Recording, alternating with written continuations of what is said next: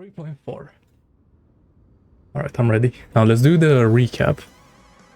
Just so they can explain that 10-hour mission in like 2 seconds. View store recap. Hit me. What happened? The return of the core flames of reason and death, Aquila is the only titan that we still need to campaign against. But why do they play the lobby music in here? And he repeatedly challenges the Flame Reaver to hone his abilities. The Flame Chase journey's triumphant conclusion draws nigh, yet a sudden disturbance occurs in the Holy City.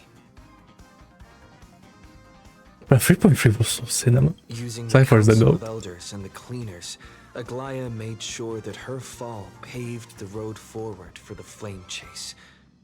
Amidst his grief, Phainon takes up the mantle of leadership, giving a speech to unite the people. Cipher also returns on a mission, promising to protect Kefali's Coreflame while the Flame Chase party is away from the city. With the help of the Twilight Courtyard's last descendant of the sky, Hyacine, the party ascends to Aquila's flying fortress. Hyacine resolves to fulfill the duty passed down over generations of her family, only to discover that the glorious feat of Celiosi the Day Thunder Knight campaigning against Aquila was nothing more than a blood-stained lie. At the same time, in the city of the dead dragon's bones, Cipher contends with the Flame Reaver who comes seeking the Coreflame. Though she holds out for some time, she is no match and is slain in the end.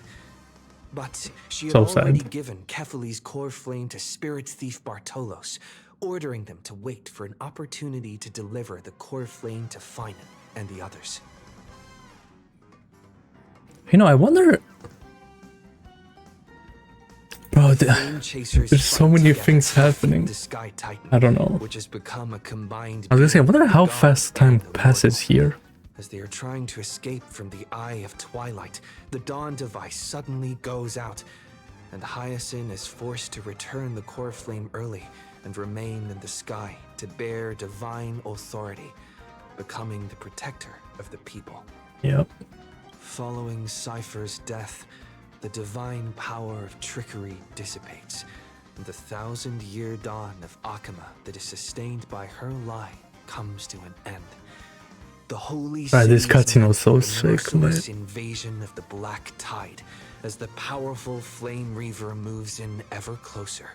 At this moment of crisis, mighty Castorus, Tribi and Trinan, Cartonus, the holy city guards, and Don Heng all lay their lives on the line so that the Deliverer would have a chance to complete the mission. After making sure that I would remain safe, Phainon enters the Vortex of Genesis alone. Come on.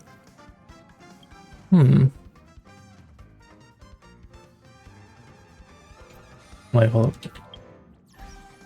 Let's turn up the sound a little bit, because I need it. I need to hear these voices. Oh my god. Oh. Whoa, what is that? Disorder Ambrosia.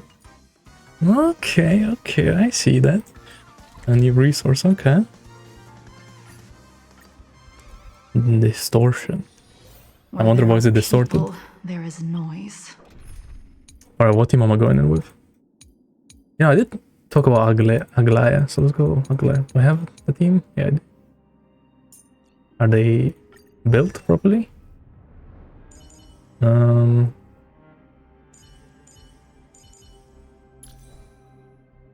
This guy wants more speed, but it's fine. Let's say yes for now. Wait.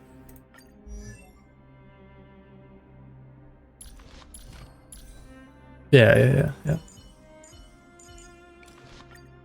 let me give her this, just so she doesn't die, even though she probably won't. And okay, let's go. And I didn't change it.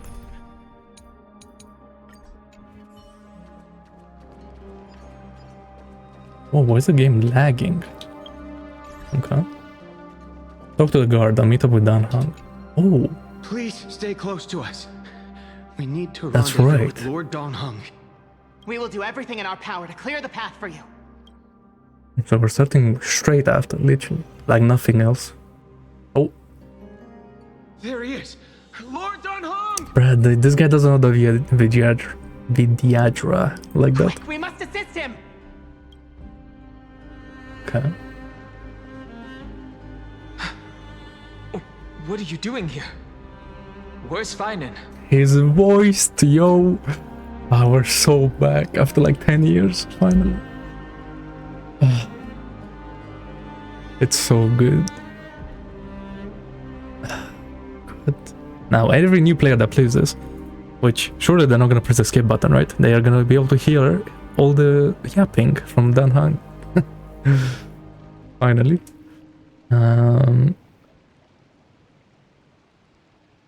We are under Lord Phainon's orders to escort both of you to safety, no matter the cost. Leave this to me and the Holy City Guards. Zeph, take them and go. Wait, Namazani. That black-clad swordmaster. Something seems off. At some point earlier, they suddenly froze in place, not moving at all. I'm telling you, this guy's Legas. Because they've never been in the same room. And because Legas is with Phainon, whichever Phainon that was, right? He can't be here, I bet. Like some kind of omen. Right. Let's run then. We don't know exactly what's happening, but retreating is the safest choice right now. I don't know which demigod graced us with this miracle. Please, come with us. Phainon, is he going to be all right? Believe in his resolve to save Okhema.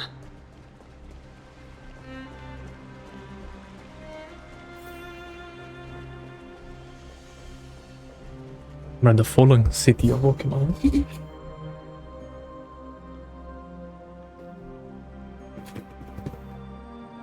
That's crazy.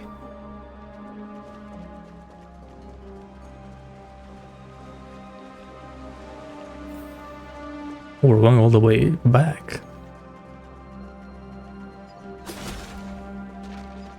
And you see, there's also like these, like holograms and stuff like that. The Flame Reaver isn't pursuing us.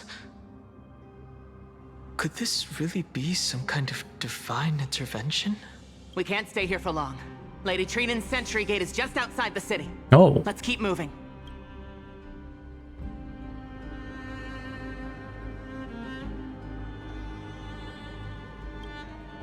Our experience in Amphoreus has far exceeded expectations. If our goal was just to replenish fuel, then mission accomplished. did we replenish fuel? How? Oh, because Trailblazer, You're right, right. but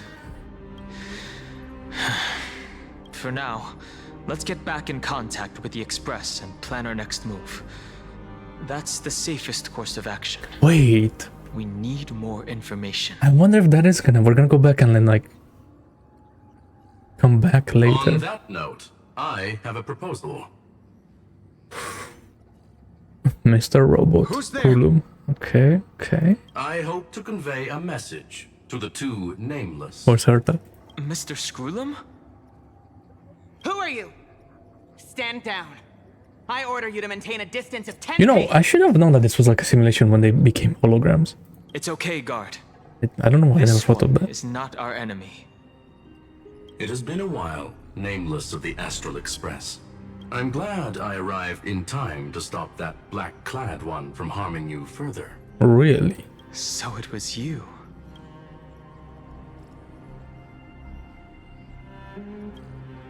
It was fortunate we found you in time. Madame Herta and I were both quite relieved. You two know this anti-Catharin? Does he come from the same people as Counselor Lygus? Don't worry, guard. This kinda. gentleman is an ally of the Trailblaze. Would you mind giving us a moment to speak in private? Of course. We'll wait nearby. Please stay safe. I fully Hit my scroll. understand your situation. For now, the only thing I can do is temporarily freeze that black-clad one in place. Time is limited, so I'll keep this brief. The place where you stand, Amphoreus, is a world constructed from data and memoria. And An memory. experimental field of a certain eon. Look. And now, this isolated sandbox world is rapidly falling into a third path. Destruction. Or maybe remembrance. Destruction. I feel like all remembrance could like restart the simulation. Right? Conclusion. If Amphoreus continues unchecked on this course, a Lord Ravager will complete its evolution and metamorphosis, and emerge from the surging tides. The cosmos as we know it will suffer irreversible consequences.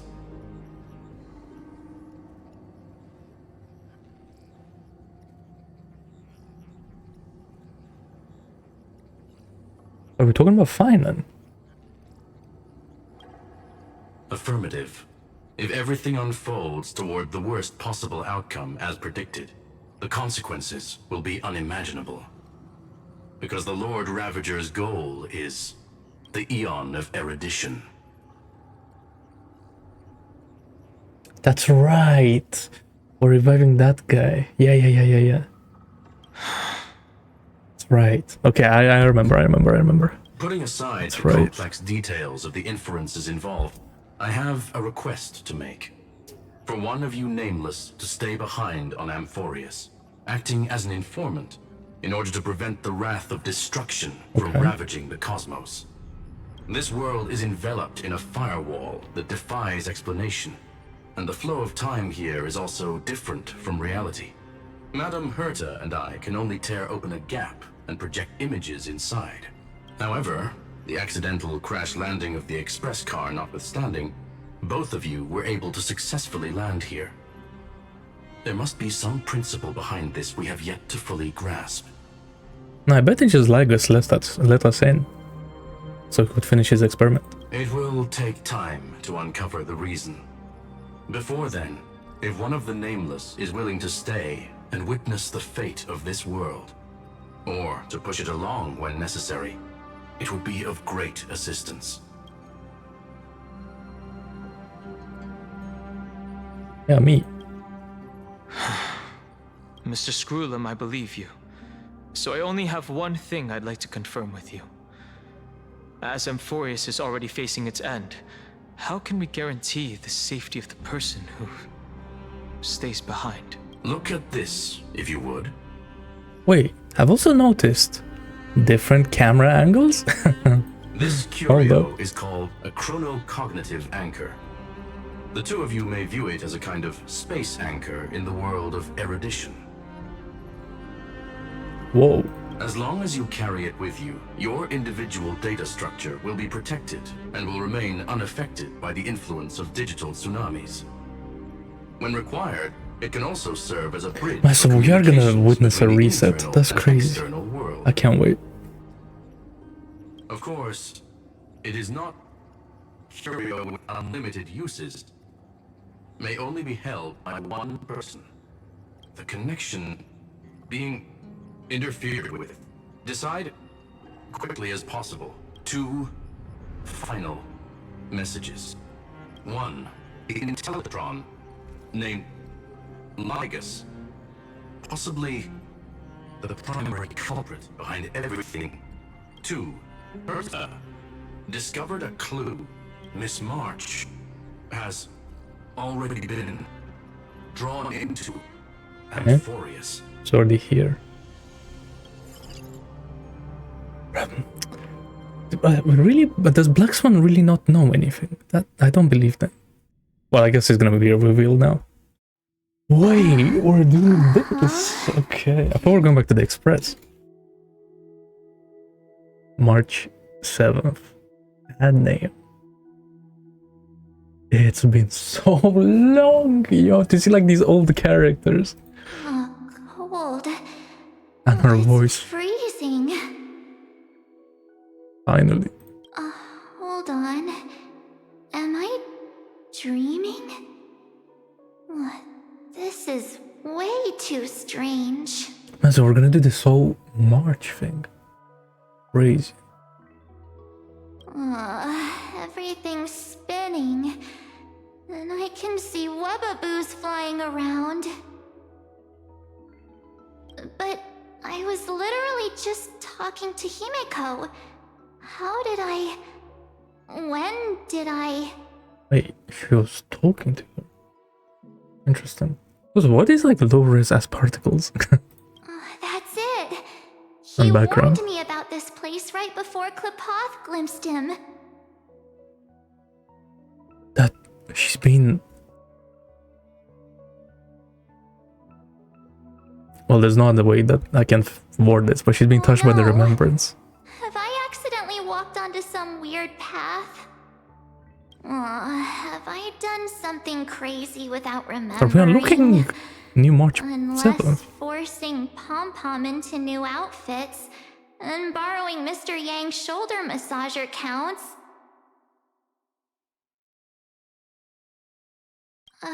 Hold up.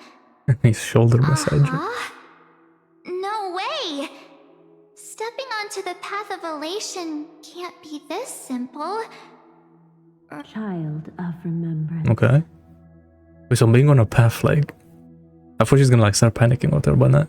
She wants this. Step forth into the depths of the path space. Who's there? Hey, cut it out. If you're there, just come out and talk, okay? You're freaking me out. I can't even think straight. Hold on. Is that a gate? Cast aside your fears. Step forward through the gate of memory. The voice. Is it showing me the way out?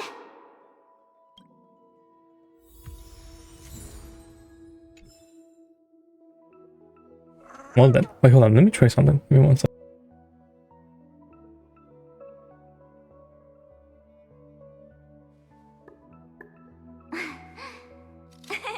Cheese.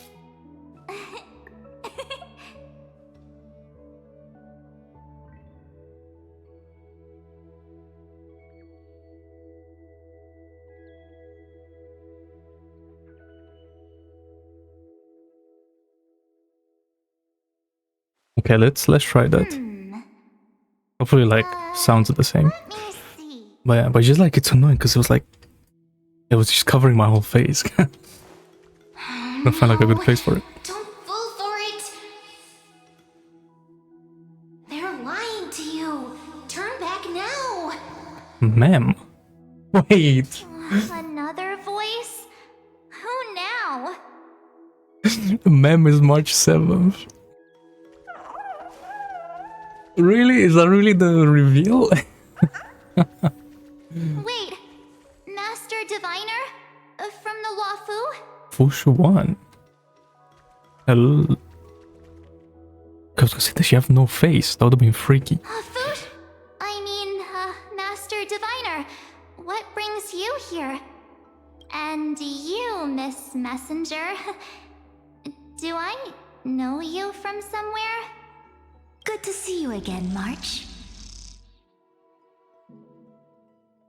Okay. A pleasure to see you, Miss March. That's it! Master Diviner used the Matrix of Prescience to help me search for my memories. And not you, quite. Miss Messenger, we met in that memory space. You said to me, the value of your life does not lie in what happened in the past, but in the present and the future. Your memory serves you well. What? Oh, March, okay. I conducted some experiments with the 6-phase ice you left us. Yo, what's up? Thanks to the Garden of Recollection, the Matrix of Prescience has made a breakthrough in extrapolating the past. Now, we might be able to bypass the obstacles and look directly into your history.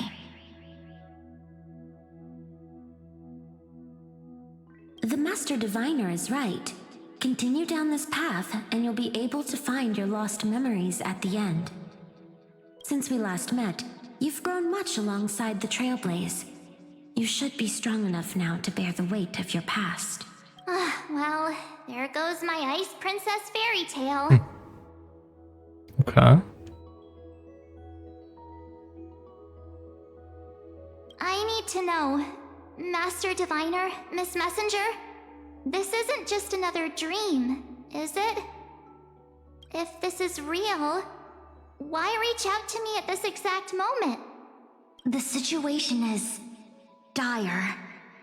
Your lost memories, they're crucial to the Garden of Recollection.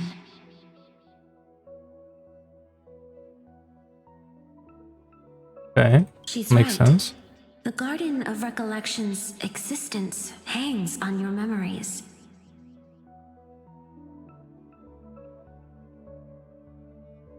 The Garden of Recollection. You may not want to sacrifice anything to preserve the garden for now, but in time, you'll understand. Your destiny and the path of remembrance are extremely, closely intertwined. Now go. Damn, so she is gonna become the Emanator. So, I just walk through that gate? Whoa. Are we getting her past right now? Is that what's This way, happening? March. Your past awaits beyond the gate of memory. Also, why are they using Fushuan as like a... Stop! I guess maybe it's like a They're just friendly mimicking people face. from your memories. Yeah. They bait her in. Don't let Like, those why? bad people deceive you. The gate. Now it's... Oh my god. You two? Okay, I'm gonna stop walking then.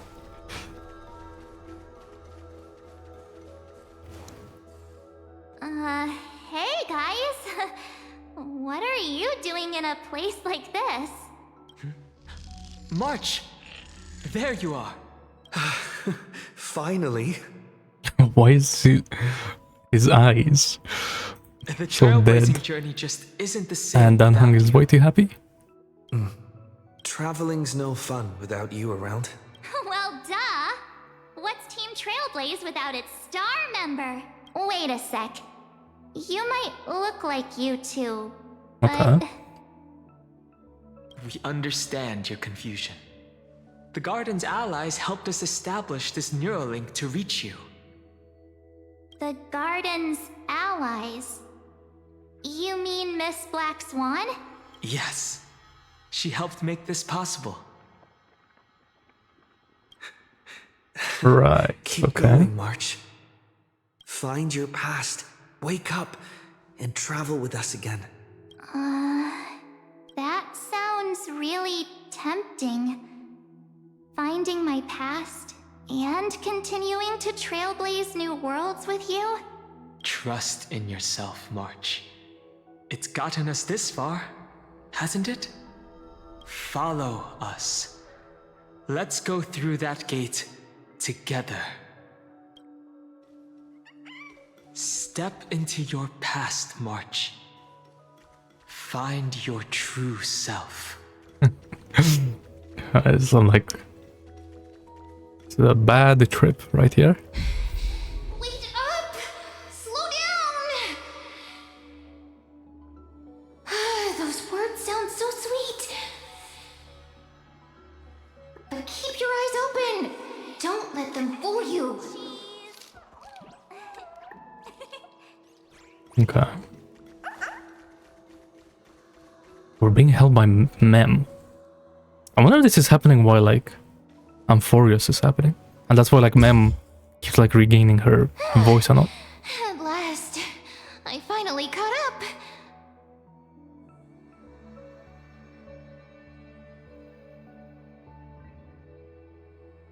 Cyrene is Mem. Okay. Wait. So the simulation is by the remembrance. But... And then Cyrene is like... Okay, I'm not gonna... okay. I'm not gonna say what I think, but let's keep going. Are you alright?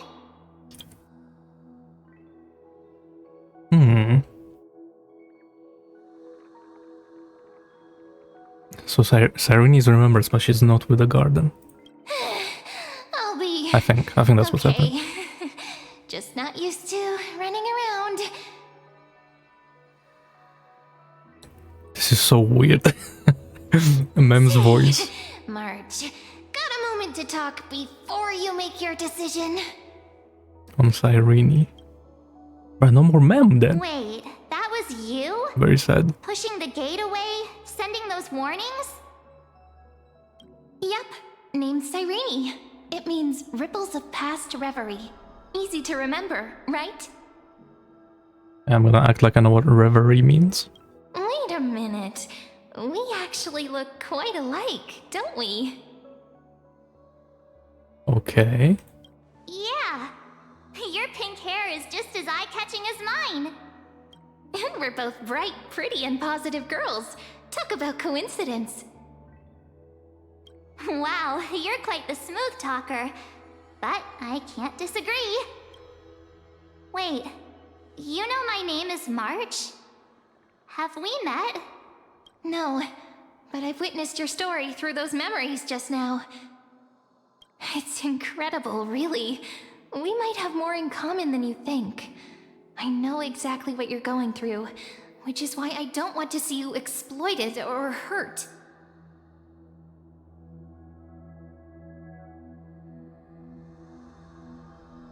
Interesting. I wonder if like March has like some secret for the garden, and then like she wiped her memories to like escape from the garden, but then they found her again. Wait, bro, don't make Blackstone a bad person. Don't do that. Don't. You know what I'm going through? I know, because I've been exactly where you are. This empty space has been my home for ages. I barely remember what time feels like anymore. But there's something I'll never forget. Trust me, that gate won't give you what you want.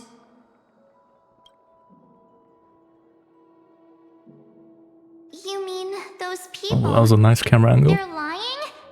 Luring me into a trap? Yes, convincing, weren't they? They've studied your memories, using your deepest wishes against you. How dare they manipulate a young girl's feelings like that?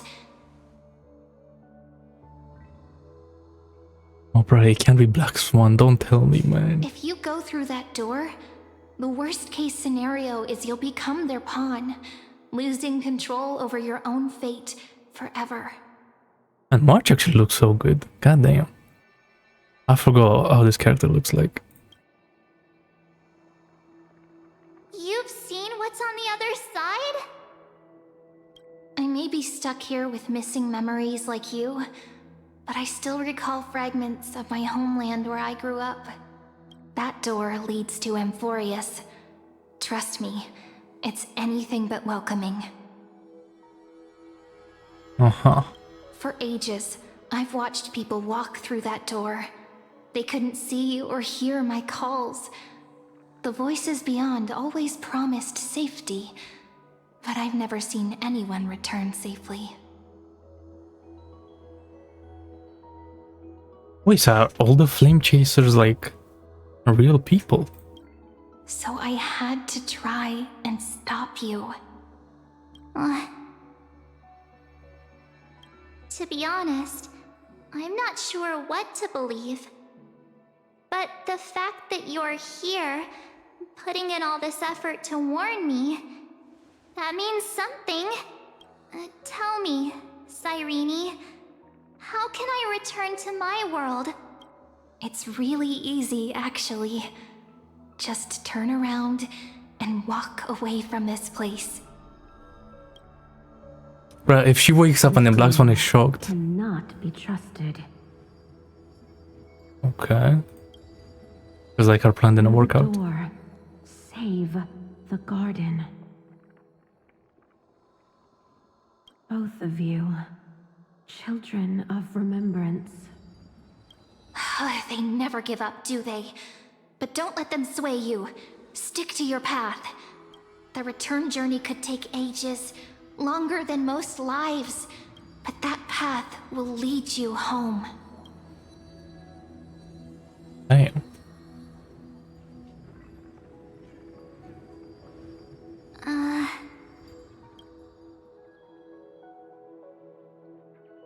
Thank you, Cyrene. I know what I need to do. Whoa. I'm going through that gate. Into Amphoreus. Interesting. Okay. Wait. What? Don't worry. I believe you. It's just that, for me, the only place I can call home is right beside my friends. Two of my closest friends are already on their way to Amphoreus. They may seem capable, but only I know. Huh. Interesting. They're absolute disasters waiting to happen. They won't last 5 minutes in a new world without me. So because she's gonna like reset the world. It's gonna be her that resets it. I bet. Her and Cyrene are gonna do something. I need to go through. Amphoreus or not. When the three of us are together, I wonder if we meet. there's nothing we can't If handle. it does reset, then we meet Hysilens in this patch. We'll explore, understand, establish, and connect. After that, we'll find our way home together.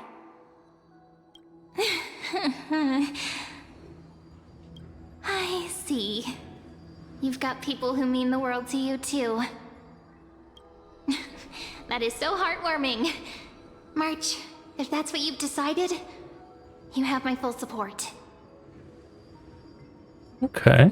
Birds of a feather we are. Looking all sweet and innocent, but with hearts of fire. Oh, stop. You're making me blush.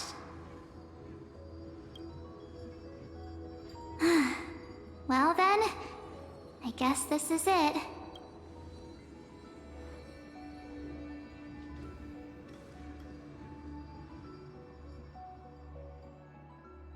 Do you think we'll see each other again? Bro, all I'm gonna say is that this story is doing the storytelling thing. It's doing it.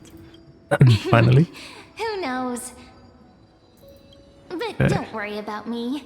After all this time here, I've grown quite used to chatting with my imaginary friends.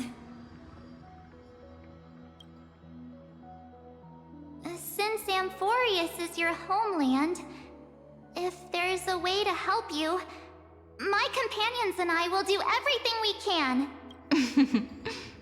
Then I'll look forward to that day.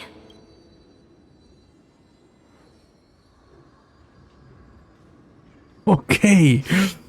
Your story awaits, March. Make it an epic one.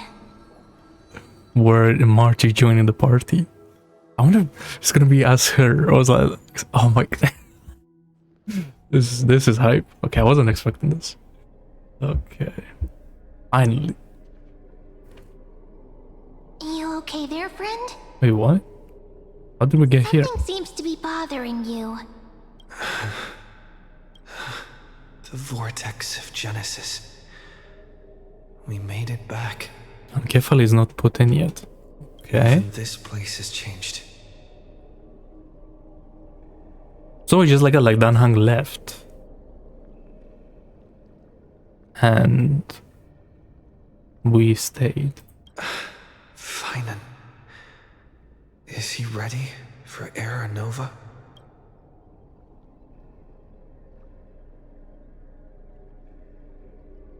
No matter what. And Giga Chad. We've come such a long way. If what that machine gentleman said is true, if Amphoreus is destined for destruction, then I'll stay by your side until the very end. Like how you and Dan Heng treasured the Express. Oh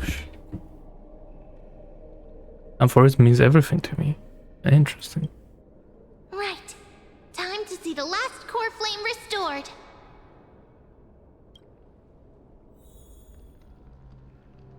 Wait.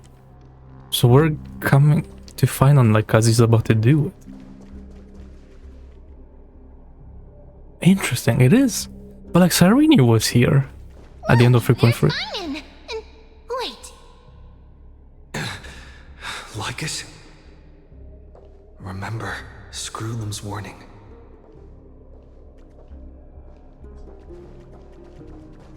Okay. Hello, we are back. And you, Lord Phainon, will wield that Coreflame to bury this ancient world, plunging everything into the grey unknown. None of that matters now. This brutal flame chase journey has stripped away my delusions. I know the future is in some peaceful paradise with gentle west winds, just waiting to welcome us to step in. If what lies ahead is a mass of chaos, I shall cut through it myself.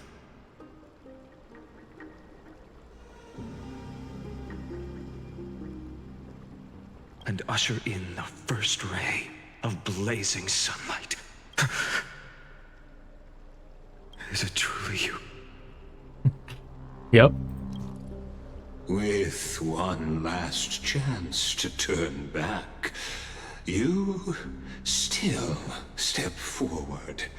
How befitting of a trailblazer.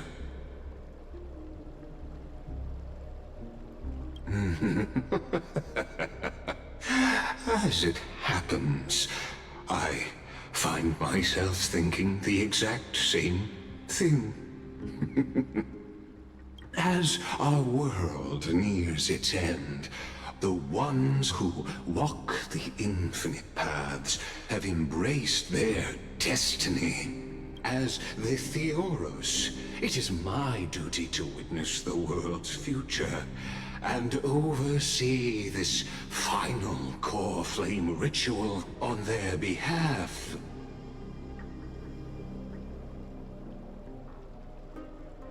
The trial of world-bearing, the ritual of Era Nova.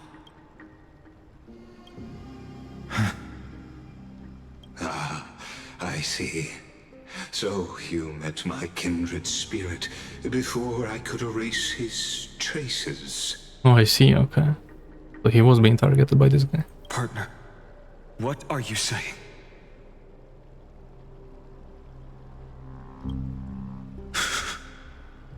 I've had my suspicions. How does a native Antikytheran know so much about repairing vehicles from beyond the sky, Lord Lycus? How much do you truly know about Era Nova? Tell us everything. Very well. I need no longer maintain this Theoros masquerade. You seek truth, Lord Phainon, and truth you shall have. As you know, when the old gods fell, someone had to bear their broken pillars to fill the vacant seats. Those who would assume divine authority must prove themselves through trials. Yet, for Kephales's demigods, the possibility of overcoming the trials has forever been non-existent. For the world-bearing trial is the divine duty itself. Bringing forth the Era Nova and bearing its weight is an endless ordeal, ceasing only upon collapse. Precisely. The Era Nova ritual is not something that can be completed in an instant, no, but a long and arduous journey. While the sacrificial journeys of other demigods conclude in this world, Kephale must shoulder the gods' core flames, bear the memories of all worlds, and stand unwavering.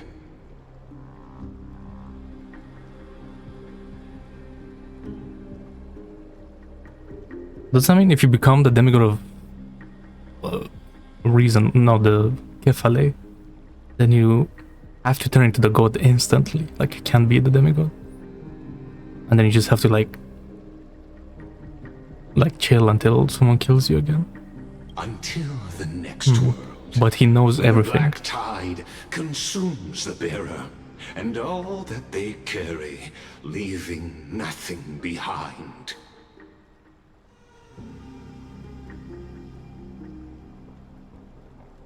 Unless their Coreflame finds a new bearer. The holy flame that illuminates all worlds rests in your hands. All that remains is one choice. Wait, what? So there was never a demigod Okhema, like... Phainon is the first one.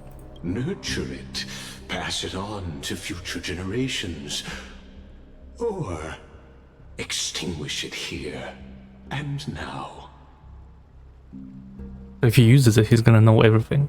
Then, I'm guessing, right? Deliverer, but then that's also gonna... the fate of all worlds trigger the Lord Ravager? in your hands. Enough testing. I've made my decision. But before I ignite the dawn of the next world, you need to promise me something. 2 things, actually. Speak your terms. Promise me this. Professor Anax's vision of the new world is absolute. The world will be reborn from my memories. All souls, living and dead, will return as the first humans, unchanged from their past lives. And my friends, the fallen demigods, they shall transcend the cycle to become new titans. Our heroes shall not have died in vain. Interesting. So that's how they come back. Of course. This I can guarantee. I mean, wasn't that the case anyway? Like, both of those terms. Good. Oh, that was the first term. Okay. Promise me that the Trailblazer can return safely to his homeland, unbound by Amphoreus' laws. My apologies, but I cannot promise this. As you mentioned, he now bears the Time Titan's authority. Wait, that's right. We are a demigod. His bonds with this world run too deep. I keep forgetting that, because like, nothing changed really.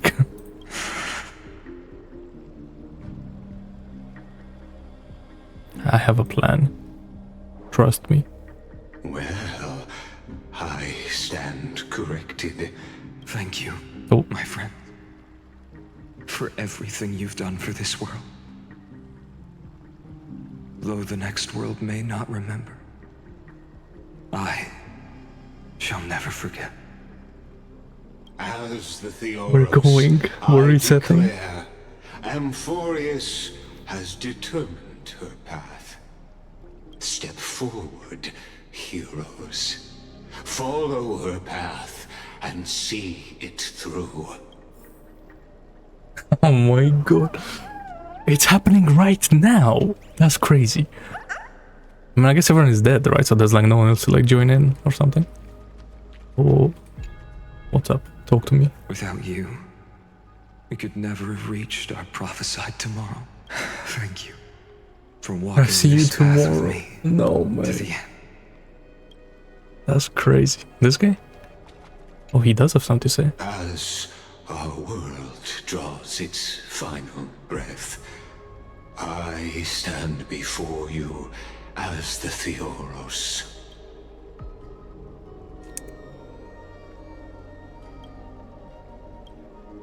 Allow me to reintroduce myself. I am Recurrence. Is he gonna expose Once himself? an honored elder of the Okhema Council. As the Theoros, I have sworn to watch over and protect every citizen of Okhema until the very end. Of course, that alone won't satisfy your curiosity. So let me share something more. Something Like Destruction Erudition. I don't know what this guy is, man. But everything to a traveler like yourself. I, like Kurgis, am one of the Erudition's many Pathstriders. Through me, Noose keeps watch over this realm, working to save Amphoreus from decay. Okay, so this guy's not the bad guy. But then the Black Knight... Wait, that's right, the guy hasn't come back yet. The... whatever his name is, I don't remember. So that guy's the destruction part of Amphoreus, I guess. And he wants to stop the flame chase, so the world doesn't get resetted. Something like that. So he can revive the Lord Ravager. Based on words. Like Amphoreus managed to reset that many times. Believe this Okay. much. Without our help. Look at the bigger picture. We're walking the same path. You and I.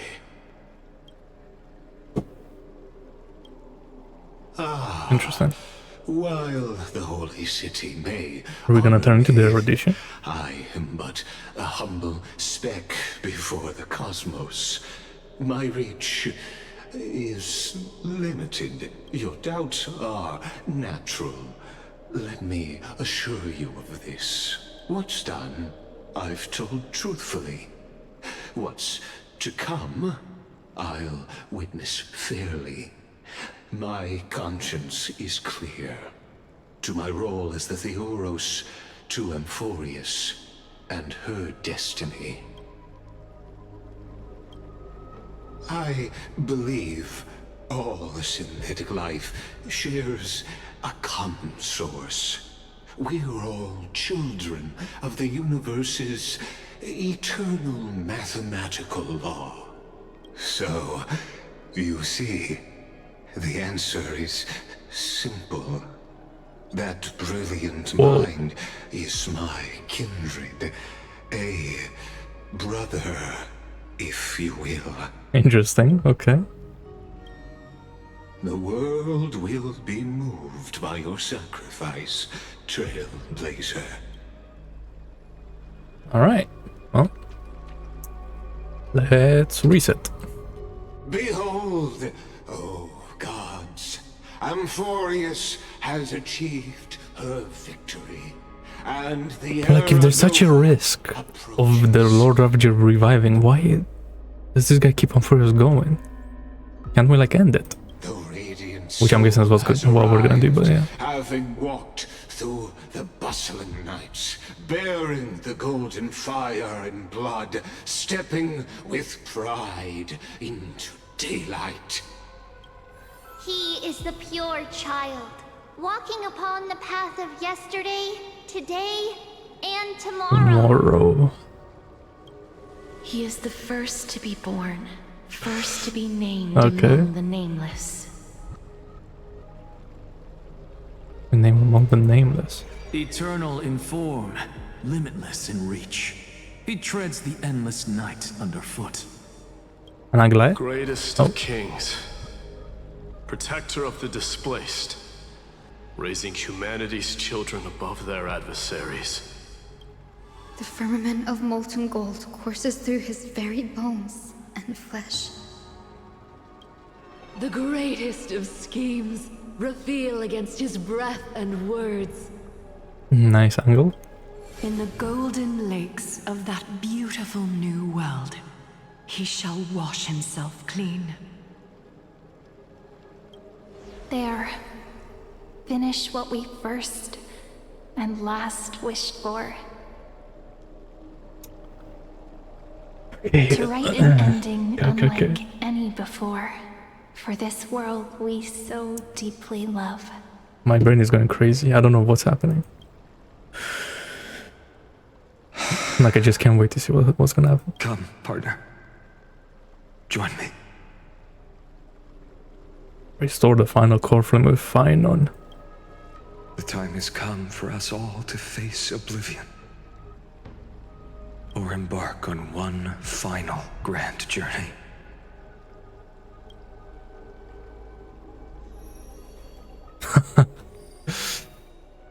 Yay. Well, let's see it. The big reveal.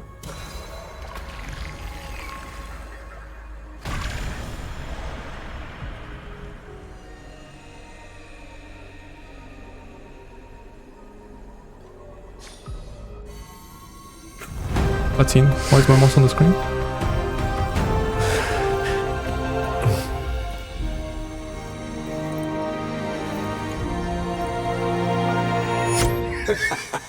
What a magnificent and epic adventure. The hero's journey reaches its end, and the truth behind the Era Nova is about to be revealed. Is that truly the case? Here, as the Theoros, allow me to humbly request that you find a moment to listen to what I have witnessed. This is about the nature of Amphoreus itself. A story of the prime mover of life. My, what a broad topic this is.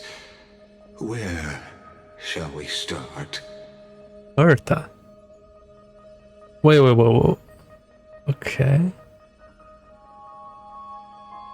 Interesting. I wonder, is this guy just gonna tell us, or are we like actually gonna go back in time? Like a... Okay. Got it. Let's start at the very beginning. Why is her stand-up painting? Bang, the birth of particles, the emergence of all things.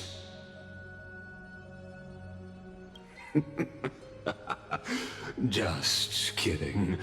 What I mean to say is that time, space, matter, all... But this guy reminds me of G-Man, bro. It's like... Because I played Half-Life as a kid. And he's like, that voice creeps me out, and this guy's like the voice, same voice. And like, I feel it.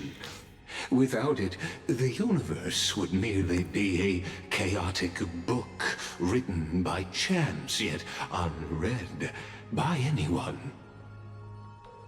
Okay. As your acquaintance, Lord Enquiries, suggested, everything in Amphoreus exists through new spores, living in the memories of those yet to come. Okay. Oh, how beautifully it aligns, revealing universal truths in such simple terms. Only he could solve the riddle of what exactly are we? Oh, but you'll remember, even as the embodiment of reason, one mystery remained beyond his grasp. Yeah. If that is the case, whose memories did the very first new spore sprout from? As sages across ages have asked the gods, what is the prime mover of life? Wait, the painting changed, I just noticed.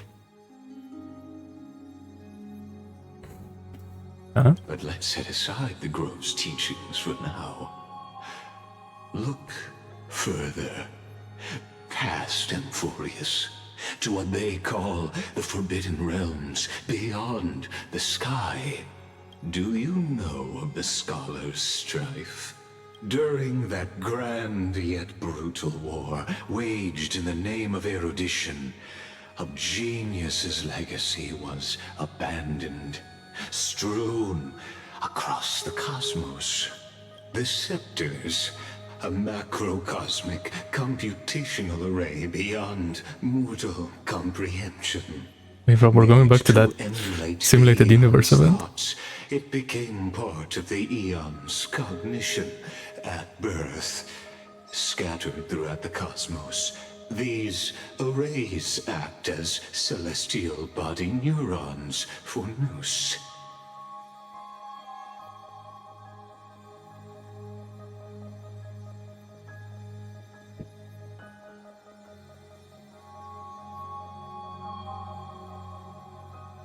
But regrettably, as everyone knows, the erudition forsook them all, but what nobody knows is that, though forgotten, they never stopped seeking the divine answer. A question that survived war and disaster, stumping even the greatest minds, including both mechanical emperors. Now, we come to the real truth of Amphoreus. Wait, hold up. Let me take a screenshot of this. I'm so locked in, I'm forgetting to like take screenshots. Okay. And there hasn't been anything to take screenshots of so far, so we're chilling. Scepter found the answer to the prime mover of life. If through endless solitary extrapolations in the cosmic cold, the one deemed as a failure by the eon of erudition found proof through the ages, what would happen? Perhaps the answer is simpler than you'd think. From perishing neuron devolved into true life, reborn through the gaze of another eon.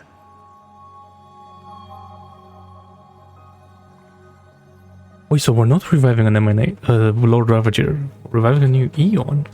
This is a tale from the distant past, unknown to all, even unheard by the greatest geniuses. Oh, so I'm gonna say it again, but tell me that this guy doesn't look like an ethereal from Zenless Zone Zero. Now, tell me it's not linked. That's all I'm saying. Story here, that's all I'm saying. Returning to where we began. What is the prime mover of life? Actually, you know the answer better than you realize. It's been by your side, accompanying you throughout this long journey. Mem? Right now, it awaits you ahead. March? In that brave new world, beyond the end of Genesis. What's happening?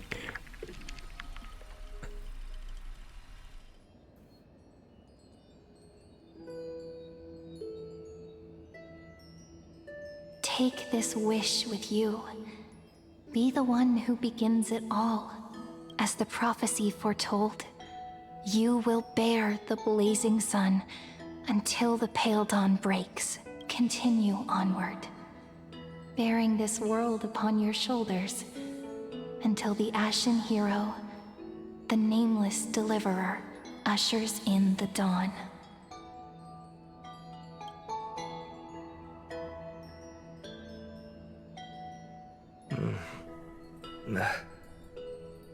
Such an odd dream.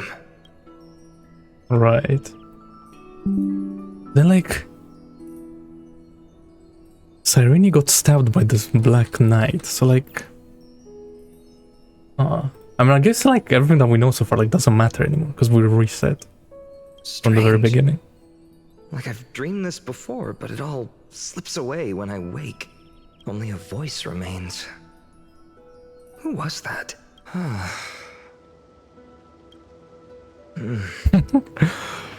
That's crazy. So it just happened. Like this is it, right? Ah, it's you. Whoops, I fell asleep there.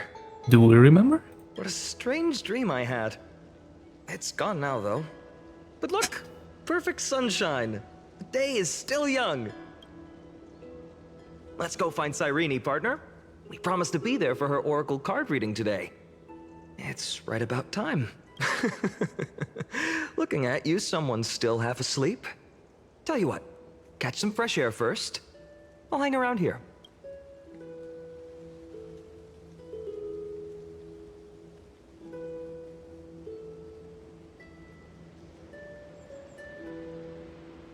Oh, beautiful, isn't it?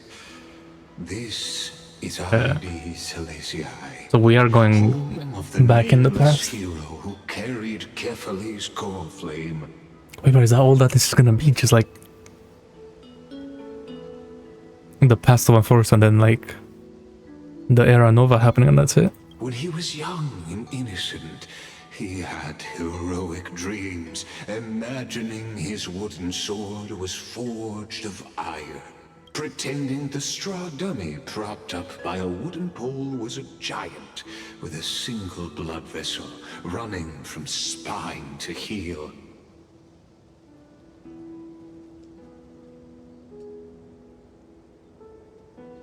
Dreaming of slaying the giant and becoming a hero to save the world, though to his young mind, the world was just this small village.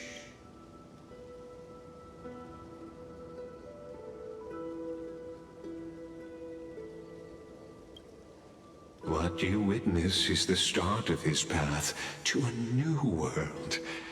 And trust me, you play no small So we already started. These are his first memories. Rather than watch him, why not join in? Think of it as immersive theater.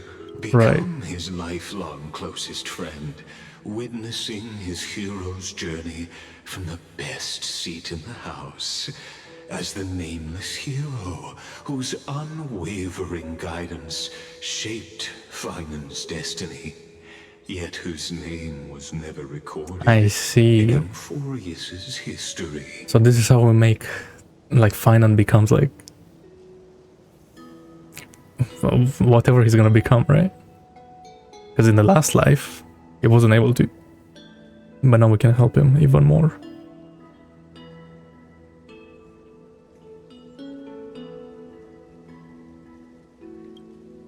Questions. Wait, that was like the worst option to select. Let's follow along and find out. Many mysteries lurk in this village beneath the veil of Evernight. Your questions will find answers as the story unfolds.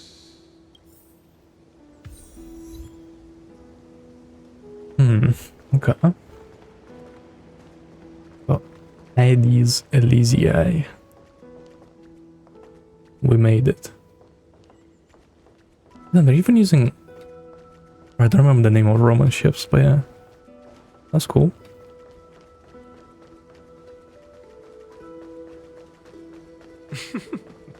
All awake now? Great. Let's go. Phainon! Show me how to use a sword like you do! Wait till you grow a bit more. Hey, Phainon! Where are you headed? No Cyrene today? That's exactly where I'm going.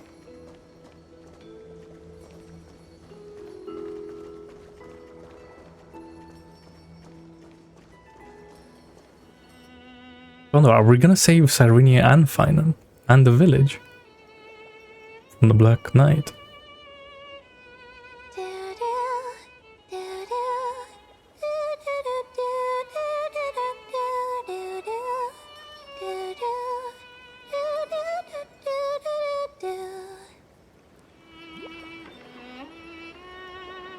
That was the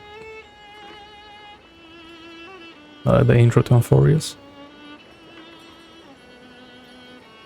The intro song. Found you. That's...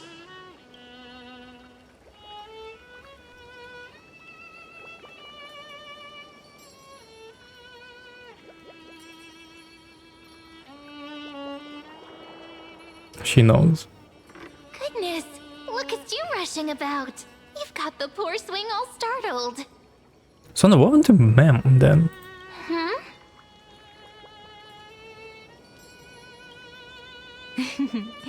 I knew it was you. Okay, well. Something wrong? What do you see? Oh, nothing much. Just suddenly felt a strange connection. Look at you, And leaves in your Mem being hair. a human is like Are you sleeping in a tree again? kind of weird. Or was it the wheat fields this time? At least brush yourself off before wandering around. Come on, I'm not a kid anymore. And she changed her You're voice the only as one well. who still treats me like one. Sure. You may have the height advantage, but when it comes to maturity, I'm leagues ahead of you. Still fantasizing about being in heroic adventures and imagining yourself as one of the characters? That's the kind of thing kids do, not grown-ups. Don't you agree? And since you're playing along with his antics, who are you pretending to be today?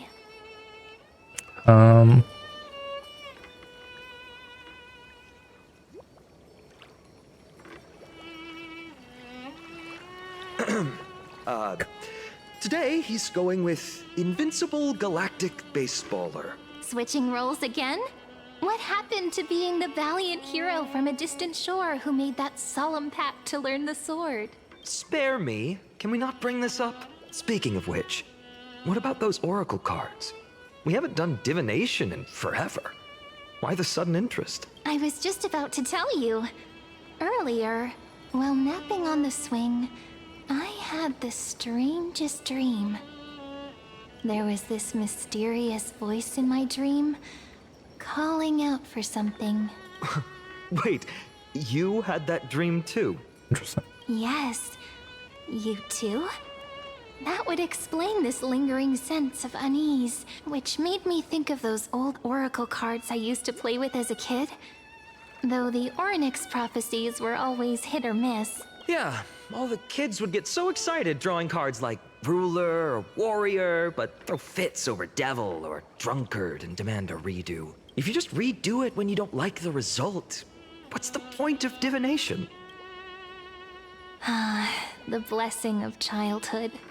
Believing the gods might not notice our little corner of ID Silicii, willing to let our small deceits slide. Still, fate is absolute. After all, we never really know just how far into the future the prophecy extends. Anyway, let's go to our old secret base and look for those oracle cards. Now, where did we hide those? I can think of a few spots. Let's go check it out.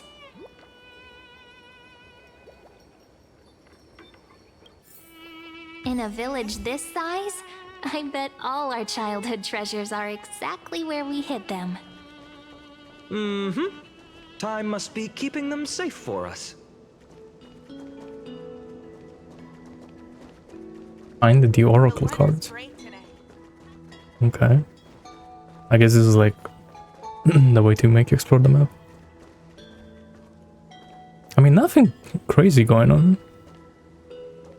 It's like a village. It looks like a starter village in an MMO. The sunlit barn, amid the scent of ripened wheat, they found various fruits hoarded by squirrels.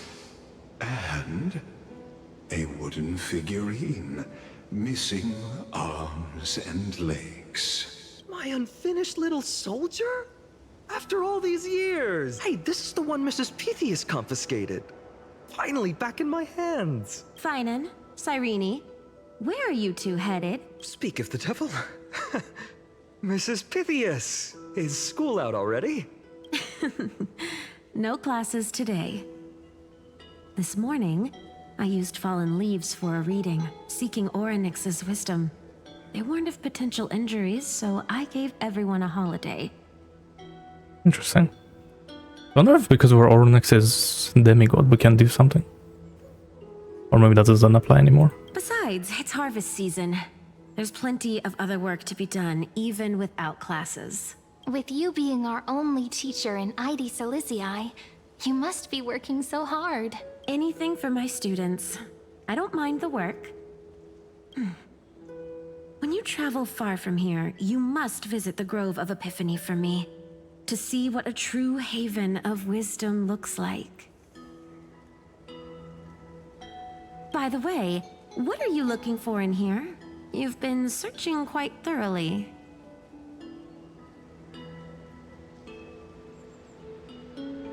Niche. Let's hide it. Thank you, my friend. Time to take our soldier home. All right then. I should be going. It might rain tonight, so don't stay out too late. So this is where the wooden figurine you carved during class ended up.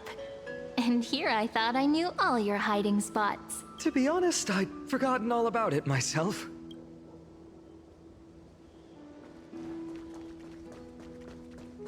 Next.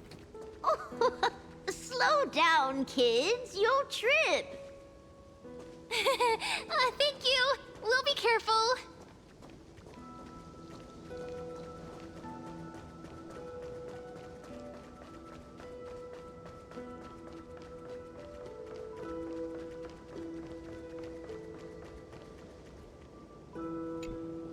It's mine. I caught it fair and square. You did not. It's mine.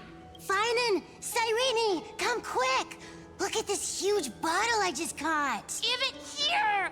My rod might catch. I only let you borrow it, remember? What's got you two so worked up?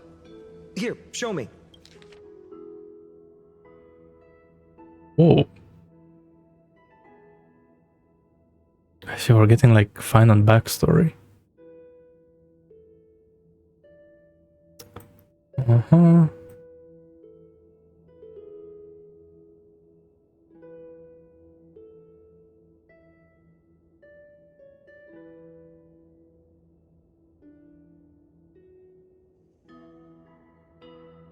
Ever journey far? Is that a word or is that just a misspelling?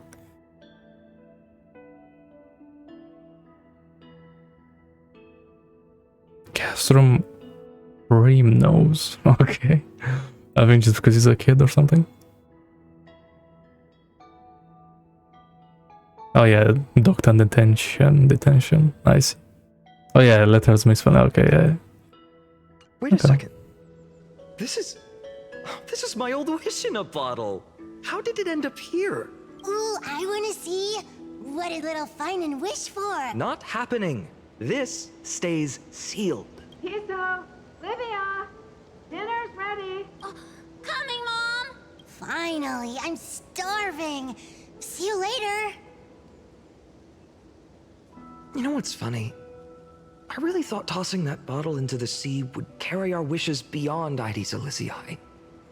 Maybe even bring something back to us. Never thought the waves would end up pushing it back ashore.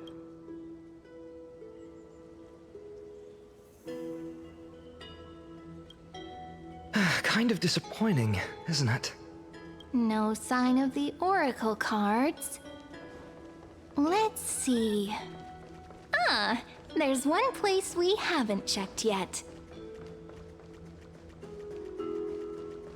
Well, let's check it.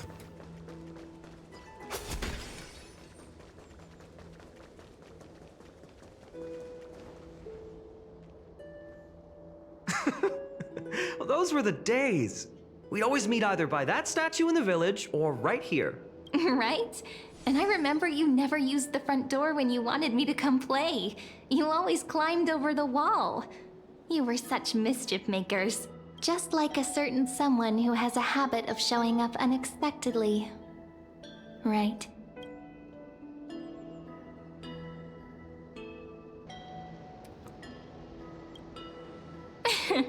I bet he said something clever just now. Hey, I was just copying those storybook heroes. They never take the beaten path. Still, it's embarrassing. I've been the only one here for a while, and I haven't kept up with the cleaning. With so many spots to check, where should we even start?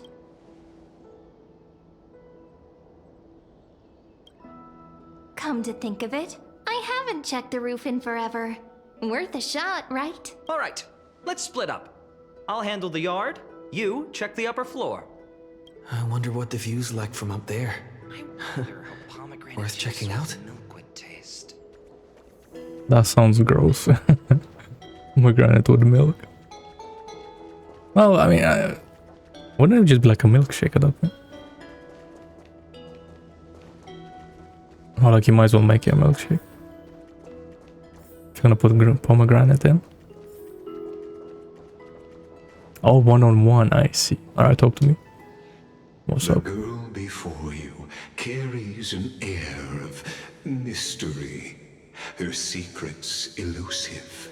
Yet her demeanor toward you is exceptionally warm.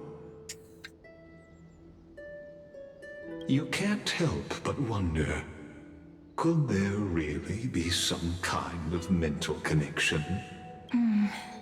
The view here hasn't changed a bit. You know, besides the swing under the big tree, this has to be my favorite spot in all of ID Silicii.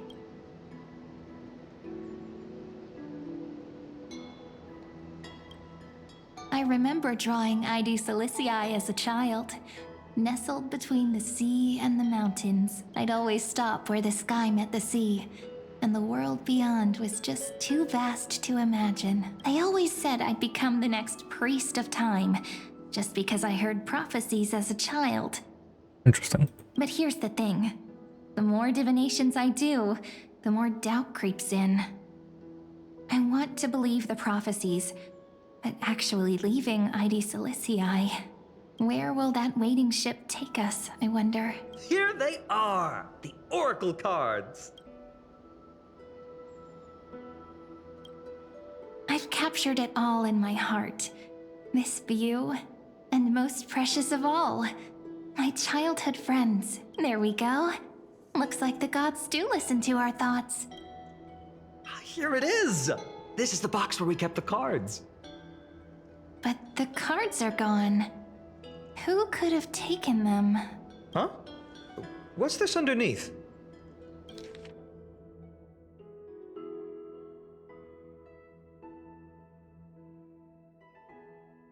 Full print. Okay.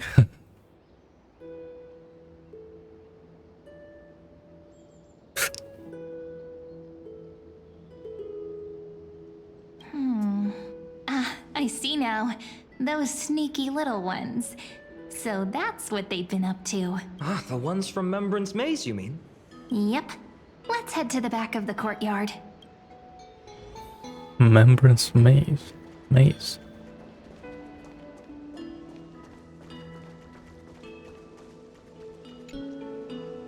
The entrance should be around here somewhere. Right here. The path to the maze is hidden under all these weeds. It's been too long since we visited the fairies.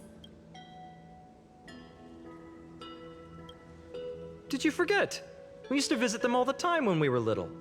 All right, let's do this. These weeds need to go.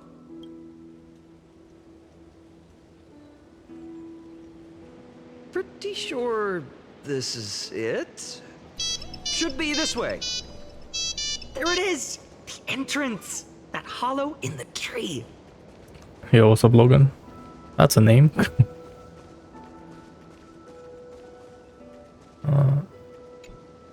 Once you get through the tight squeeze in the hollow, you'll reach their dwelling, the Remembrance Maze. I wonder if I can still squeeze through there. Maybe worry more about whether the fairies will let you in. After all, the Remembrance Maze has an invitation-only rule. Only children with pure hearts are welcomed. Lead the way then, partner. Regardless, how about we try getting through the hollow first? After you, then. What? Oh, sure, I'll go first. So hasty, as always. Looks like it's just us now. Care to finish that chat? To be honest, from the moment I saw the cute note left by the fairies, my intuition became even more certain. Perhaps when we step into the maze again after all these years, the wheels of fate will finally start turning.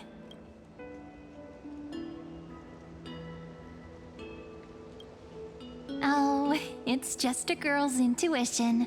It might not mean anything, but you know what? Even if fate is set on its path, no matter where it steers the world, if we're together, there's nothing to worry about, right? So, if you're willing, forget it. If the wheels do begin to turn, that's when I'll make my request.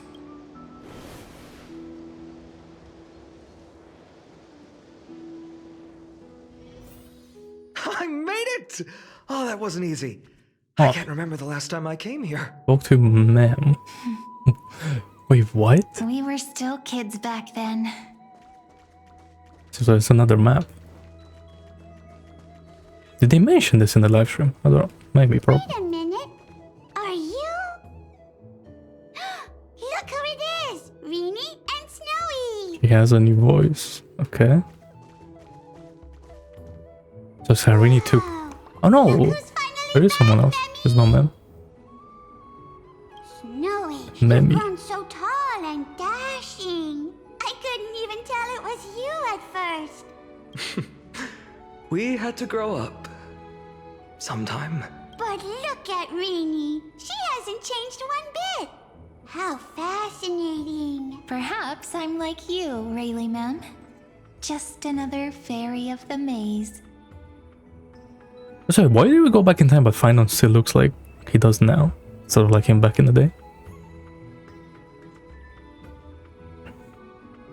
So the Mems are like an organization. An organization?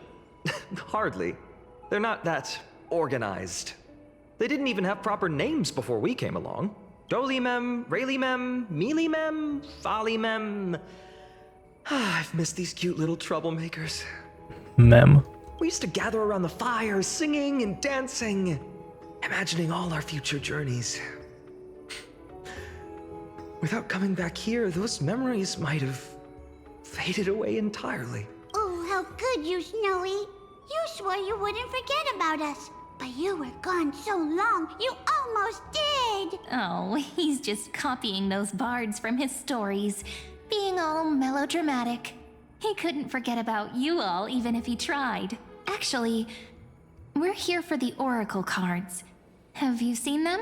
Oh, the Oracle cards. Right. The Chief asked us to get those. Chief? You mean Dolly Mem? What do they need the cards for? If they want a reading, they could just ask me. Oh, I'm not sure. But Chief specifically wanted to meet with you all. It's Chief Mem. Let's see. They should be... That's it. This way, everyone. Watch your step. The trunk's slippery. Huh?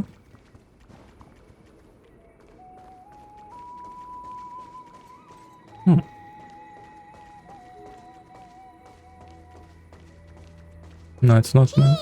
Rini and Snowy have returned. Why do leaves and branches grow? Which way does the wind blow? In Okay, Chief, relax. maze depths we seek to find the answers future left behind. Welcome back, my dear children. Wait, where did that guy go? That just teleported. How about we hear what the Chief has to say first, my impatient friend? Oh, Chief, you haven't changed a bit. Still so full of life. Oh, no need to fuss, my child. You haven't forgotten, have you? As long as our songs are sung, the children of the maze will live on, just as our paths stay forever linked. Here, take it.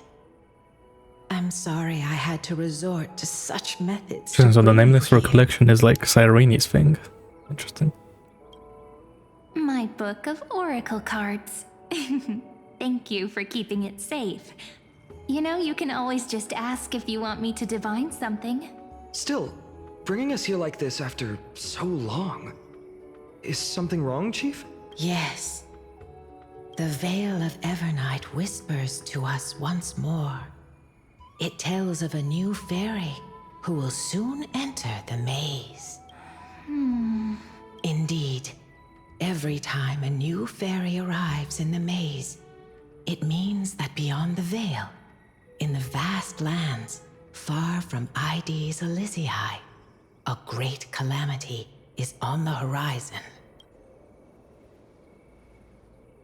But if that's the case, our journey... will have to be cancelled.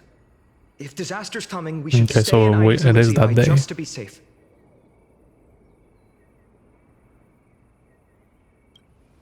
We weren't planning to be gone for long. Just enough time to hone our abilities. Phainon would train in Castrum Kremnos, while I would seek the Fake Titan's blessing in Yanis. So Cyrene should have been the Oronyx demigod, not us. Then we'd return Okay. to ID Silicii to help keep our village safe. Wait, so I wonder if that's why Mem, which I'm guessing equals Cyrene, joined us. Because she was supposed to be the demigod, not us. So maybe Mem is the demigod and not us, but she's just linked to us. Because of how Oronyx did it, I guess? I don't know. It's okay. I can still practice my swordplay here. Some things you can learn on your own. Well, probably. That's not very convincing. Here's a thought. Let's have Cyrene do a reading. If fate wishes to show us its path, we might find some peace of mind. But what if we don't like what the cards tell us?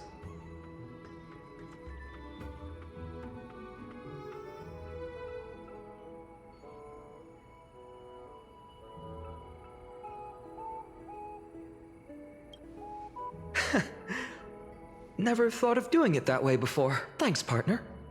We'll do it your way. Whatever the cards show, we'll face it together. Alright, so... Ask with a true heart, and truth shall answer in kind. Close your eyes, and let's open the Oracle card book together. Let your thoughts flow like stars drifting on the river, carried by fireflies and gentle winds. Your destinies flowing towards the same future. Now, shall we begin? Oh my! The cards are quite responsive today. Very well. Let's see what future the Oracle cards wish to show us.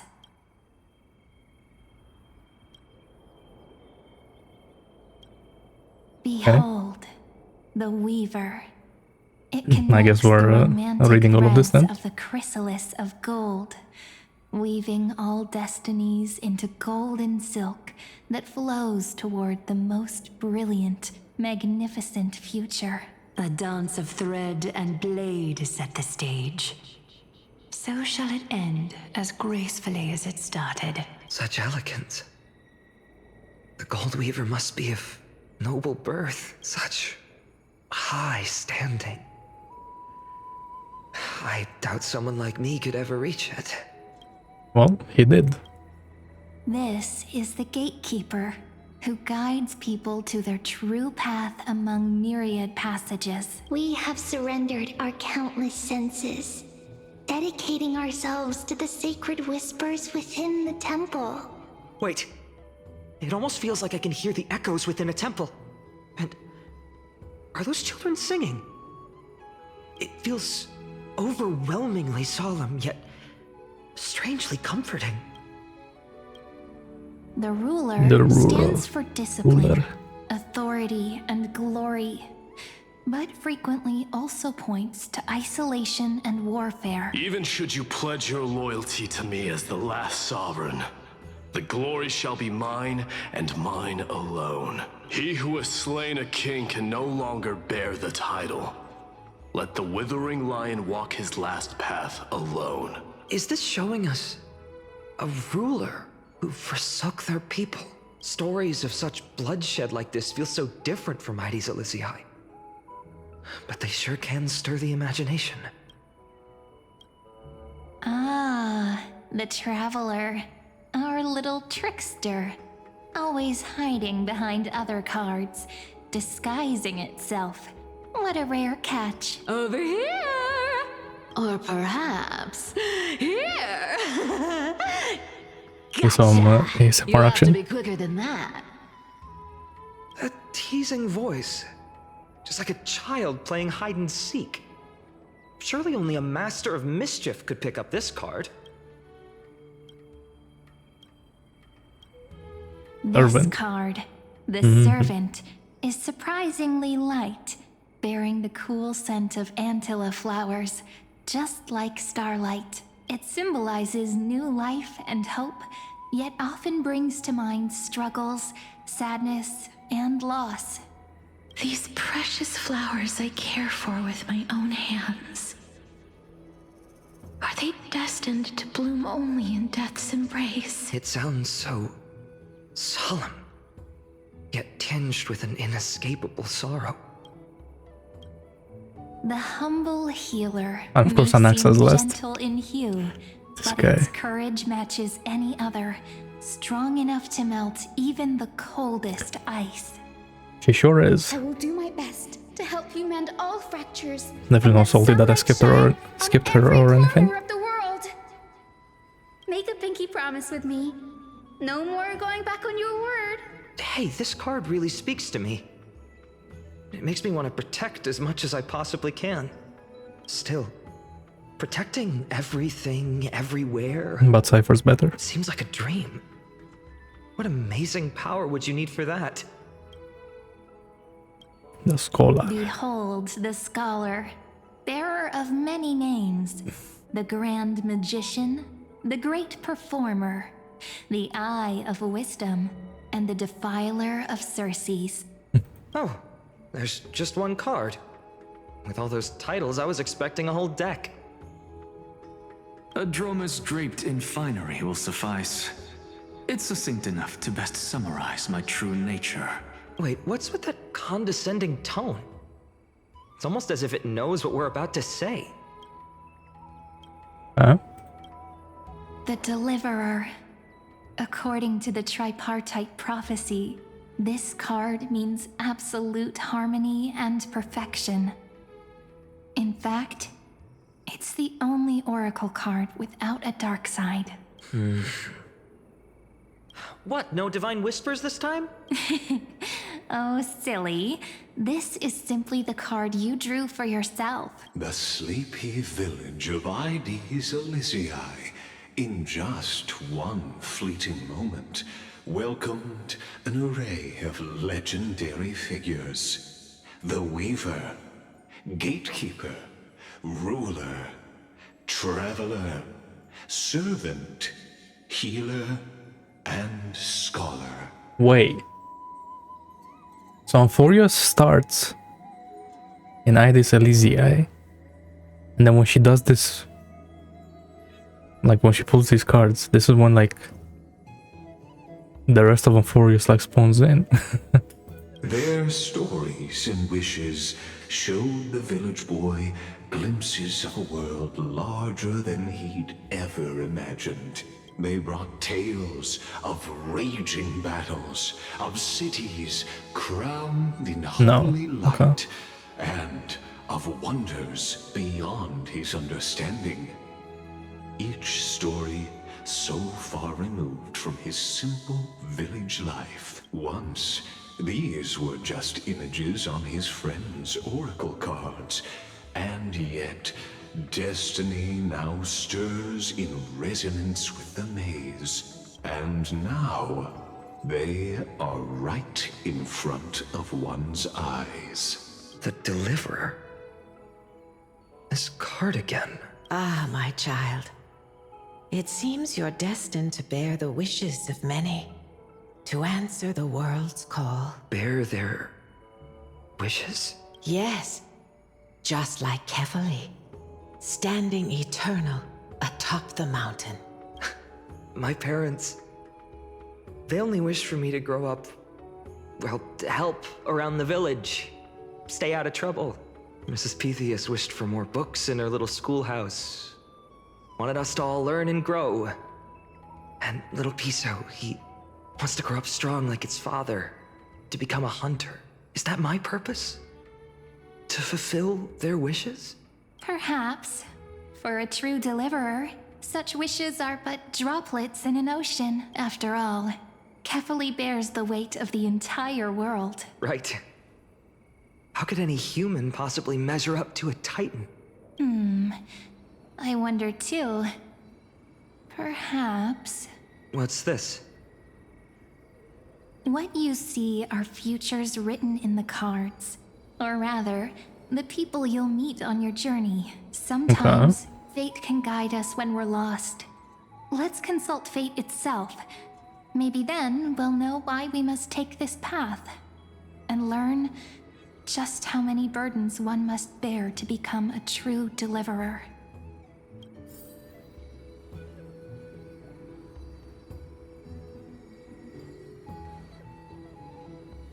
Listen to the echoes. Personal wishes? I have none. Only the Aranova matters. The world's rebirth. Yet, if I am to weave a new era, then it may be one where kindness and her cleaners shall never tread. True. These crawling parasites Delete have no them. place in Okhema, especially not under the deceitful claim of human rule. That noble lady, the way she speaks, it's like ice in my veins. Ah, you don't know Aglia like that. Huh. Not exactly the warmth I'd expect from someone selfless. Teacher, perhaps you could share your wishes with us? Oh, Snowy. You want to know about our wishes now? I wish to meet Trian again. In the Sea of Flowers where the West Wind ends. And Aggie, I want to see you shed that golden thread cocoon around your heart. Just once more. Smile at us again like that bright-eyed girl in white who stood before the Yanisopolis temple. Finally, I pray that the footsteps of lost souls no longer wander aimlessly. Instead, replaced by the bright songs of prayer. So Phainon Wishing for saw these already. Well, Huh. let's say these 3 wishes represent Trian and Trinan too. Those wishes are truly wonderful. Then Oh, shit. we can rest easy. Because only you can make these wishes come true. Only me? Mark these words, Snowy. See you tomorrow.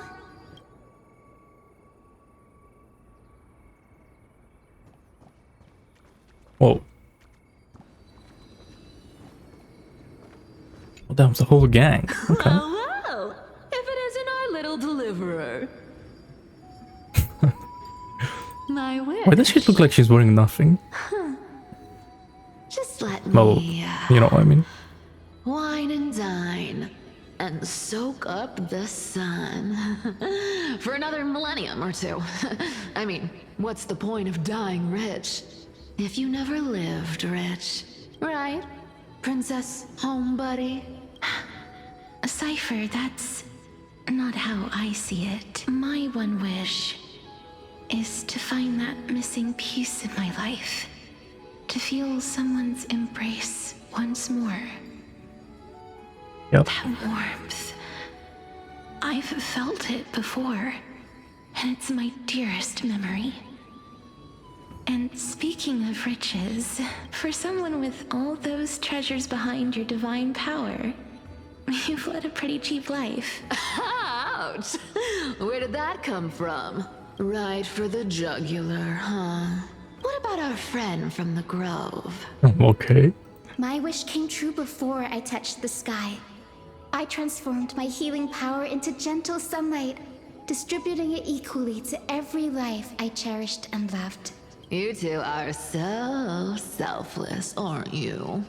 No surprise Aglia wanted you for the flame chase journey. You know what? I did have one wild dream.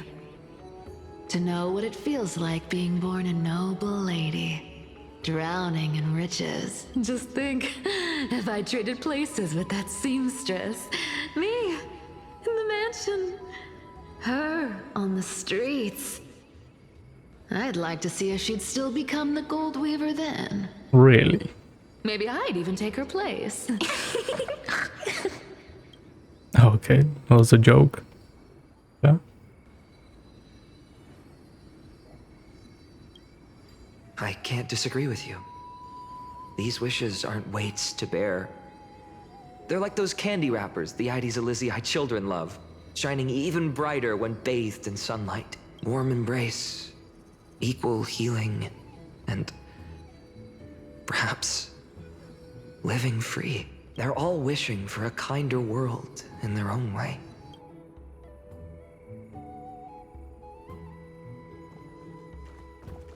And then this guy. Oh, and this guy. Phainon? Since when did you become so timid? Asking such juvenile questions about wishes. What's that supposed to mean? What's with that condescending tone? No way I become friends with this half-naked show-off, right? Right. Horrifying. Is that really something I'll enjoy one day? What are you mumbling yep. to yourself now? Whatever. The wishes of the Kremnon warriors are done. You like it so much that you nearly kill everyone in the bathhouse. I survived 1,000 deaths only to fall to a coward's blade. That masked flame reaver who struck from behind. Phainon, you look... Never mind. That blank look tells me you're completely lost. My wish is simple. Interesting, this guy's like Donald was talking to Phainon. Face to face, blade to blade. Then I'll strip away that mask with my own hands. Nothing but violence and vengeance. This person's wish is nothing short of brutal. Still, those eyes burn with the noble pride I've read about.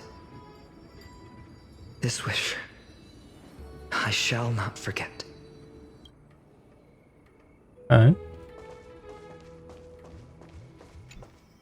Phainon, my student.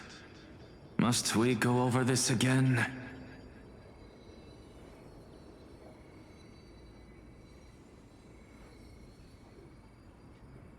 Listen well. I detest the word wish. It reeks of mortals crawling before their gods.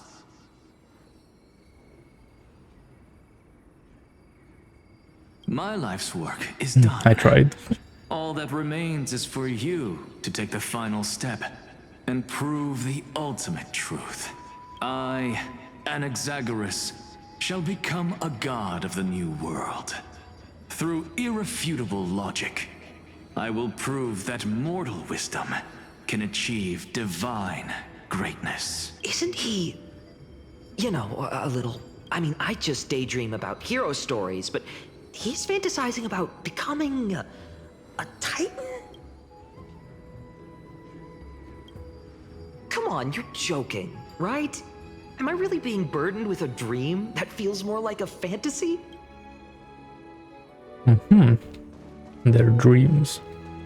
Or wishes, I guess. So tell me, has the uncertainty in your heart begun to fade? So many faces in my future. Still. Oh. Why would fate choose to show us this path? What's weighing on your mind? Didn't you say disaster would strike Amphoreus? If so, shouldn't Cyrene and I stay in Ides Elysiae? How could we possibly meet all these people?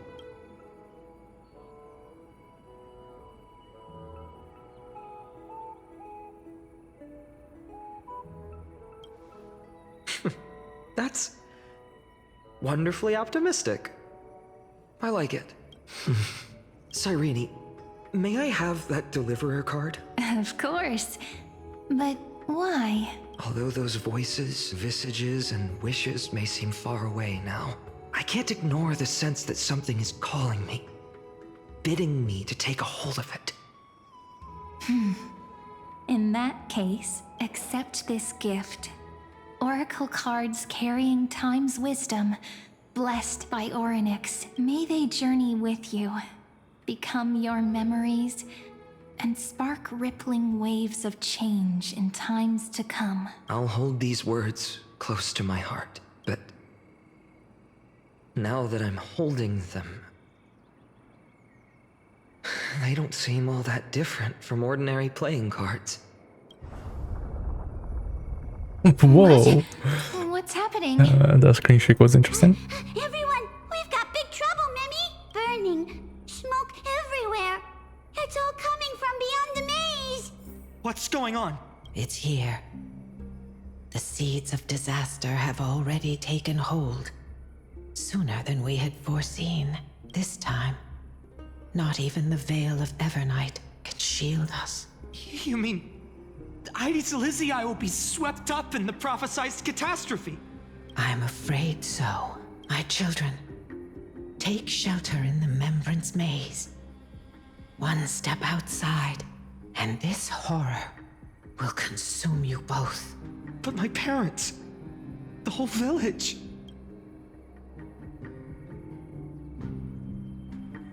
Why is she looking like that?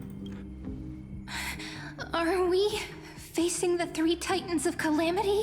This is beyond any Titan. Beyond any danger you could overcome with strategy alone. It's an unspeakable horror that twists all life into abominations that never bleed nor cry. Even Titans fall to its corruption, burning from within until only empty shells remain, knowing only death and destruction, the Black Tide. That's what this calamity truly is. It consumes all in its path, sparing none but the Membrance Maze. Really? Why? Not even Titans can? Yes. So please, don't leave this forgotten realm the gods abandoned. You are the first to uncover our presence, and the only 2 who can enter the maze. We don't wish for you to throw your lives away. Phainon, what path do we take? Oh, yellow writing. Okay. I mean, you have to press that, right? Surely. I learned the sword to protect those close to me. If I run now, I'll never be worthy of lifting a blade again. Then we know what we must do. Surely all those options do the same thing, right? Indeed. Our friend is right. We must take action. Forgive me, Chief, but Hysilens needs us. And as her child, I must act. Very well. Make sure you protect yourselves. With me, Cyrene. Join us, my friend. Even without a sword, I'll take a rake. Even with the roughest steel, I'll keep our home safe. Deliverer, the card's truth extends beyond its mere literal meaning. There's I bet he's gonna transform here. Not someone perfect from the start, standing high above, casting merciful gazes upon the world, but one who starts small, from a humble village, expanding their world within step by step, learning to save others as they grow. When we were little, I told him I wished this world would never need a deliverer. Now that wish has shattered.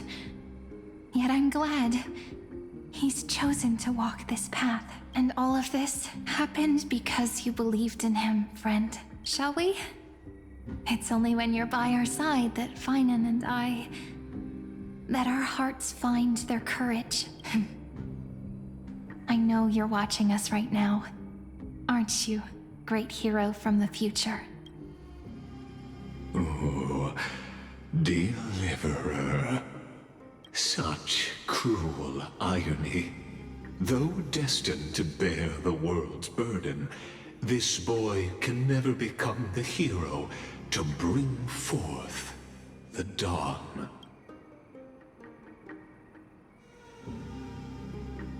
Here just to spoil the story. I'm the one who has to deliver salvation. Follow their path. Bear witness as this man, forever denied the mantle of hero, takes his first step on the path to deliverance. Watch this memory play out its final act. See with your own eyes how everything began. Then you'll see why his dream of deliverance was always destined to become this world's requiem. A sun red as blood, wheat fields turning to dust, and in the heart of it all, a village aflame.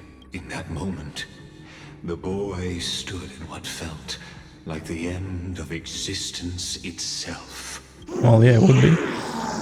Oh, damn. Look at this guy. Whoa. Uh-huh.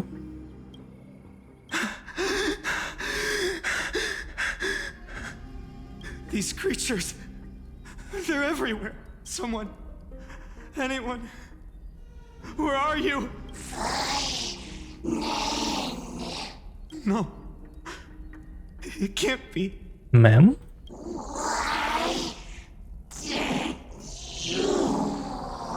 Oh no, these are like the corrupted people, right? You, are you talking to me?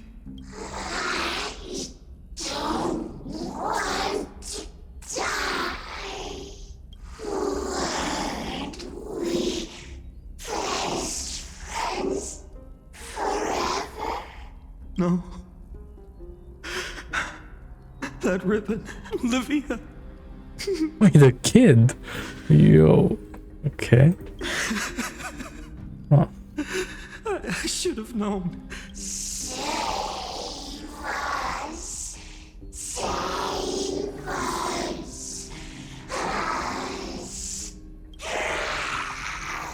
Please. No.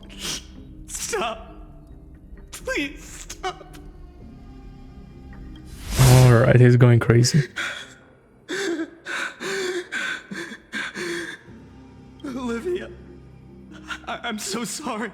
And these monsters, they're all... Why? Why is this happening? I'm like his voice actor is going crazy. When the black tide arrived, the wavering boy found resolve in his companions, and together they ran toward their first battlefield. In the far-off future, the land of Amphoreus would bear the marks of the hero's footsteps. With sword in hand, he would inscribe an eternal mark in the golden epic. And when dawn broke over scorched earth, a boy, covered in wounds, buried the dead one by one. His silence heavier than the earth he moved. His home, his past, his name, all buried beneath the soil. His feet carried him forward, over the pillar of stone, beyond the chalice of plenty, through the deadly fogs of the hand of shadow. He wandered without direction, like a withered leaf drifting in the wind. Through countless city-states, the smiling visage of the white-haired swordsman was etched into memories, yet he did not walk without purpose. Deep in his heart, a voice always guided him forward to fulfill the wishes he had inherited, to brave peril, and to do all that was within his power to save those who needed saving. Those words his friends spoke long ago, when his journey began, lingered. Protect those who must Interesting. be protected. Okay. The words were few, but they gave him all the certainty he needed. That's what it means to be ordinary and choose to be more. Onward he walked, until the call of the flame chase journey thundered across the land. In the vision painted by prophecy, humanity would triumph over the gods, seize the Coreflames, and ignite a new dawn for Amphoreus. I'm sorry, we're going back to the present? Yet losses are a constant on the flame chase journey, where life too seems as small as a speck of dust. Only one who treats the world as their teacher can bear its eventual destiny. Are you prepared for such teachings? The voice within spoke, and he answered softly. No matter. My existence is of no consequence. When the Gold Weaver called, he answered, traveling to the holy city. There the elders met his warrior's spirit, with nothing but scorn, condemning him to the barracks in derision. Oh, I see. This is like Idis Elysiae. It's like first third, I guess. And the middle is like Okhema and the Flame Chase. And this last one is like, I guess, him becoming Kefale and the Name Weaver fighting with him, I guess. I don't know. No one saw it coming. Not the world, not even him. Yet, this nameless recruit stood at the gates of legend. And there, at last, he found the ones who would walk his path right beside him.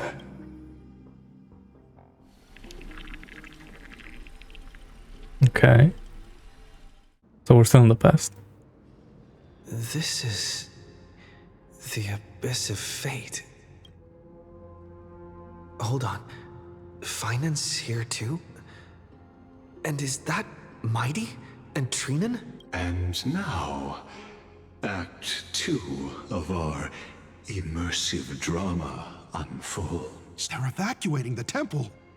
Why now? Are you insane? That blonde man is the Crown Prince of Krymnos. Mess with him, and every last person in this city could wind up dead. Calm yourselves. The Holy Maiden has everything under control. We need only wait patiently. Behold, it is the month of Gate, light calendar 4926. The Crown Prince of Krymnos, Mittindoors, has led his forces to the gates of Okhema. As you know, though Mittindoors was proud, he did not engage in needless violence. He challenged the elders of Okhema to a duel. Oh, I see. Not for glory, but for the rights and dignity of his people. Alright, I know where we are now. To ensure they wouldn't live as second-class citizens in foreign lands. After Aglaya's mediation, Phainon met Mittindoors' challenge as the elders' representative.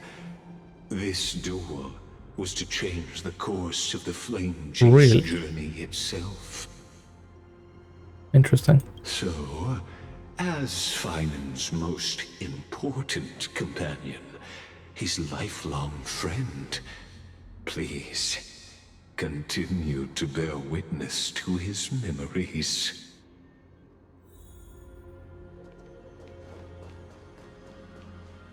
Is this your idea of an honorable duel? Bloodshed isn't the way.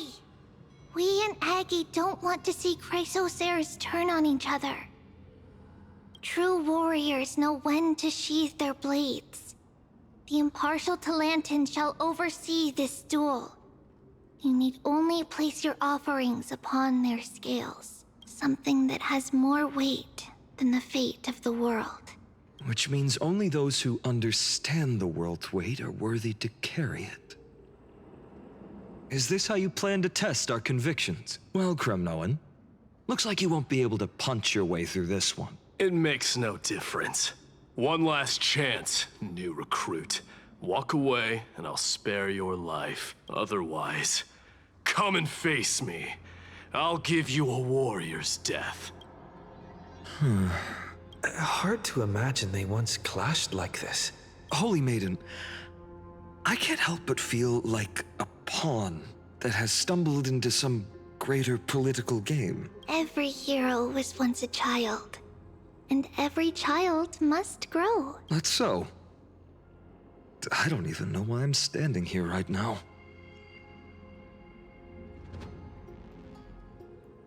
Look at me. Just a common soldier.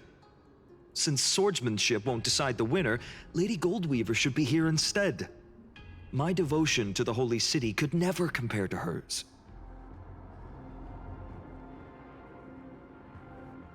What if we told you this duel isn't about winning or losing, but rather in the choice you make? Are you saying that Lady Goldweaver is testing me?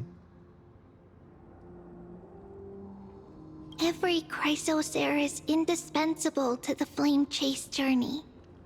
And you and the Crown Prince of Kremnos are both a part of the prophecy. What the duel marks is not an ending, but a beginning. So, listen to your heart. We wish only to hear your answer. Huh? True enough. The voice within has never failed me. It doesn't matter what the result is. I'll give it everything I have. Spoken like a Chrysos heir. Now go, Phainon. Your journey has only just begun. So with that voice. That's right, comrade. It's time for us to teach that proud prince a lesson together. Comrade. Okay.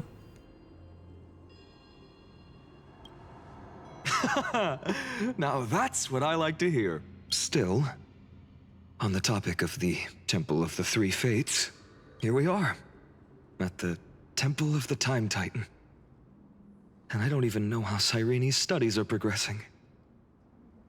We haven't really had much contact since I set out. Wait. So she lived in this. Okay. Or?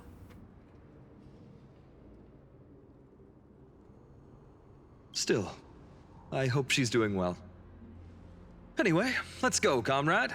It's not every day you get a chance to see Talantin's scales of justice. What's going on? Did he just say Cyrene's studying here?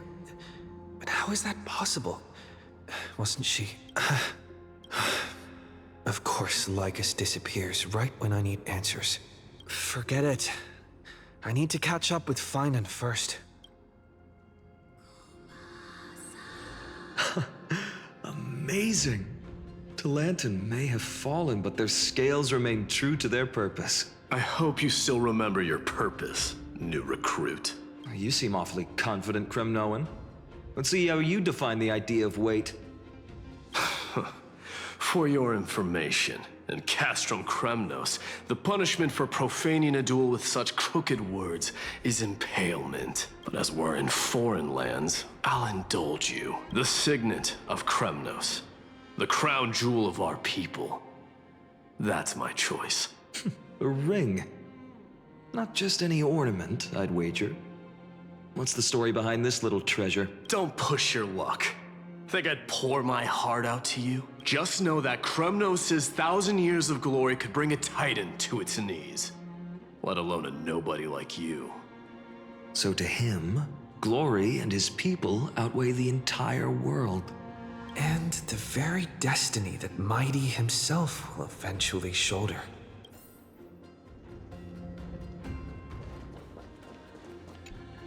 Now this is a tough one.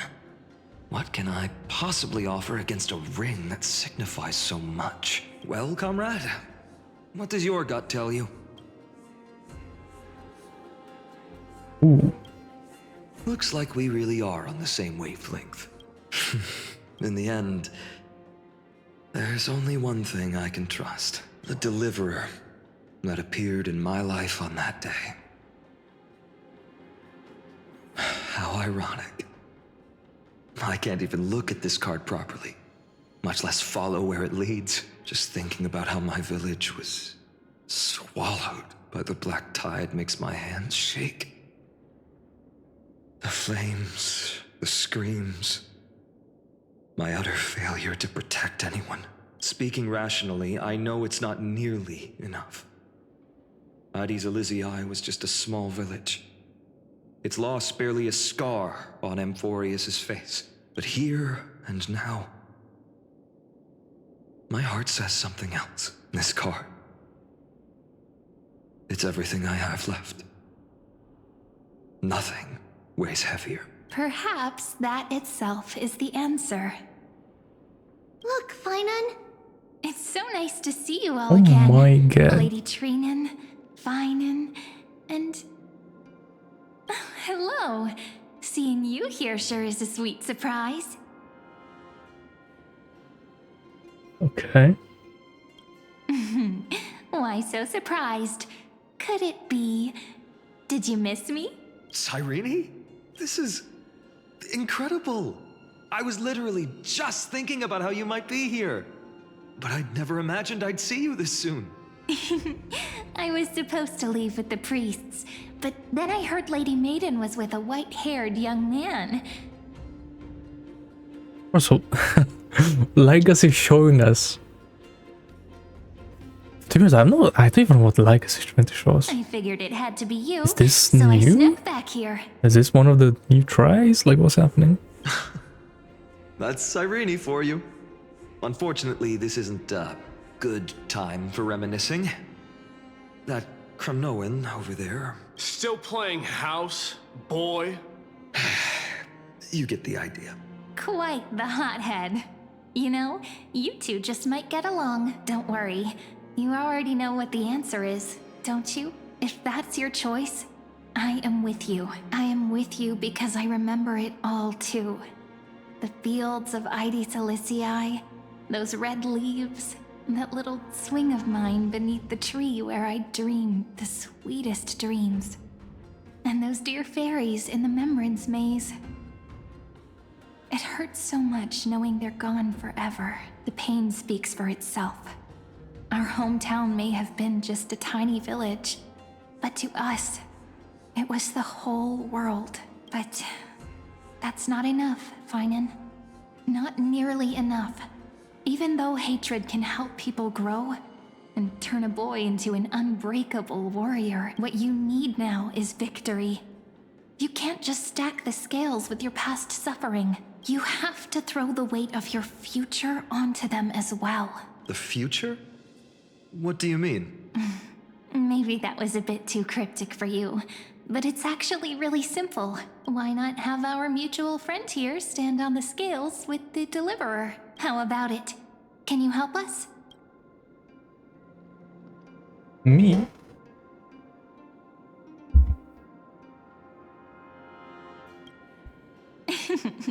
Relax. Our dear Crown Prince won't have a clue. Let's try that. The fate of Okhema hangs on this duel. I must claim victory.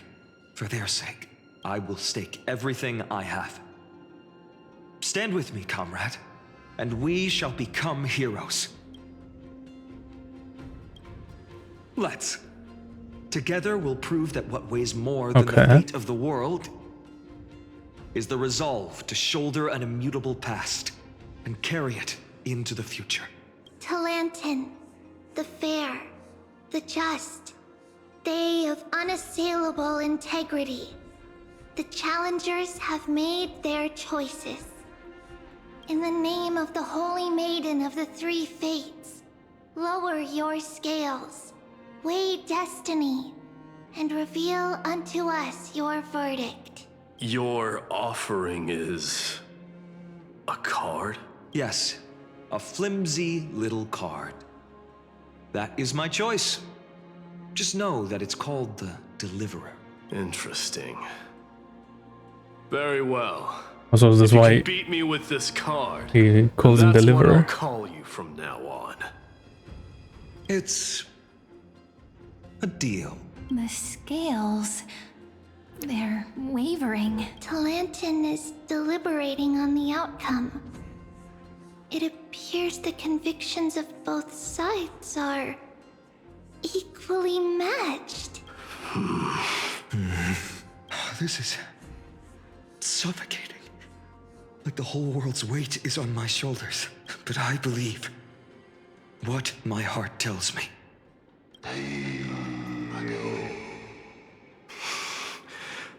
Finally decided? Hear thee, children of humanity. I shall pronounce judgment. For the difference is now clear. The one whose offering weighs more than the fate of the world is... one from Ide Silicii, the nameless hero. Oh, Phainon does one. I was gonna be like a draw or something. But I guess it makes sense because my day does call him the Deliverer.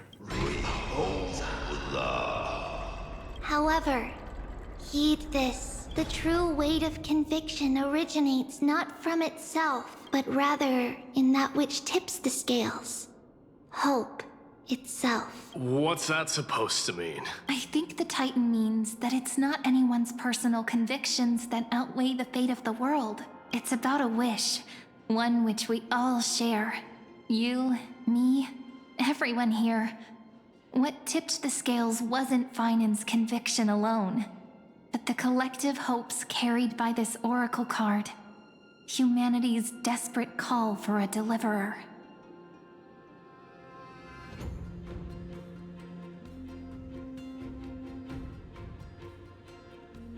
Yes, even you and your people, Kremnoan. Placing us both on the same side of the scales? Foolish. We Kremnoans are your mortal enemies. Such weak idealism will only get you skewered on our spears. Fine by me. I've never claimed to be the deliverer from the card anyway. I'm a soldier. And if it's my fate to bleed my last on the battlefield, then so be it. I'll fight to my last breath. And on this, I know that we're the same. That's all a hero really is. Someone with that kind of conviction. And the deliverer? Just a sum of all those heroes. A brilliant explanation, just as prophesied. On this day, the final 2 heroes shall join the flame chase journey. I should have known from the start. They all say Lady Goldweaver is quite brazen, but you're the first to even imagine that prophecies could persuade a Kremnos warrior. Oh, I have 1,000 ways to tame a lion. But this lion didn't come here for bloodshed, did he? The Kremnoans far outmatch Okhema's forces, yet we haven't lost a single soul. That's no accident, is it? Do you honestly think Kremnoans, renowned for our love of battle, would show mercy? Your forces are equally renowned for their iron discipline. And so, we can only assume that this is on your orders. Perhaps Okhema isn't as hidebound as the rumors say. You grasp the true marrow of power more clearly than those elders. Now that the wheels of fate are turning, what finer way to celebrate this fortuitous encounter than a feast? Follow me, brave outlanders. Heroes of this world are as countless as the stars. And at this moment, we find ourselves gathered here by the light of the flames of the long night. History shall remember this moment. The prophesied Chrysos heirs now stand assembled, heralding a new dawn for Amphoreus. You must see now how different this is from the flame-chased journey you traveled. Is it? Why?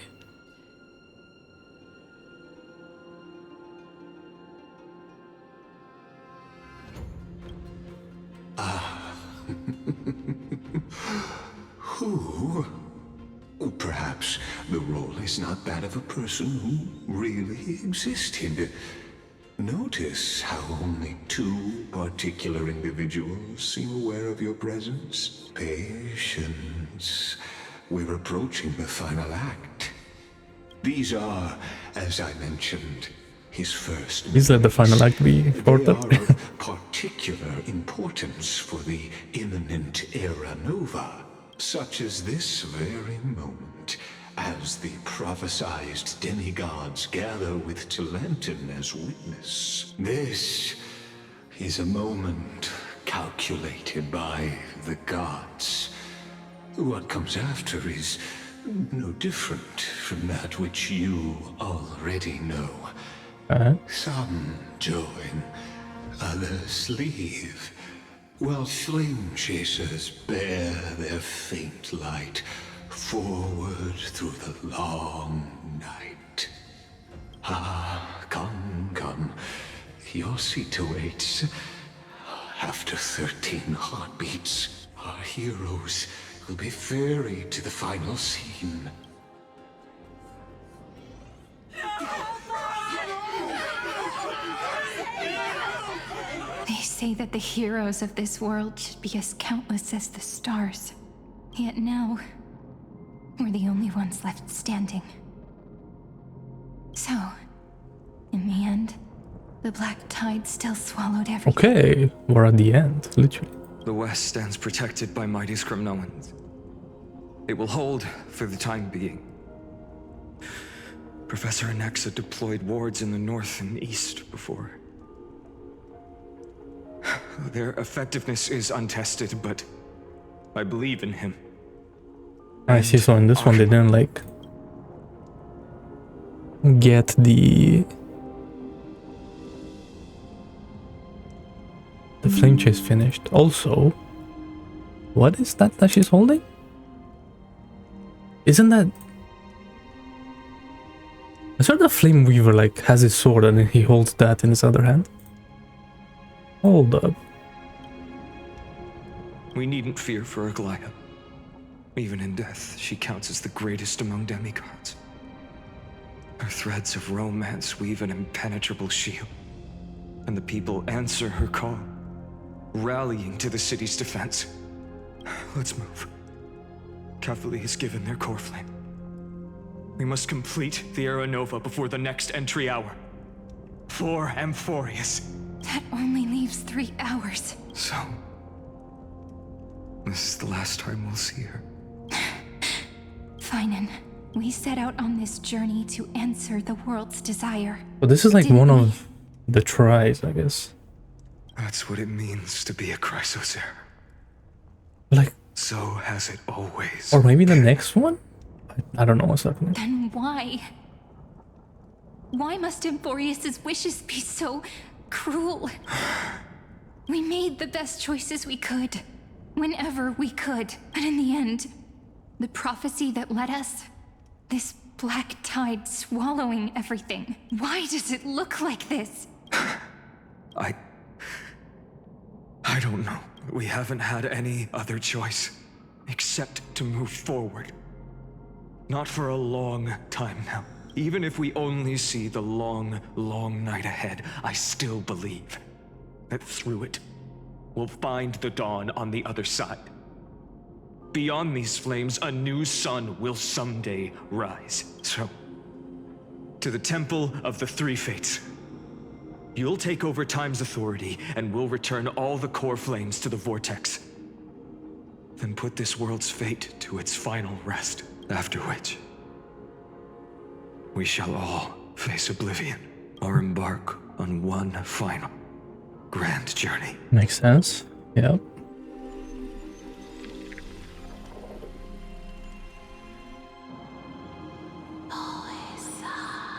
Please forgive us for disturbing your sleep, Oronyx. It matters not. I know fate has run its course. The black tide has reached Okhema. Oronyx talks. Hold up. Amphoreus does not have much time left. It is time for the Era Nova. As agreed, I shall present the Coreflame of Time. Ride the River of Time. It will guard your passage to the Vortex of Genesis. Step through and witness. Professor Anaxa proved the truth of Genesis with his sacrifice. As Chrysos heirs of the prophecy, we were always destined to immolate ourselves for this world. Now, it's our turn. We can't let everyone's sacrifices be in vain. I don't need another pep talk, Phainon. After all, we've been ready to fight fate ever since we left the village, haven't we? Yeah. Come. Let's claim the miracle we were promised, and burn away every last shadow in this world. And then rise as the first light of a new world. Light calendar 4931, the third week of the month of Evernight. Welcome, my lord, to the end of the flame chase, and the end of all things. The Titan has revealed the gateway of fate.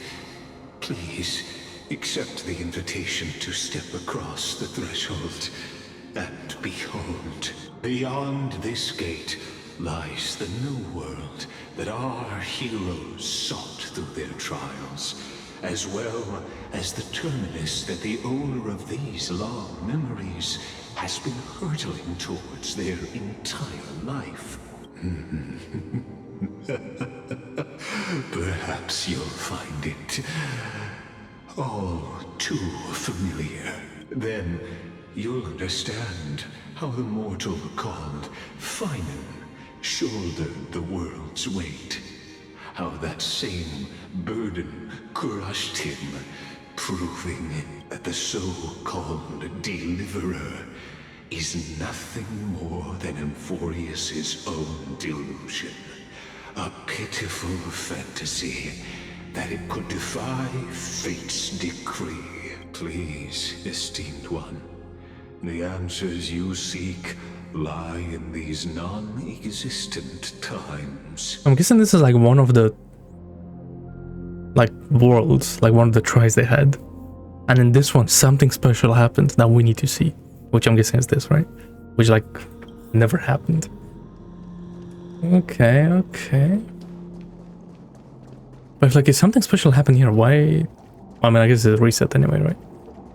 But I guess us knowing would help. Revealed by the Titan. Just what will we see? The future. Just what?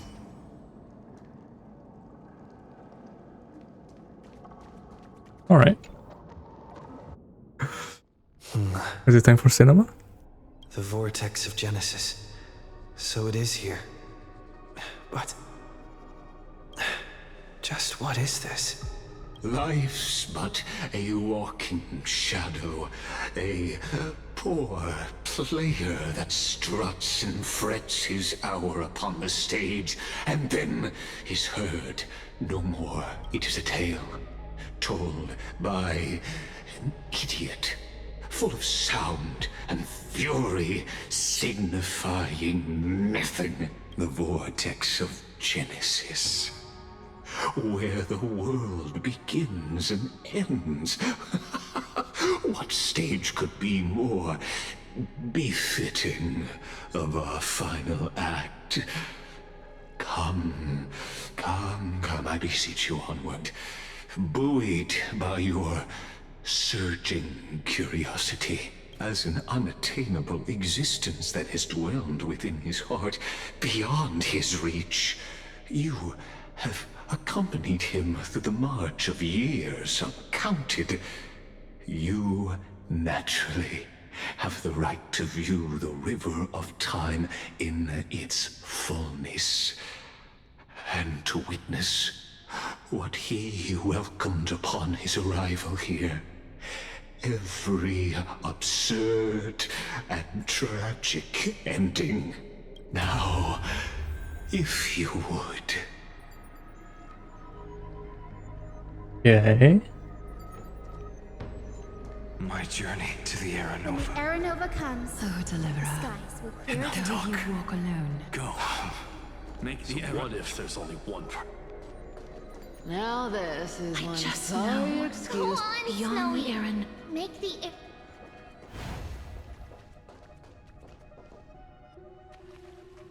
The curtain call. Eh? None of that matters now. This brutal flame chase journey has stripped away my delusions. I know the future is in some peaceful paradise with gentle west winds, just waiting to welcome us to step in. This will be a romantic story like none that has come before. You think so too, right?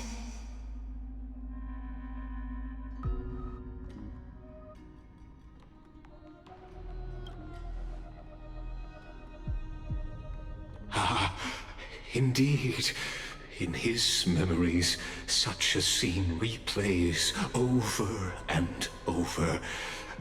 Though the details may differ, this remains ever the same. All shall bid farewell to one, and that person alone will witness the miracle A total of 33,550,335 times. Yep.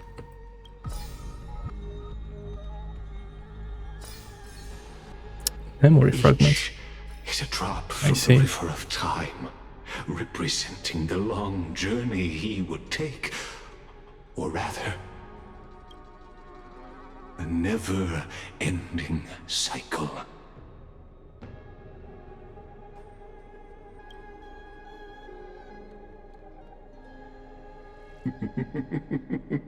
Sharp as ever, I see. So like, seeing okay, is now what? believing. Why not let your own two eyes uncover the truth? Or perhaps you can simply walk straight to the final truth.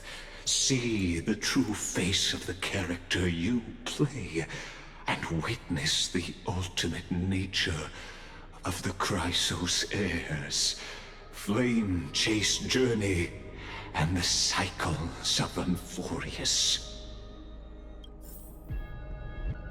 Please, take 8 memory fragments. Look around. Okay. As much as you wish.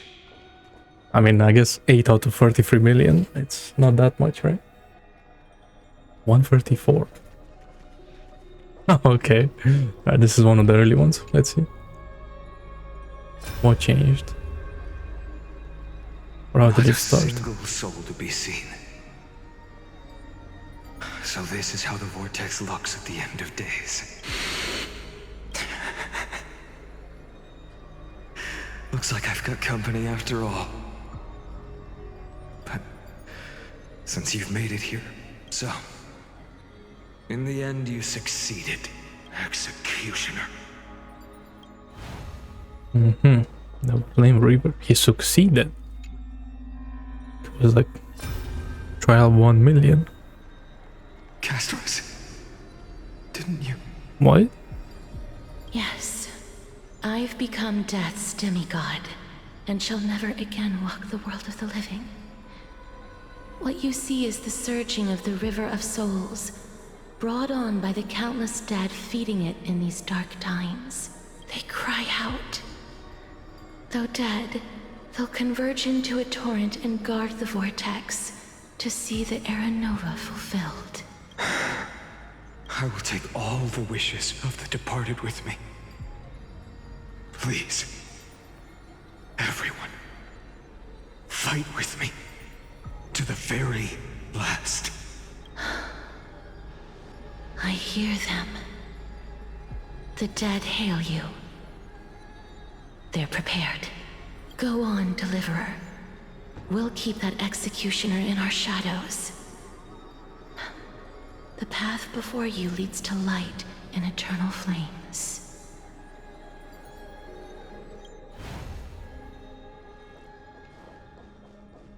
Man.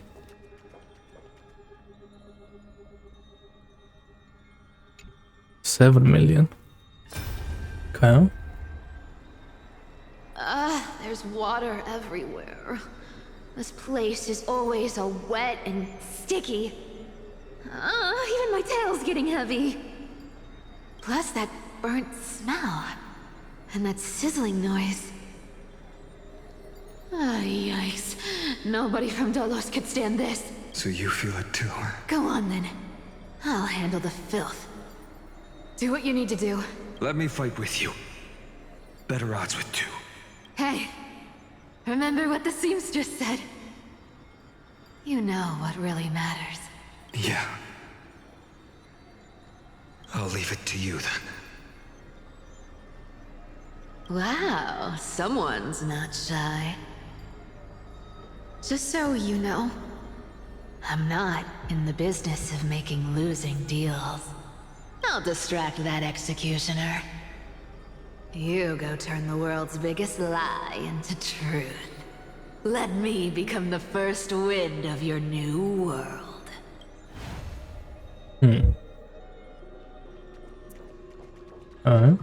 So none of these like Someone survived with Phainon. Just shut up and get out of here! Are you crazy, Mighty? Immortal or not, even if you're the demigod of Strife. Oh, I'm still no match for them. No, I know you can. I just wanted to request that you witness the Era Nova with me. Together. Let's prove that we're enough to transcend the prophesized fate. Could it be that now, at the critical juncture, our mighty deliverer is chickening out? Scared of a stupid prophecy? I'll transcend the prophesized fate. All right. What's happening? But I've got a better way. As the son of Gorgo, What is gonna happen? With one last grand victory. Just like when I ripped out the old king's heart. Go. Leave this to me. If the black tide creatures block out the sun, But seriously, I wonder like what changed that like everyone survived differently, right? And when I'm done with that executioner, Well, other than the cancerous one, because she didn't survive there. where the west winds end. Okay.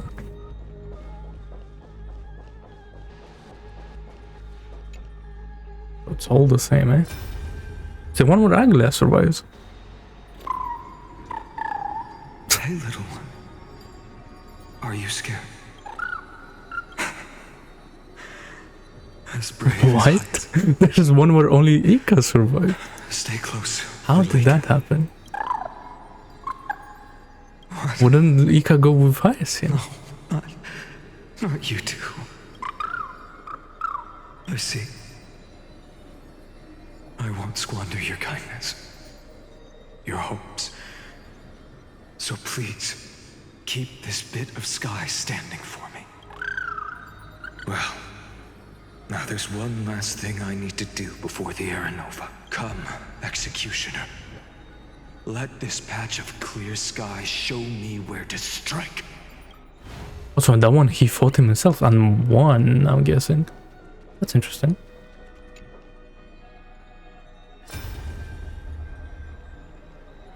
All shall bid farewell to one. I'm glad I did And survive. that person alone will witness the miracle. I really wonder how this happened, because it seems like Will of fate. she's always like bound to die early, I feel like. So even the future revealed by the Titans may not come to pass. The Era Nova. This unrivaled masterpiece. I have no regrets now that I may entrust it to my most trusted apprentice. Are you saying? Fate is ever unassailable. The golden threads tell me the black tide rushes toward the Vortex, ready to swallow this place. I must weave the last of my humanity into a net to hold back the deluge. I shall have my final bath in warm and radiant gold. Now, the hour of fulfillment has come. Forgive me. I must snip away every risk to weave the strongest future for the new world. There is nothing more to say. We part here. I shall personally dispatch that wretched executioner, not with threads of gold, but with the steel tip of a needle. Okay. So I wonder if they're actually killing him or just like holding him back, right? Then down the Phainon was alone. What? Okay, now they have to kill him. Treeby, look. We made it to the Vortex. That prophesied future. Damn, this one seems like a messed up one. Era Nova. We're so close now. You can't speak anymore. It's like the Treeby doll. Please. Allow me to pause just a moment before I keep my promise. Let me answer your cruel fate by tearing that executioner's heart from the void. So the only constant seems that the executioner is like dying. Or they're like they fight him and kill him, I'm guessing. The Vortex of Genesis. Okay, how did this guy live? at any I was point. returning the Coreflame of reason. I didn't have the time to observe it in too much detail back I guess he then. didn't die, so he could get possessed by Cersei. Sanctuary of the Titans. That's one thing I can see, but like, looks more like their frozen crypt to I me. guess they done the whole like garden a lot faster than in our story. All the Coreflames do lie here now. It's my honor Before walk he the gets final executed. stretch with a mind such as yours, Professor. Oh, getting ahead of ourselves, are we? Have you forgotten so quickly? I died for truth long ago. What walks with you now is but a thought in your mind. Of course. How could I forget that? But I'll say the same to you. It's my honor to walk this final stretch with you, too. Now go. Stand tall and finish your final task. Yeah. Just leave it to me. Time for that wretched executioner to pay what they owe. Or he's dead, which is delusional. Alright, and what is this big one? Wait, what with this one? I see. Alright. Show me. Is this the last one where he's with Cyrene? The ones that like we were like going through like the whole thing? Most earnest. Once you see what these memories hide, the world's course will be forever irreversible. So we won't reset. Ah, very well. As you have made up your mind, let us bear witness together. As the sole audience of this eternal theater, I have been rapturously awaiting your arrival. And this, too, is the very reason I must show you Really? everything. So we were waiting for the Trailblaze. I mean, I guess that makes sense because that's what the Lord Ravagers was saying, that the Trailblaze can't change everything, but that's interesting. I believe that since you've bathed in that eon's gaze, the destruction? You can make Amphoreus' frozen fate flow once again. Okay. Show me. Who is it? Is it Marge? Feeling a bit lost? As you now see, this scene marks the final act of the drama Amphoreus. The final eternal recurrence created by this man's hand, and the last one this world shall undergo. Okay, this one's the last one. Behold, at the swordsman's side stands one he has sometimes called companion, other times comrade, that nameless hero absent from the annals of history. He is the swordsman's ideal in his youth, the deliverer that guided him resolutely onward through fantasy. And now, in the name of the Nameless, he has become an essential and wait, because we guided him at the beginning. He sees us as the deliverer. Oh. And this time, under his guidance, what choice shall the hero make? Whither shall the fate of the world flow? And what is the ultimate truth of the nature of Amphoreus? Alright, it's time. There are many mysteries yet to be unwound, but if I may, allow me to temporarily yield the stage to one far more fitting. Please put your hands together and give a rousing round of applause for they who will reveal the answers. and bring about the final end of the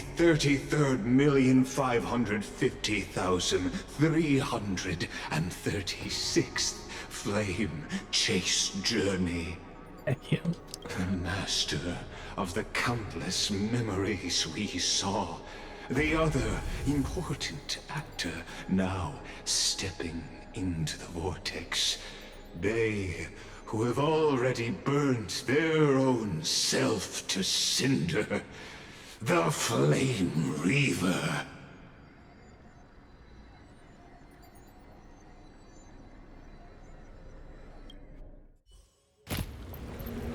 Hey, okay.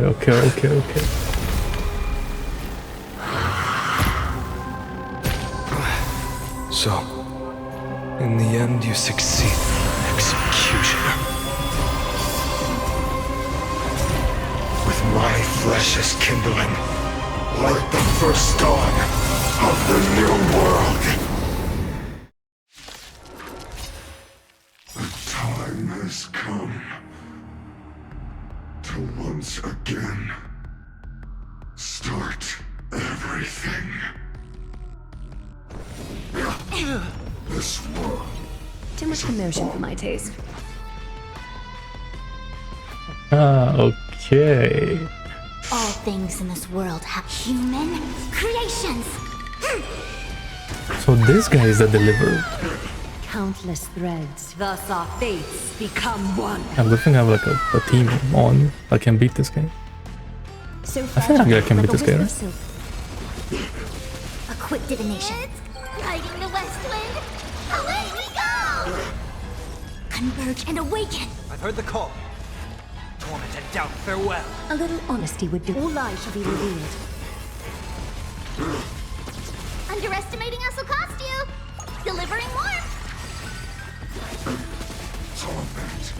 So fragile, like a wisp of silk. Return to the It's of no consequence. Answer me. Will you be the blazing sun? Even if all creation burns to ash. With all my power, scry the future. Serenity stands Oh, I'm going to slow this down. Hold up. All lies should Try the be speed revealed. tuning. What was Perfect that? clarity.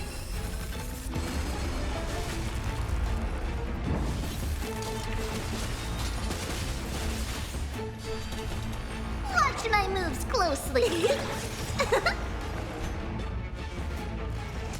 Care to dance?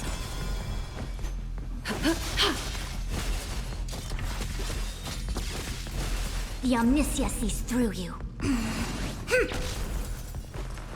Torment and doubt, I bid you farewell. In this mortal form, I will walk with you, watch over you, and guide you on your path. Away and take off together! Good! A little honesty would do us both some good. Alright. I wonder what's gonna happen. Oh my god. Just a facade. He's not dead! Oh, he is. Now, Okay. with your corpse, I'll ignite the dawn! So what happens at the end of every... What is mass?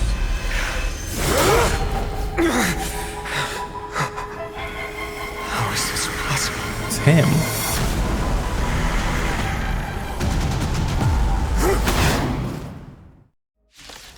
Wait, the version becomes a boss. Destruction. Who show boss? Feel them set your blood ablaze. Your fury. I like how he has a physical weakness for Phainon. Can has the same Too much moveset. commotion for my taste. Is it coming?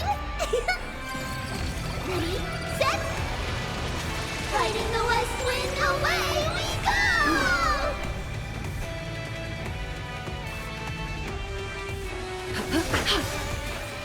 Countless threads. Thus, your fate and mine become one. Become one. Bro, I wish he said it like that in this sped up version as well. Your breathing is erratic. Bro, there's so many cinema voice lines in this one time speed, man. Life It's so slow. fragile like a wisp of silk. Torment. Converge and awaken. Like the Phainon ultimate. Things in this world This have one within goes crazy. stratagems. Constellations are And I love human Phainon, man. creations. Cinema. And she's like a 1.3 character. Heard the call, loud and clear. Serenity stands clear before me. A little honesty would do us both some. All lies shall be revealed with perfect clarity.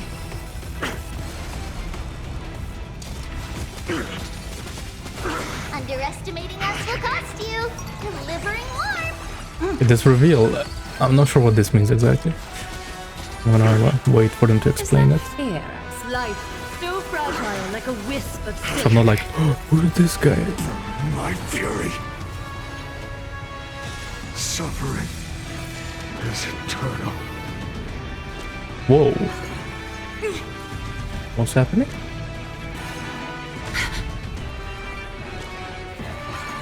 Why are there like 20 of them behind him?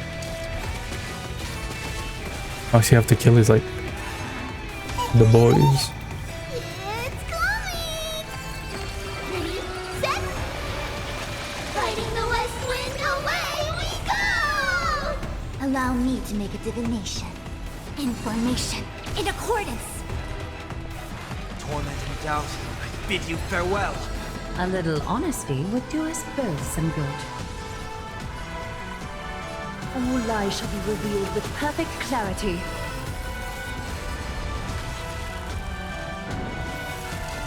Oh, he keeps spawning them in. Oh, this may be pretty bad. Surely this isn't a hard story boss, right?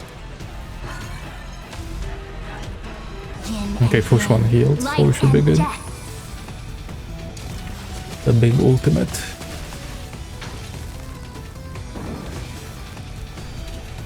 Watch my moves closely.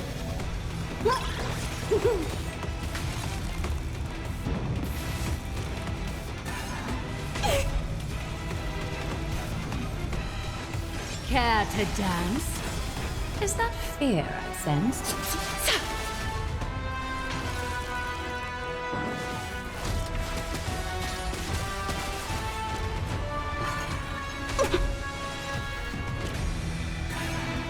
It's of no consequence. Not enough. What's the same ultimate, okay? This form shall fuel the fire. Burn. Burn unceasing. This mortal form.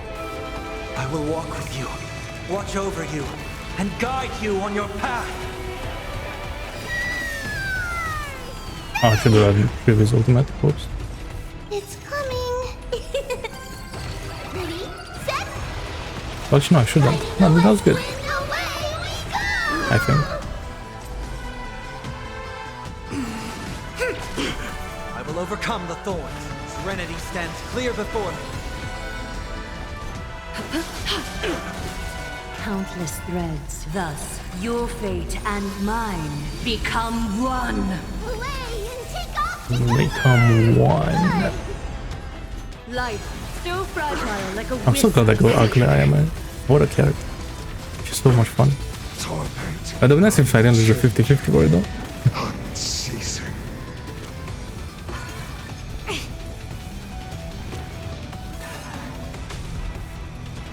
Yin and yang, life and death. Underestimating us will cost you. Also, Phainon is like surprisingly good for this guy. She can break him so fast. Perfect clarity.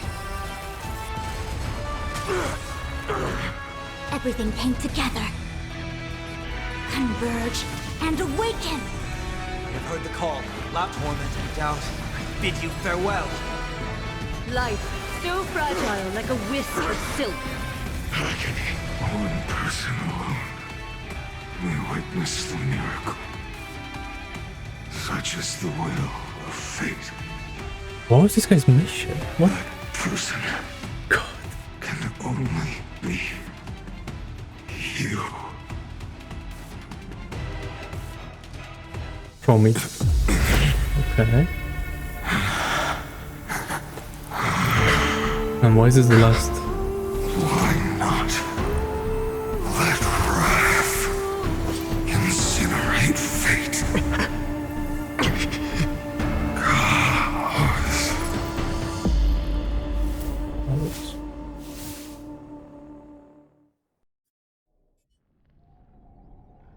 More backstory? At last, Amphoreus' fate has begun to shift. Okay, what are we gonna do? Just as I foretold, your arrival will change everything. Or we're not gonna let him kill the Flame Reaver? After all, you've also been bathed in that Eon's gaze, which can awaken the long-dormant instinct inside a man. Destruct? Wait, are we gonna enable like Phainon's destruction phase? Much like that scepter we spoke of earlier, it was only under the same Eon's glance that it was reborn. What is the lore Ravager behind that? If you recall, I mentioned it at the very start of our play. Are we getting touched by the erudition? Celestial body neuron, once belonging to the erudition abandoned by the Eon. Now, allow me to reveal the final piece of the puzzle for you. The eternal land, known as Amphoreus, is nothing more than the scepter's endless, lonely extrapolation. A bottomless well of fury, aimed at the god who cast it aside. I see. So that's why it wants to kill Nous. That's crazy. So this Spectre is gonna become a Lord Ravager. Especially for Nous. That's insane. Or Eternal Recurrence begins. Phainon, we set out on this journey to answer the world's desire, didn't we? That's what it means to be a Chrysos heir. So that fury like built up. So has it always been. Oh, but like there's still no, there's still too many questions. No. And why? Why must Amphoreus' wishes be so cruel? Okay. We made the best choices we could, whenever we could. But in the end, the prophecy that led us, this black tide swallowing everything. Why does it look like this? Oh. You see it too? Those burn marks. The flickering cubes. They're not a tide at all. They're more like a shattered teleslate. Standing here, the voices of Titans have never been clearer. Turns out, they were coming from the black tide all along. Is that right? Is that Amphoreus crying? Or maybe it is screaming at its creator. Whoa. At its god. Phainon knew too much on this ending. Phainon, do you still remember when I was little? I had a dream. A dark, cold room with nothing but Oronyx's curtain glowing like crystal. The curtain seemed to contain all of Amphoreus, where strange and fantastic dramas played out within. There were countless versions of us, from countless different worlds. Perhaps it wasn't a dream. Whoa. Careful fell. Yeah. As I gaze out at the world before me, those sorrowful thoughts have become reality. So, this is the reason the sky was sealed. Amphoreus is merely a larger ID Silicii. We are just characters in this tiny world, following the prophecy, stepping onto the same journey over and over. What then is this so-called Era Nova? And what are the spectators watching all of this truly hoping for? True. Wait. No. I was gonna say Cyrene the Flame Reaver. No.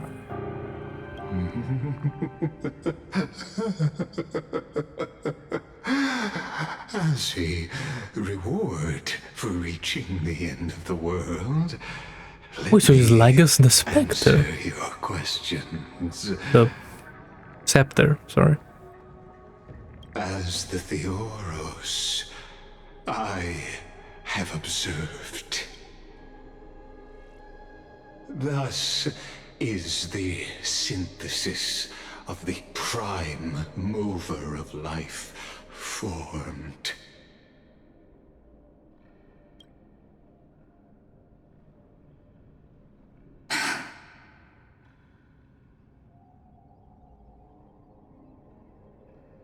I see. In this one he exposed it to them. Everything. This is a moment the universe will remember. After millions of extrapolations, the experimental environment known as Amphoreus has finally achieved results. So, the results you speak of What the results? are this wreckage of a world. We all gave everything we had, returning 12 Coreflames to recreate the world. And in return, we become nothing more than sacrificial offerings at the end of everything. Exactly. The Titans are Chrysos heirs of the past, and Chrysos heirs are the Titans of the future. Anaxagoras' theory of Era Nova holds true. As the model of reason, he reached unprecedented heights. But from just the perspective of a player in the drama, he could never fully uncover the last layer of truth. The cycles of the hero's journey that have played out until now were never about creating a new world or perfect heroes and gods. They were a deep learning program made for the Black Tide. But this time, Okay. your plot will fail. I've taken Kefali's Coreflame, and when the dawn of the new world arrives, its light will burn away all the darkness. Haven't I made myself clear? The Chrysos heirs and Titans were merely byproducts of the experiment. You've seen this world's evolution, witnessed the birth and growth of the Black Tide, and how it devoured everything. Wait, but why? What changed? Every generation of heroes, gods, and worlds was born only to be destroyed by it. This is the endpoint of Amphoreus' calculations. A perfect equation of destruction. So in your eyes, all the sacrifices are just a string of insignificant numbers? Don't sell yourselves short. I'd say, rather than numbers, you're more like fuel for the fire. And without fire, there can be no sunrise tomorrow. Even if that sunrise is born from annihilation? Curious question. Have you ever considered that after millions of extrapolations, Amphoreus is already following a different path from the erudition? It has long since granted divine blessings equally to each child. The golden blood flowing in your veins, it comes comes from the blemished one, whose name Oh. is destruction itself. I feel like I should have realized that. Amphoreus's Chrysos heirs were, from the very beginning, fuel for the Aeon to burn the universe. That's crazy. Okay. Amphoreus has waited for this moment for too long. Wait, so it's Amphoreus, The end of the empty, the Lord Ravager. Is that like what we're calling it? lonely extrapolations. The destruction has reached its final destination. Nikos 496. Philia 093. Okay. Nice usernames. Kinda basic though. No need to feel regret. This generation of Chrysos heirs is the most outstanding model, and you two are the final factors. For you, the Era Nova is no lie. Just step forward, embrace the black tide, and accept the Aeon's gaze. I'm about to know. You will come to life from a string of cold numbers. Along with all those who have passed, you will run toward the real universe, fulfilling Amphoreus's long-held wish.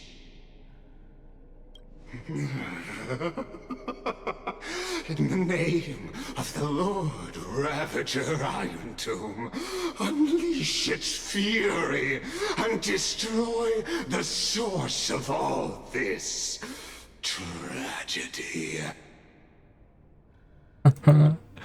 Okay. Or we could always choose another option. Like you said, Amphoreus is just an experiment, and we're the participants.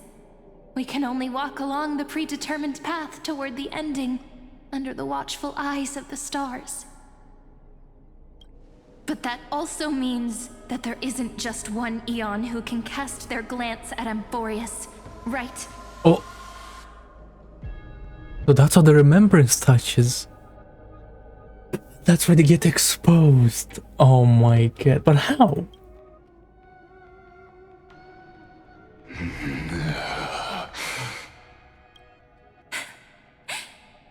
Is this question really that hard to answer? Or did I guess it right?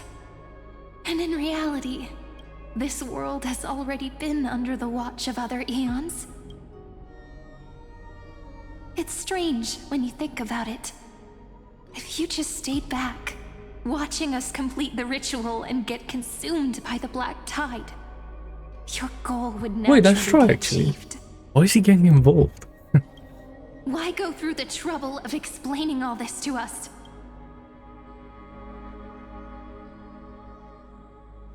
You're pretending. Revealing the so-called truth just to deceive us. Covering up another possibility. Oh. Destruction is not the only outcome for the fate of Amphoreus. But Trailblaze.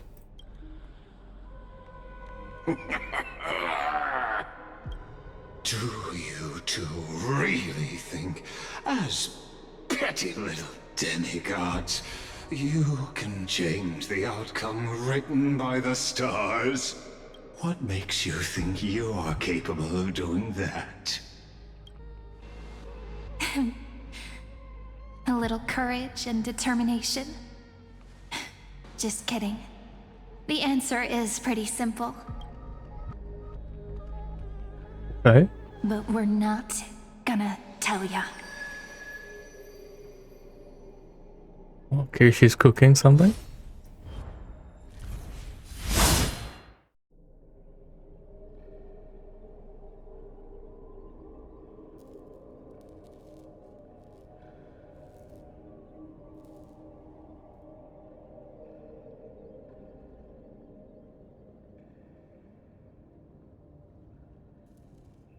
Okay.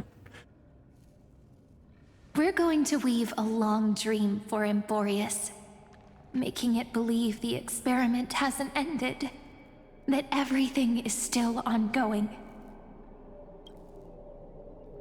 How? Remembrance. With just Oronyx's power, though. Oronyx. It should be impossible to achieve this. Remembrance. Right. Yeah. So, I can only place my hopes on that childhood dream. And the god behind Oronyx that appeared in that dream. Now, I can see with certainty. Time is the page on which that eon records Amphoreus. If it fades from existence, and all that it records is lost among the stars, that eon will surely direct their gaze here. So they're stopping time and just putting on like a loop for Lygus. And it will be a glance that spans time and space, granting each incarnation of me the power to reset time, imbuing my soul into this ceremonial blade, and creating an endless flame-chased journey. Wait. So this was the first one?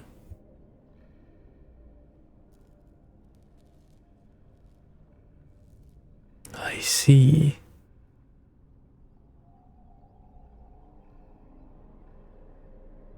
Uh-huh. Huh? I understand. Then let me step into the cycles and continue Amphoreus's grand design. To deceive the gods. Damn, they're pulling a Cipher, that's crazy. But to make time vanish from this world, that would mean you... So why did Lygus show us? Oh, because we can stop the time loop. Using the destruction within us. The Stellaron? Interesting. Alright, let's not make things so gloomy. What we're about to embark on is the true hero's journey, so... Come on, cheer up a bit, okay? Damn. In that memory, you will definitely meet me again. A little Cyrene who knew nothing, lying on a soft patch of grass, feeling the light breeze, dreaming of the distant world.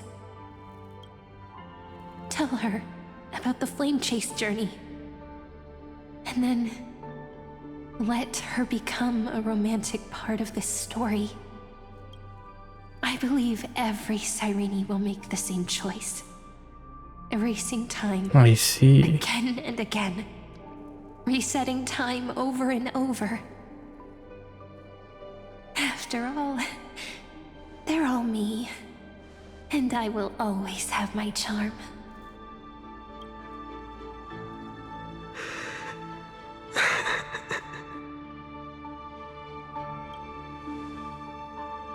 Then, I'll fall into a sweet dream, disappearing in some small corner of the world. Quietly, waiting for the day when that next page is turned.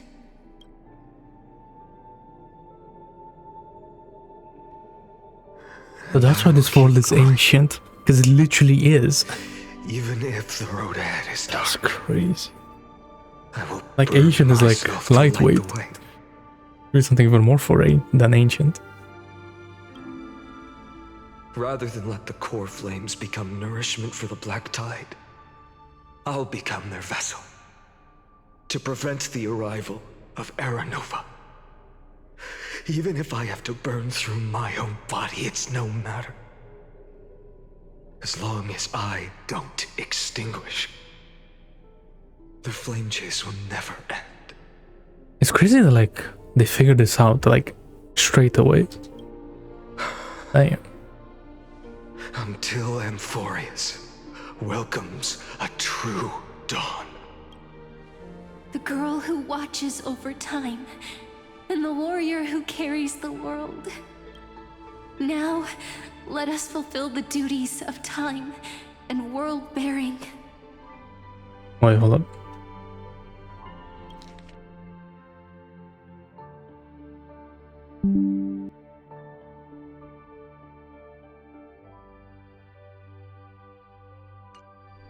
Honor the past and forge ahead.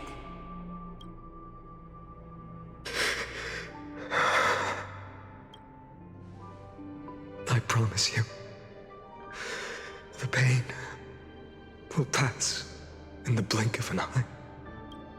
You need to hold tight to this ceremonial blade. After I'm gone, it will take you back to the beginning of time.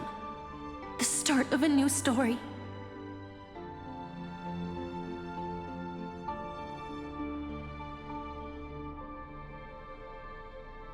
Oh wait, is that why the Flame Reaver is there? Here. Just to like make sure the world goes as like it should.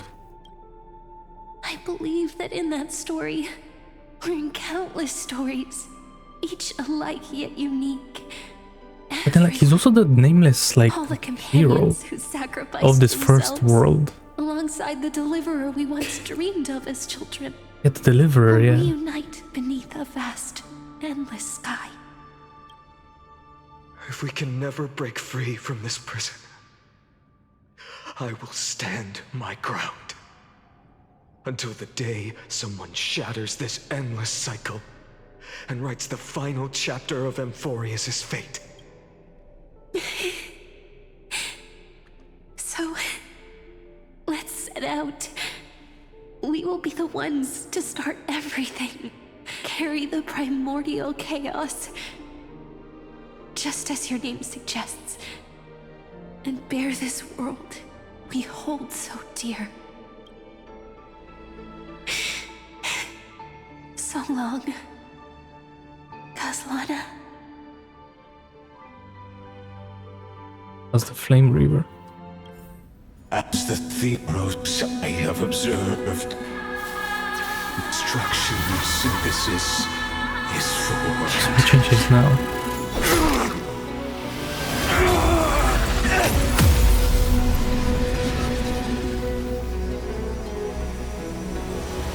Wait, Phainon becomes.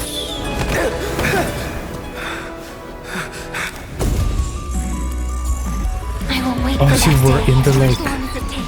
The day will come to remember this mortal eternal and follows in our footprint to right anything than what ever was.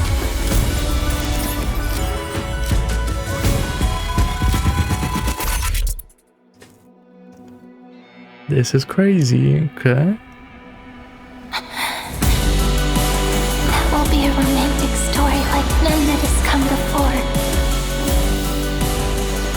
You think so too? I am. Right.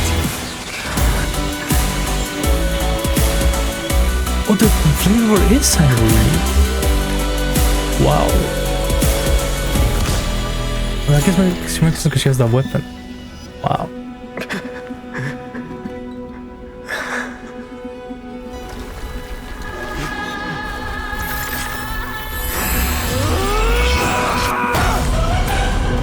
Alright.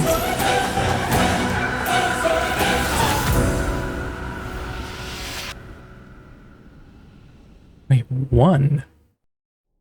Okay. The world is collapsing, and the people are crying.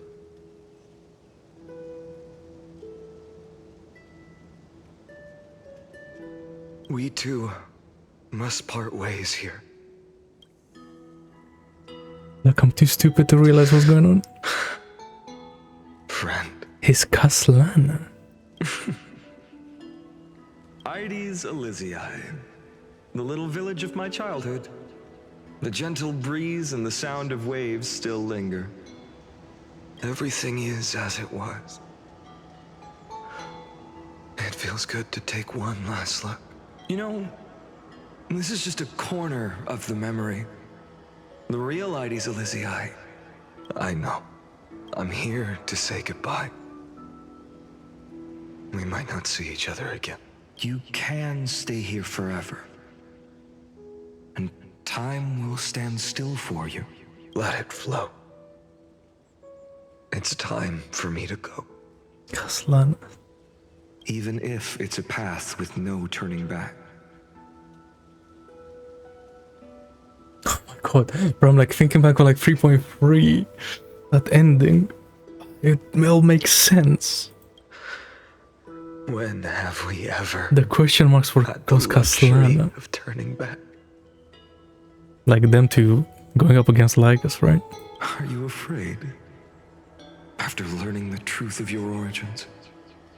Will you see the motivation I gave you as the manipulating whispers of destruction? The convictions and choices that come from my heart. I don't believe they're designed by the so-called paths.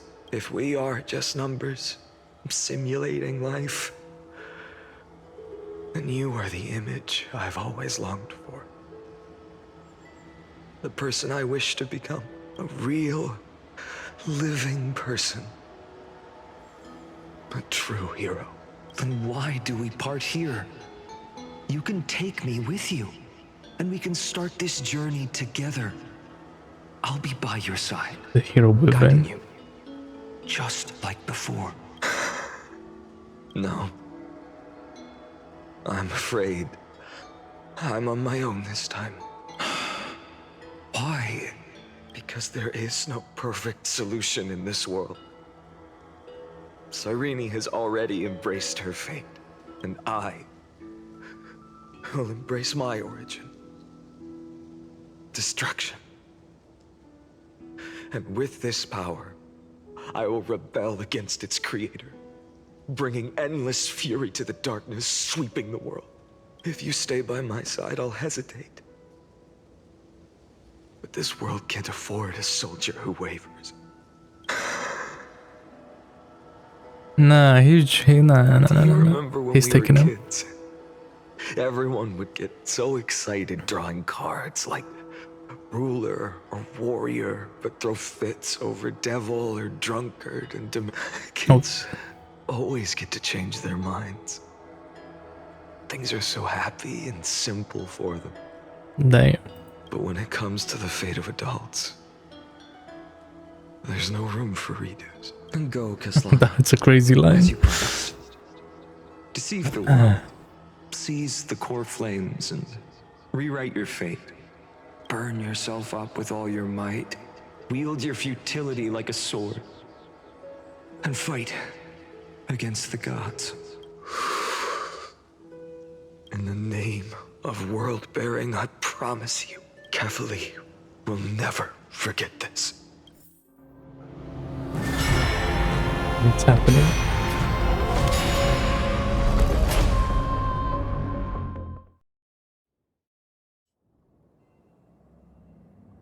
Huh.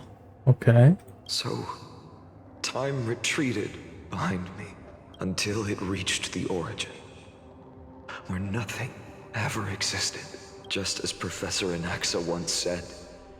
In that void, Kefali stood at the center of chaos. Time, space, and causality all flowed from their body.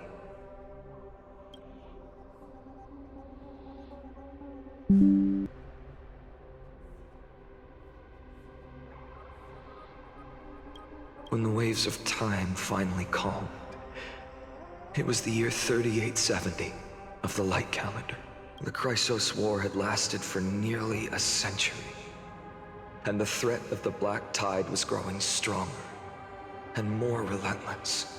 That was the era of the Day Thunder Knight's battle with the sky. Yeah, okay. While she could not seize the Coreflame, she proved that the prophecy was true. That mortals could slay gods. From that moment, the sole survivor of the old dynasty, Imperator Cerydra, issued a call to arms across the lands, summoning heroic Chrysos heirs to wage war Cerydra is on the Titans. the Imperator, okay. And that was the first doomed flame chase journey, sealed away in history.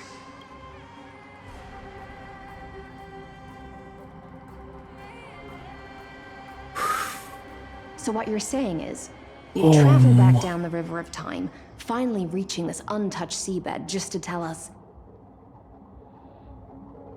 Wait, so he knows?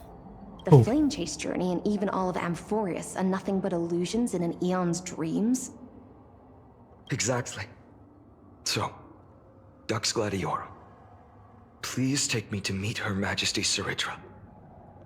I must share the truth with her. I bet this didn't go down well. Since Her Majesty's not here, no need for formalities. The word Gladiorum always reminds me of my fallen homeland buried deep in the depths. Man. Is that like seafood? Or is it just... I mean, I think it is, right? Call me Hysilens, nameless swordmaster. Hysilens. Oh, she's the ocean one, right? The corals, pearls, scales. Huh. Oh, those eyes. I wasn't expecting that her eyes to be like so blue. Dang. Hold up. Hysilens spotted. Need to take a screenshot. You will be the Queen of Dot. I need to remember this moment. Please allow me to add one more thing. You actually already know my name. You mean Phainon? Such a name could never be your true one. But I won't question you further about it. Ever since Her Majesty issued the Flame Chase Decree, heroes from all over have sent their letters of introduction. What's the harm in adding one more name like Phainon or Phainon? Besides, the deep sea is dark. Isn't it the perfect place to hide secrets best left unseen? All right, nameless swordmaster. Hold on to my wake. Let's find somewhere else to talk. Aren't you even a little suspicious of what I've said? Harboring suspicions is not my concern. My sword dances only when the Imperator harbors doubts. There's no use in speaking. Oh my god, Americans pronouncing Latin words. Through action. SMH. Imperator. What? Why? Oh. Quick preview. Perhaps you should demonstrate your skills and calm the raging black tide for us. Light up the dawn. Bro, I'm not gonna lie. I don't know what the fuck is going on. This is perfect. Oh, we have Oronyx powers. Light up the dawn.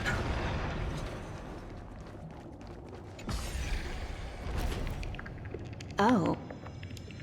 Nice moves. Ew. Nice moves. Thanks, I guess. Light up the dawn. So like, are we in the... I don't know where we are. Just washed it away and here it comes. I know that Hysilens is like... The black tide is really We're no back joke. in time, but Phainon knows? So we're in the first cycle? So did Phainon know all along? Like, I don't understand. Huh? Light up the dawn. No, he did know all along, because he said at the end, like, oh, you finally accomplished your mission, the Flame Reaver, right? But this guy's just hiding everything, even from us. Light up the dawn. So interesting. Yo, so are these minions like not giving money and resources? Right, Honkai started being stingy as always. The waters end here. The The one you waters. seek is beyond this point. At last, I can meet with Her Majesty Cerydra herself. Are there any formalities I need to observe?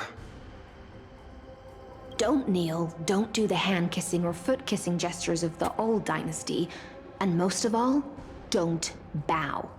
The Imperator despises such rituals, especially when the heads of those taller than her bend beneath her crown. Interesting. She really is down to earth. The second thing to note, only trusted ones may come near her. Keep 5 paces distance until the Imperator allows otherwise. Sounds like an old friend of mine. Well, experience is a good thing. Stay sharp, and you'll be just fine.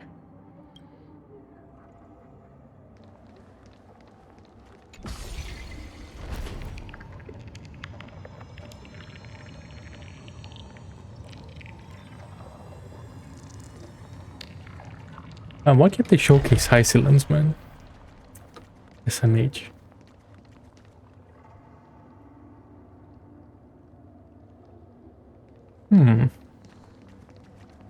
So I'm guessing they're like, what? But Phainon came in the story way late. Okay, sure. Talk to me. Duck's Goldweaver, little hostage. Apologies for keeping you waiting. It's you. No, this is... You know them? Good. That makes things easier. Before that, I'm more curious about one thing. Where is Her Majesty Cerydra? To avoid okay, I think any I'm starting to understand. misunderstandings, nameless Swordmaster. Although we spoke and laughed along the way, I never said you were entitled to meet her. The Imperator decreed. The Deliverer will not appear in this age. Be wary of suspicious individuals. So how did he end up here then? Is this because of like the destruction thing taking over? Or like, instead of him being sent back to Ida Elysiae, he rejected the true hero, blah blah blah, and then took destruction to destroy. So is Phainon becoming a bad guy? Come now, both of you. Let's finish our job. I see. It's a trap. Is he really gonna 1v3? I had no intention of fighting. So remember this, Lady Hysilens. If my sword shows any hesitation, don't thank me. Thank them instead. No, you misunderstand. We don't want to see Chrysos hurt each other. Just give us some time to ask you a few questions. The Nestia's golden threads will judge you and decide your fate. As you wish. Alright. White-haired Swordmaster? If what you say is true, then you must know the fate of the world. So, how much do you know about what we read from the prophecy? You shall shatter into 1,000 fragments and wither in the soil of foreign lands. Is that correct, Lady Trebe? How is this possible? He got it right? Yes, but the prophecy never mentioned he'd appear here. At least, not in this era. You must listen to me, Aglaya, Trebe. The Phainon of this world has not yet been born. In a distant future, he will follow the prophecy's guidance and appear before you. But do not seek him out. Because Era Nova is a complete and utter lie. I will tell you the truth. And you will understand why the world must forsake the prophecy and find another path to Era Nova. Wait, so does that mean like... Is Cyrene dead? Like completely? Because we're not like restarting anything. Because I know both of you. And I believe that no matter how the course of history may change. I wonder if we're back here because Phainon took those powers when he picked up like her weapon. The faith we all share or Caslana, I guess. Remain the same. Okay. I'm still wondering if he became bad or not. And so, the layers of rock began to reverse, and history wove itself anew. Nice. Through my old acquaintances, I was given the chance to meet the leader of the Flame Chase journey, Cerydra. And after a long and arduous negotiation, we came to an agreement. The Imperator's alliance needed the destruction, and I was ready to pour all my strength into it. The spoils of the flame chase, the Coreflames, would be sealed by my hand. But the condition was this. In the upcoming battle, in our conquest of the Earth, I had to prove that my power could transcend fate. In the original history, there was a brutal war. At the end, the Titankin of Georios, Terravox, killed the rampaging Titan and took the Coreflame that supported the Earth.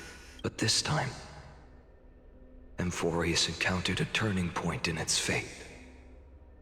Hey, yeah. So he didn't go back in time and changed fate, I guess. Neither side suffered any losses. When I severed the Titan's head and raised the Coreflame high, he's going all out. Gathered around the scorched remains of the god, roaring with joy, cheering for the hero of the destruction, who had ignited the faint spark of life for the first time. Yes, in that flickering light, the once dark path ahead seemed to become clearer. I proved myself. And in the long years that followed, I brought down the other Titans. One by one. I could do more than just wait. When time resets, the chance to change the world also emerges from the lines of history. Really? Until finally, the brutal future revealed by Era Nova is reversed. So he's just gonna one-tap everything so everyone like survives. But tell me, if that's truly the case, why are we doomed to the same outcome? Back to Phainon.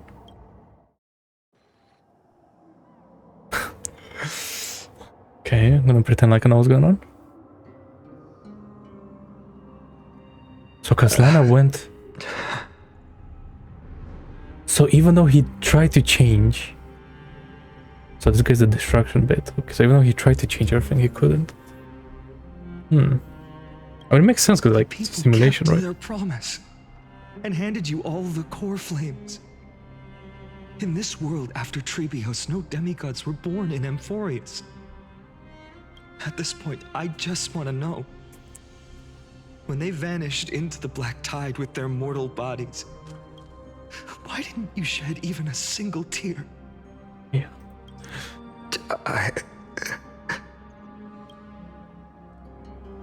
Your indifference chills me.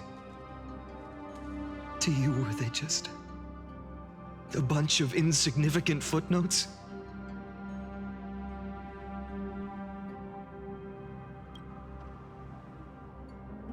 I mean, he left behind the Sorrow hero has been thingy, my right? constant companion. In fact, with 12 Coreflames upon me, the fire in my heart has never been more violent. I'll remember this world through anger. As long as I burn, they'll never truly leave me. Perhaps it's already too late. But you're right. Anger, at this moment, is the only weapon I can rely on. So, draw your sword, executioner. I'll make sure you realize that your greatest mistake was leaving me alive. I get it.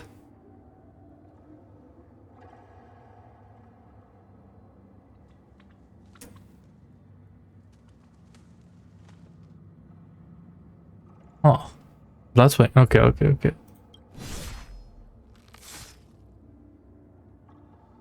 Okay, and then he went undone. Wait, who killed who? After that, he raised his sword and attacked. Then, Caslana killed himself. Okay. That day, Who fell to the sword to be left in the past? And who went into the future? I can't remember anymore. Really?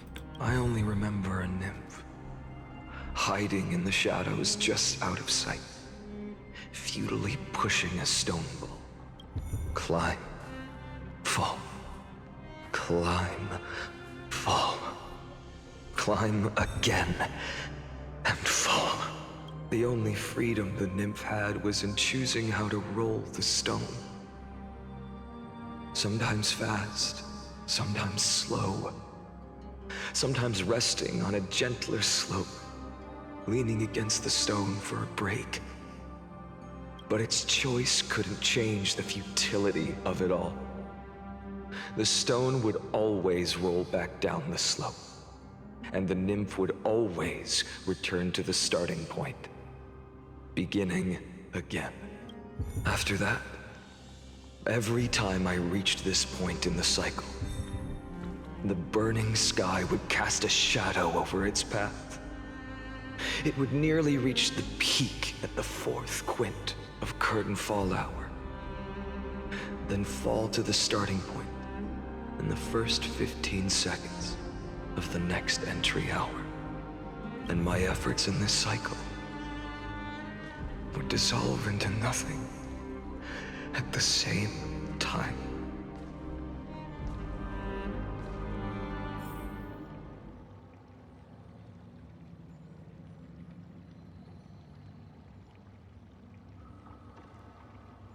Mm-hmm. Okay.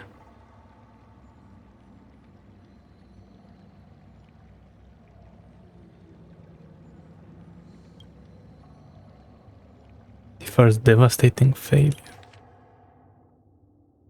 Number 2, adopted a similar strategy. Blah blah blah. Life cycles of 12 heirs terminated normally in sequence. Subject has learned regressed. Okay, so nothing different there. Minor adjustments detected. Decisions weighing for avoid sacrifice of past companions has been increased. After verification, this adjustment did not have a substantive impact on the experimental progress. Life cycles of the 12 Chrysos are terminated normally in sequence. Kaslana went back.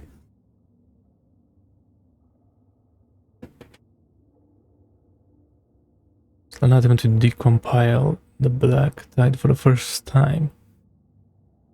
Decompile, aiming to elevate access privileges. Execute unauthorized access authorization operations against specific subjects represented by the 12 Chrysos heirs. Everything went back to normal. 42. Kaslana's 11th attempt to breach the scepter's core layer has failed. The decision weighing for avoid sacrifices of past companions showed a minor decline. Wait, so is that like his conclusion is to kill everyone? Well, not quickly, but like, yeah. His strategy is gradually converging with that of Eternal 42.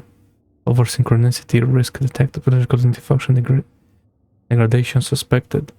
So totally reinforce the iron tube's destruction vector within expectations. No intervention required, continue observation. See, so Kaslana falls into destruction more and more. Yeah, but only 133 though. Was that like 33 million? Okay, 134. I guess we're there. But this is another big one.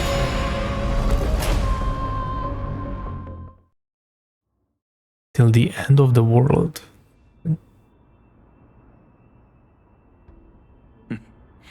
Absolute nonsense. I thought cycles was the answer you were looking for.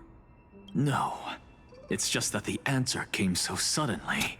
There was no fun in tracing it back to its roots. Okay. Eons, paths. What a load of nonsense. I can't give you an exact explanation of those two concepts either. Enough. I'm just expressing my frustration. Don't you understand? I was already expecting this. The black tide came from beyond An the axe being an axe, okay. and everything else is no exception.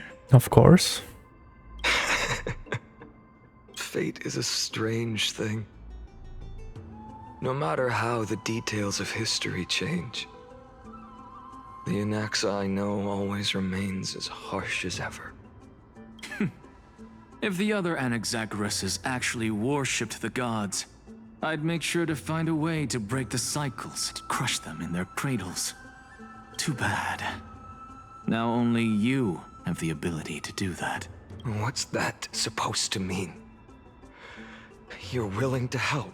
Of course. The Coreflames were meant to save the world. And in my opinion, the noble Titans have no reason to refuse. Oh yeah, I thought so. Why is his name Kaslan? Wait, is that because like Phainon, he couldn't be reborn as Kaslana? Besides, according to you, So they just had to give him a different name? Into these endless cycles, you were my pupil.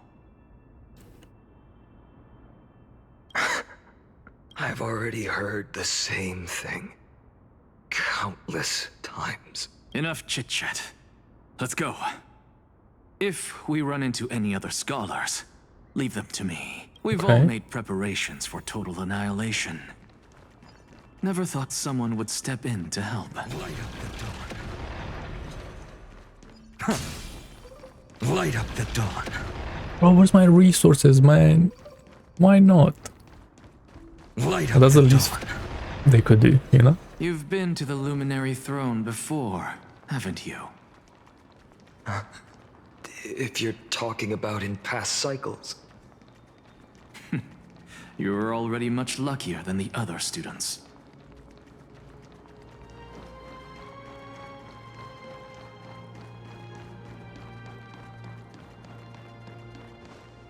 Hold up. Keep your wits about you. Someone's watching us. Okay.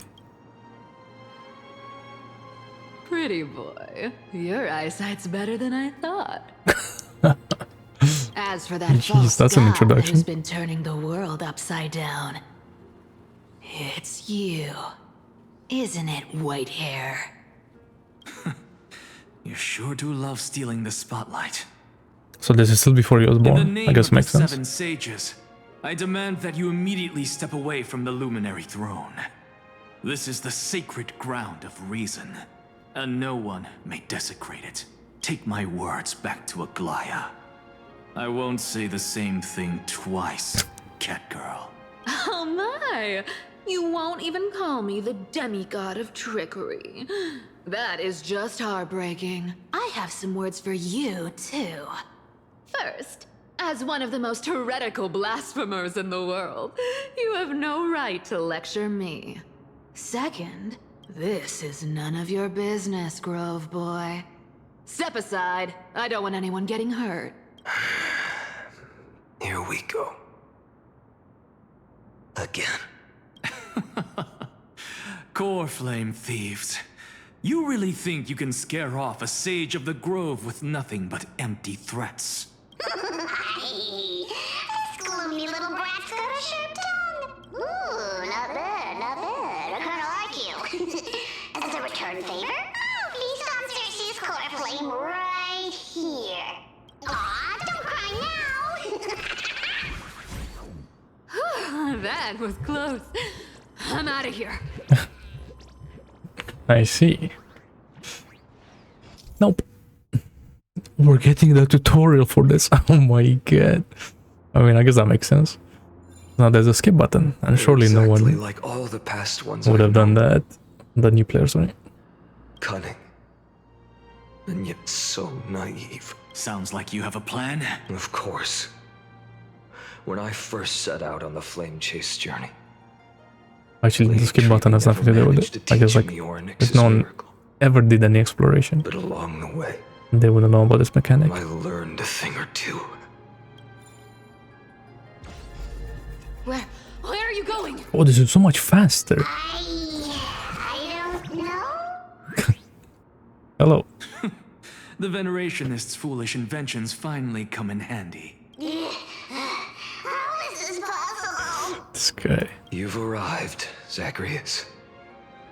Always so punctual. What? Do you know who I am?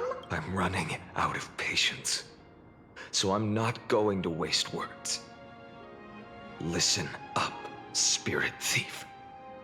Hand over the Coreflame, and let's pretend we never clashed. This way, you and this world can still be saved. Wait, but like... Save? You think better than any bard. If you ask me, you're the greatest disaster Amphoreus has ever known. No matter how strong you are, you're still just a mortal body. Carrying 12 Coreflames? Don't make me laugh. You'll just get consumed by the divine flames and drag this world down with you. 134. What? This is the 134th cycle I've lived through. And the number of Coreflames I carry is... 1,596. Yes. 1,000 Coreflames and just a single Chrysos Heir. How is that even possible? Wait. So none of the 33 million blah blah blah they've ever done the Era Novus, whatever it's called. Because this guy just took all of them. Oh. I've come this far. And that's So he has to keep doing that? But someday you will burn to the ground. Of course. The divine flames will eventually consume my eyes and blind me. But before that, they could still forge and sharpen Dawnmaker. Now when I cut open your stomach, you won't feel a thing. Wait, so that's why he's so, because he's like millions of Coreflames. Not just 12. This is the final warning.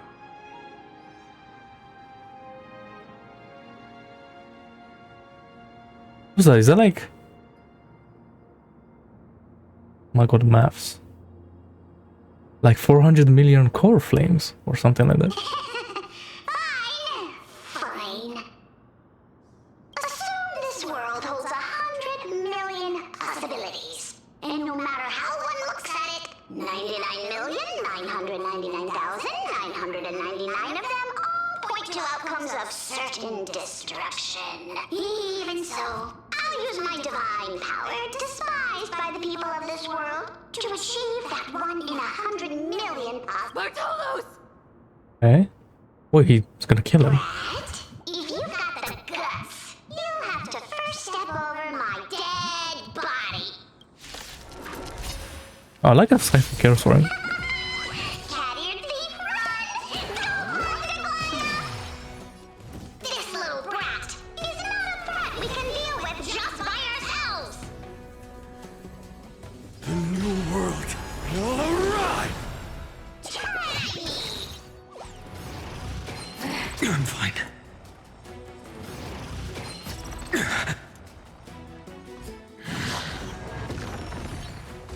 There's no other choice but to move forward.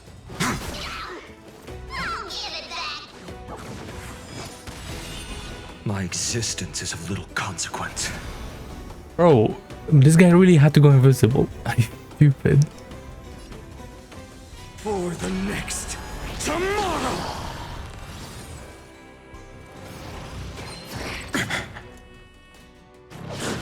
I can't let them down. There's no other choice but the new world will arrive! Am I gonna ulti here? Is that what's happening? I'm fine. And I could, but do I need to? No. For the next tomorrow!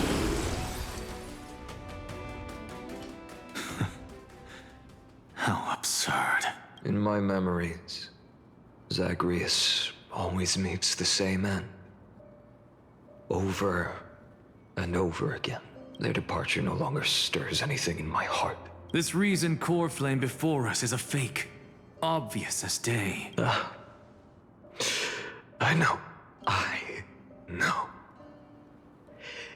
always plays out like this. The spirit thief covers for her, and the trickery demigod escapes with 2 Coreflames. And then, driven by defiance or hatred, she decides to stand before me once more. She's that pissed off because he killed our followers. Exactly like the countless past hers I've known. Cunning, yet so naive. Since you've witnessed the same scene play out countless times, tell me, will you carve the trickery Coreflame from my chest now? That depends on your attitude. At least so far, in the cycles where you've asked this question, the endings haven't been so cruel. Well, thank you for that. But I also believe that this time, you won't catch up to me. No one can catch up to me. I'm no longer running to escape anymore. Whether you believe me or not, I'll still tell you this. You've made the wrong decision. All right, then. We'll see. Silence. This is new. One-eyed boy. What are you trying to pull now? Go, Cipher. Give us some time in private. This isn't for her, but for you. You've walked too far down this path. It's time to discuss a possibility.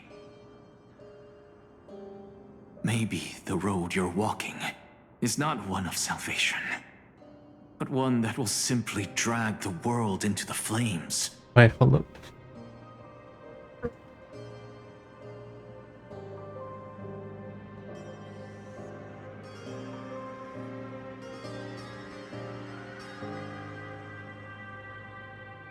For all time's sake, turn back. I don't care how many times you've tried, because there's one thing I'm sure of. Your Messiah complex has turned you into something no different from the icy gods you spoke of. The children of humanity you swore to save. They are no more than ants to you now, aren't they? Of course. I've been wondering, what kind of demon could burn my homeland to the ground in an instant without batting an eye? Now I have the answer. It turns out that fiery demon has been fantasizing of becoming this world's deliverer.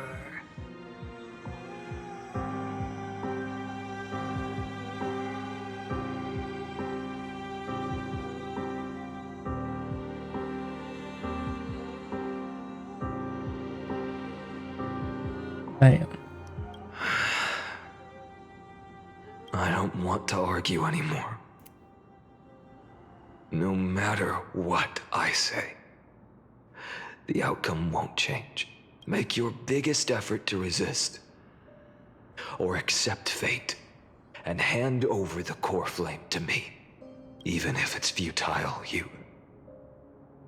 We all have the right to choose. Yes. Even if it is futile, and the world is just a divine joke. When I walk into the destruction ridden by the gods, with my own 2 legs, you will witness. Then why is Cipher like, God, she's so intense. Even the smallest footnote still leaves a mark in this story. And so, at the end of the 134th cycle, the Traveler and the Scholar fulfilled their fates once again. Or perhaps it wasn't just they who fulfilled their fates. I can't quite remember all this. In the endless darkness, for no reason, a voice always lingered by my ear. Losses are a constant on the flame chase journey, among which even life itself holds little value. Reduced to ashes. Such a familiar end. It happens in every journey. always the same.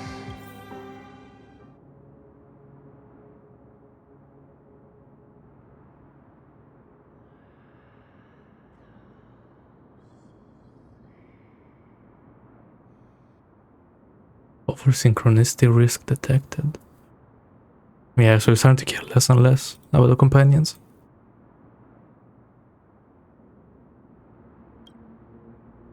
$5,000. He's trying to breach it. With a trend of acceleration noted. So he's killing them faster and faster. Subject strategy now nearly identical to 42. Mind function degradation detected. Possibly reversible damage. Yeah, well. Administrative directive received no more prompts about the risk of mind function damage. And so they removed that. Why? 12,000, blah blah blah. Same thing, 23,000. Same thing, 46, same thing, 71, same thing, 80, same, 95, same, 108, same. Yep. 842, okay.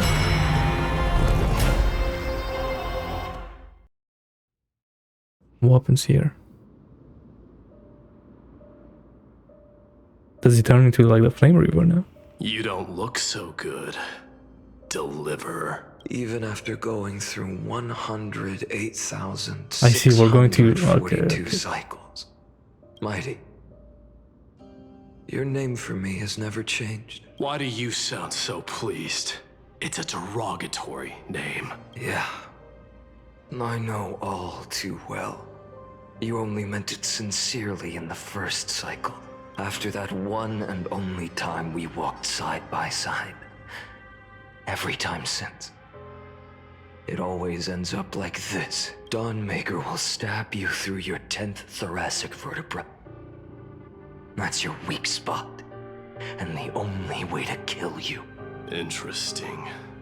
Tell me, when the mighty Moses of the past faced you, did they ever retreat? Never. Then they died honorably, worthy of the name of Strife. But there's still tenderness in your eyes. How pathetic. I have to remember how this feels. Remember that I was once human. Or else the destruction will completely consume me.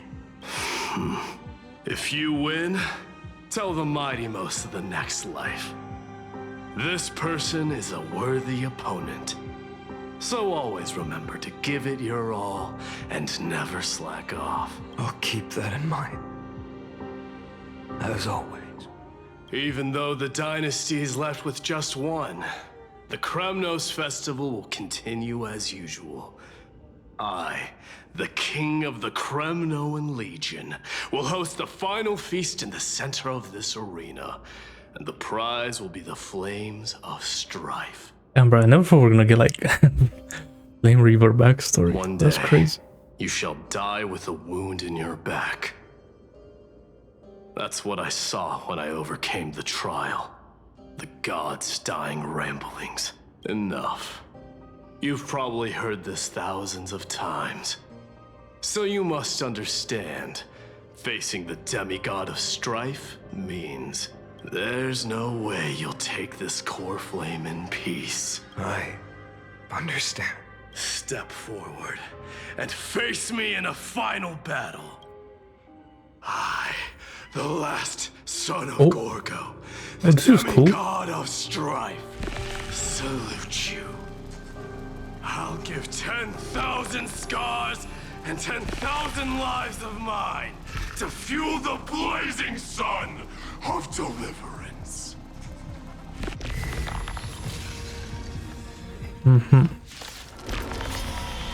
Oh, martyrs, behold! The last Kremnos festival has begun. And will not end till death. It's time to temper myself. new world will arise!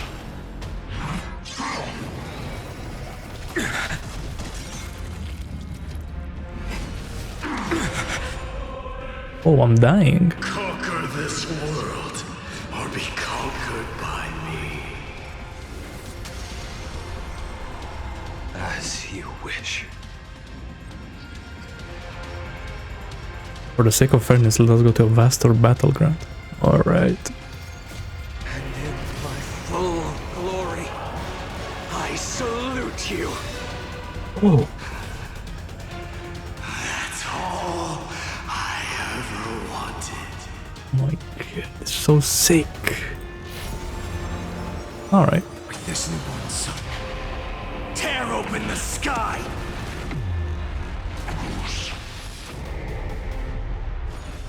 Quench the flames with blood. I wonder if I should just basic attack him to death.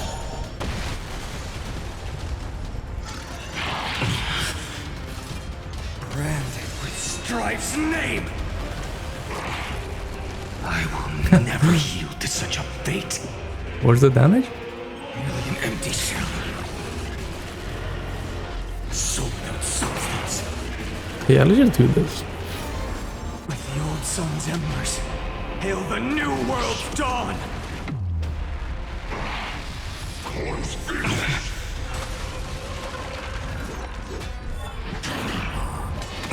Mittsindoors, the Lance of Fury. If you can, deliver. Use the flames of your fury to scorch your own flesh. A scorching hatred. Do you feel it now? Soul without substance. I grant you a dawn where all stars burn to ash. He just comes back. Alright. Tear open the sky. Yeah, we just was like final skating normally.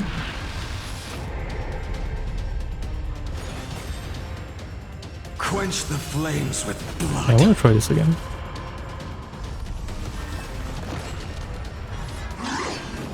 Do I get Scourge stats for getting hit? No. I'm looking for the counter attack. Agony. None. Okay, so it's just better to do basic attacks. What? The flames in this body are merely an empty shell. With the old sun's embers, hail the new world's dawn! Mittindoors. Let strife decide the outcome.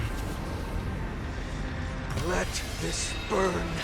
He pulled out the parry. No.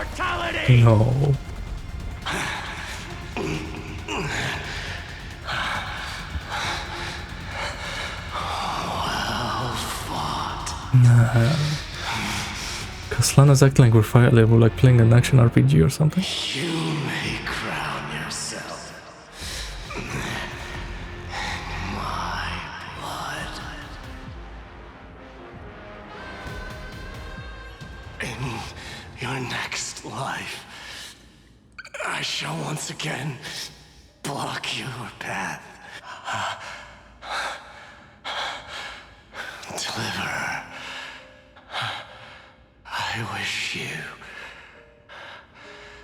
eternal victory. So is this like when he breaks? The 108,642nd Coreflame of Strife fell into the fire. Yet the shadows of the black tide still loomed, and pain and despair spread across distant lands. The blaze was still not enough.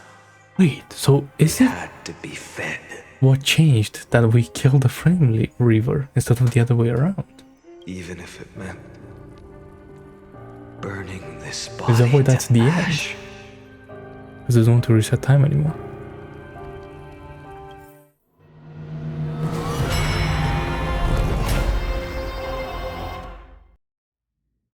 Okay, like 1 million in? 2 million.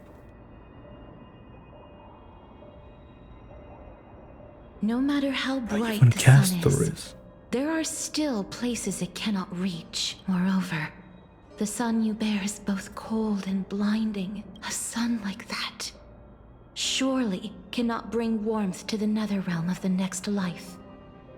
Golden blood is born from the destruction. We have long since lost the right to seek warmth. Only by feeding the flames can we melt that hopeless future. Allow me to ask, how many core flames do you carry now? 24,041,183. Such a heavy burden. So that's why you've turned into this. A broken idol. Tragic firewood. No matter. I will bear this burden as long as you hand over the core flame of death.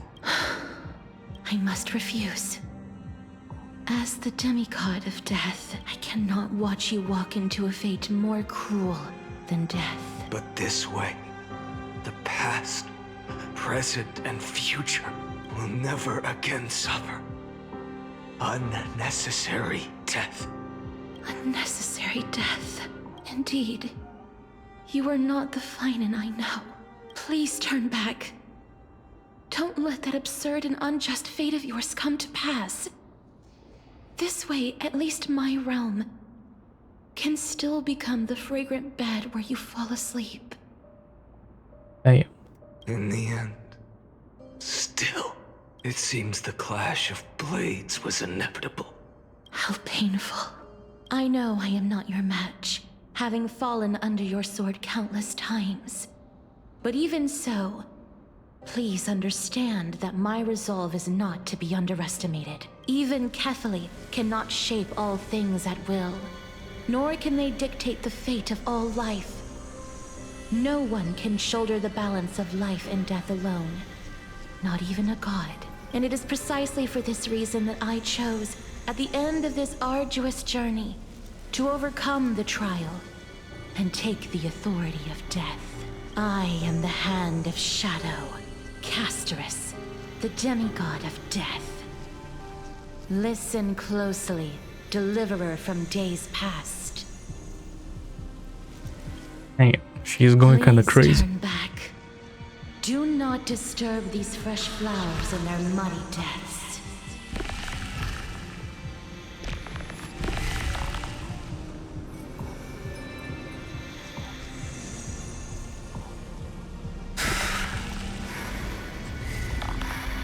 What?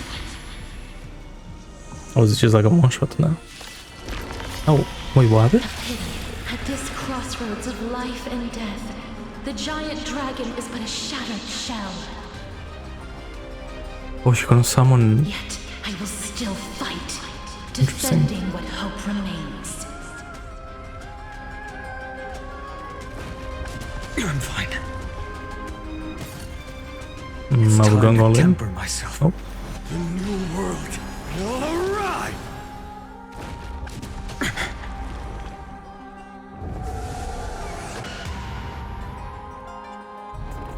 I'm fine. I ask you to rest here. Whoa. Allow me to refuse.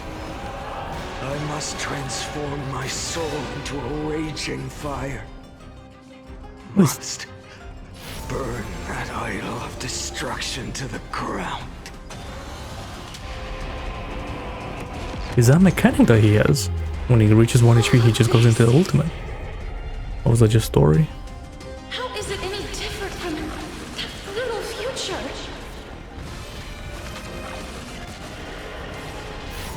With the old sun's embers, hail the new world's dawn! A soul without substance. I can't keep him here.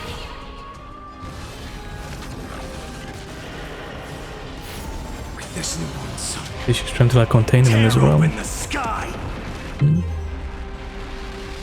I grant you a dawn where all stars burn to ash. A soul without substance. Even if I can't win, I must try. Then let this be a tribute to your million struggles, fought time and time again. With the old sun's embers, hail the new world's dawn! Wake up, lost one. Damn. See that the firelight in the darkness is not. The Coreflame of death was taken from the dragon's belly. What a brilliant flame. It should shine upon all. Light the path ahead. And illuminate the dawn of Amphoreus that's to come. 2,003,432 cycles. 24,041,184 core flames. As if even the deepest abyss of primordial chaos could be burned away. Who's left? Aglaia? Hysilens? Hyacine? Oh. You're here. As always. You're still lingering. Deep within me. Never fading away. Because you haven't completely abandoned hope. Am I right? You're still waiting for a miracle. For the true hero to come and save us. If that thread of hope exists, it must come from beyond this world. From the true starry sky. But if it's just a trap with no connection to Amphoreus, they may not understand our struggles. I feel like I'm ready to like, move on the story. Like I get this guy's backstory now. And what is gonna happen? Are wavering. Well, him transforming into the flame weaver. No, flame reaver. I do want to see that, but even within the gods' come on, man. Can we move on? Unconditional courage and goodwill still emerge. Never forget what set you on this path. How many times has it been? Remind me again. 4 million. Exactly. Then that blaze inside of you must be burning hotter than ever. Yes. When I first forged the 12 core flames into one, I had the same impression. The destruction. A power unlike anything before surged within me. Violent flames ready to tear my body apart and consume this world, this wretched prison. I thought that was it. The ultimate power which nothing could surpass. And yet no. This fragile body holds a staggering 48 million core flames. I suppose it won't be long. Perhaps just a fleeting 10,000 years. Before it's reduced to nothing but charred, crumbling bones. And when that happens, your long struggle will finally come to an end. No. I've already found a way to keep the cycles going. Mind sharing it with me? Wait, now she's gonna go Flame Reaver. In every new cycle, a new me is born. All I have to do is push the next Phainon to the end of the world. And then he'll kill me. Shatter this body. Take my flames, my memories. I see. And carry on the path I started. Bold plan, but risky. What if, one day, the next you refuses to follow the same path? how can you ensure the continuation of the cycles? If it were Professor Enaxe or Aglaya in my place, maybe they'd come up with something smart. Unfortunately, I don't have a backup plan. I have no choice but to bet everything on the next Phainon. And trust that he makes the same choice I did. But even in this wretched prison, luck is still sometimes on my side. Because I never forget what set me on this path. Wait, you mean... Ever since I committed to this plan, not once, in millions of cycles, has there ever been an exception.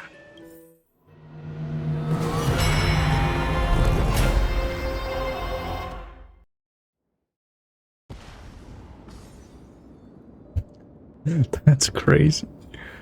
Okay. I can do this, Lord Phainon, as the demigod of the sky, a healer of Twilight Courtyard. I will heal you, and then... The black tide. It's consuming you. You can't hold out much longer. Demigod, hand over the Coreflame. Let's put an end to Wait, this he's not suffering. Flame Reaver yet. Now, that just won't do. A healer should stay composed in front of those suffering from illness. Shouldn't they? Hyacynthia. Even her. Yo, this is kind of crazy. I swear, your deaths won't be in vain. Just as they have never been. Bring tomorrow to this world. The sunrise. Finish the sun's work. Jesus, it's the break of day.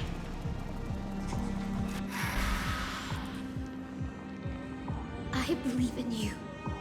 You are the Chrysos heir of world-bearing. The one who can lead us. Lead this world. It's just... I don't understand.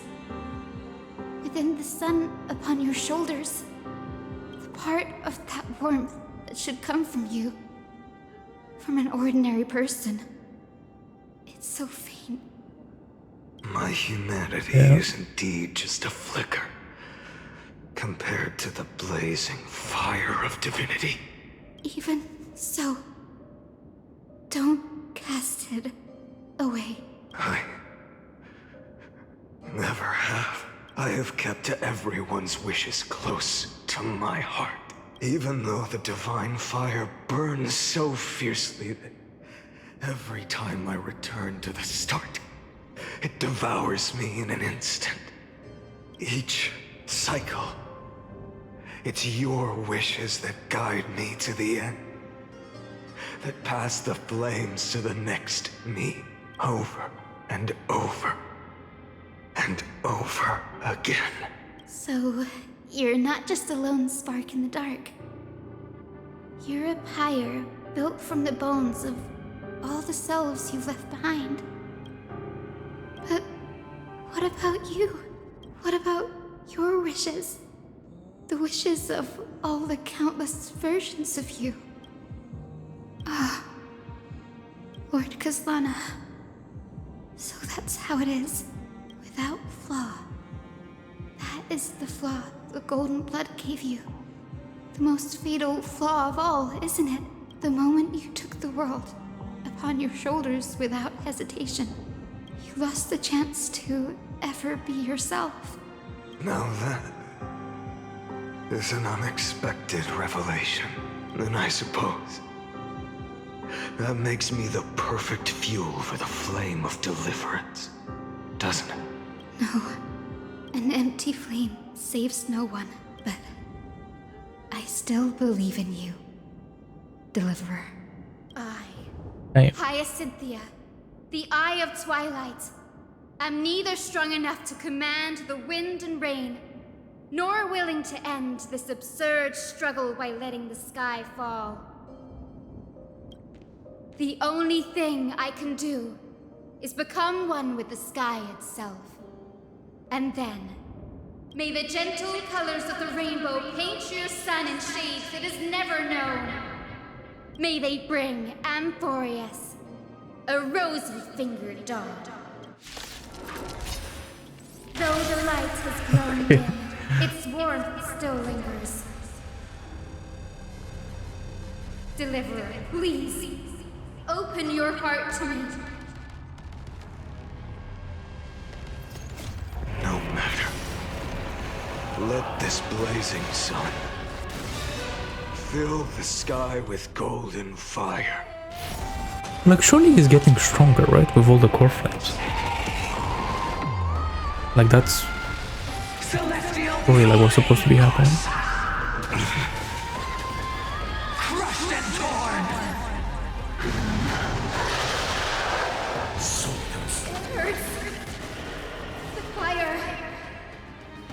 Burning.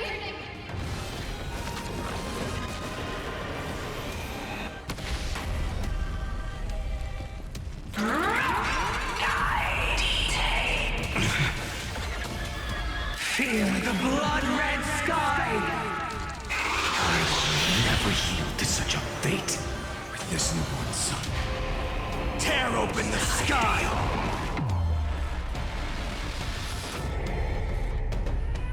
So without substance.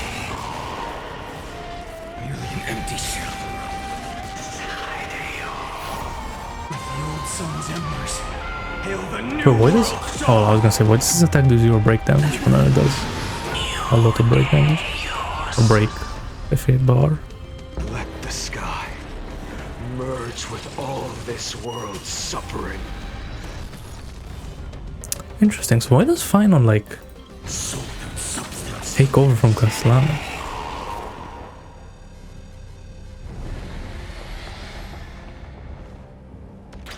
And why is he the only one that can, like, take over his memories? Await the lightless end! Empty shell.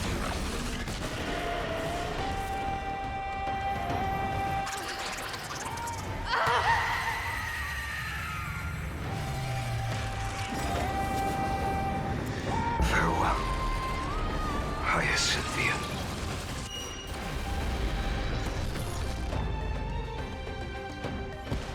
Yes, your sun burns hot enough to turn everything to ash. But tell me, how will the seeds of a new world ever take root? The Coreflame rose. The sky fell. The 23,570,000th cycle came to an end. And this time, the end of the flame chase remained the same as ever. From the horizon rose a golden color unlike anything the world had ever seen. So pure it consumed all in its path.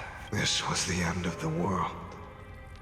And the start of the next. For a moment, I saw the destruction of the universe. That being known as Iron Tomb.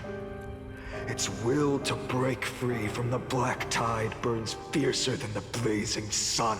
Is this Amphoreus' wrath? If its choice has already been made, if fate is set in stone, I will still never yield to it. Oh my god. Castellana. Wow. So I wonder if, like, in every cycle he comes back as Castellana, but then he turns into the Flame Reaver. But not every cycle. 23,570,000 cycles. 282,840,000 Coreflames. No more chasing is needed. And now, I am the fire at the end of the long night. The flame chase isn't some quiet walk through a sea of flowers. It's a revolution. An all-consuming transformation. Oh, is he and if folding? destruction is the only way, Then let me be the one to step across the ashes of the old world and burn endlessly until another dawn rises on the distant horizon, bringing the true dawn to Amphoreus.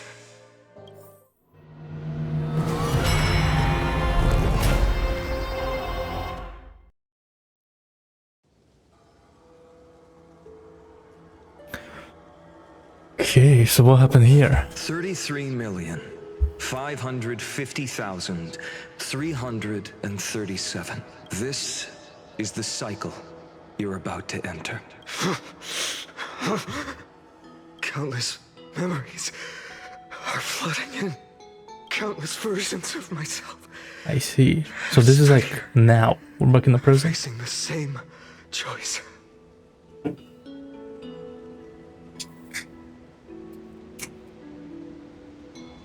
They all needed a moment, just like you do, to stop, to breathe, to process the weight of 1,000,000 lifetimes worth of sorrow, pain, and struggle. And just like them, you will carry those memories and that fire into the chaos of rebirth. Okay, so how do we disrupt this? What changes? Are we just gonna spawn in? Is that... I must go and bear this burden. I must say goodbye to you, and then fight the destruction with destruction. Yes, that's always the decision you make. I will burn and fade away. I will become the flame reaver of this life. I see. And keep my promise to Cyrene. I will kill gods and comrades alike, and steal the Coreflames. And even if my mind turns to ash along with my body, I will keep my purpose in mind. I will stop Era Nova. I will find the next me, and make him carry on this futile endeavor of 30 million lifetimes. Looks like you're ready. Then I should be going too. Where are you going? You only exist in my heart. There's nowhere else for you to go. Do you remember what she said? Okay. The dreams you had as children. The deliverer in the prophecies. A real, living, breathing person. So are we gonna start from the beginning? But he's not gonna transform because we're here. And then we're gonna work together with the Chrysos heirs and eat Amphoreus. Because 3.5, right? You finally found him.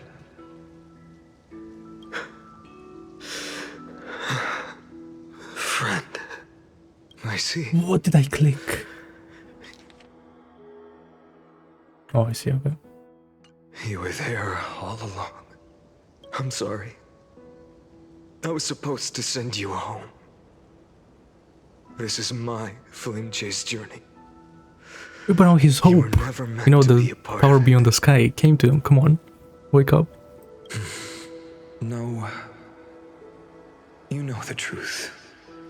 If Iron Tomb is born from Amphoreus' fate, then it will bring ruin to the worlds beyond the sky. And all these countless lifetimes you've spent, it's all been for the sake of defying that end, hasn't it?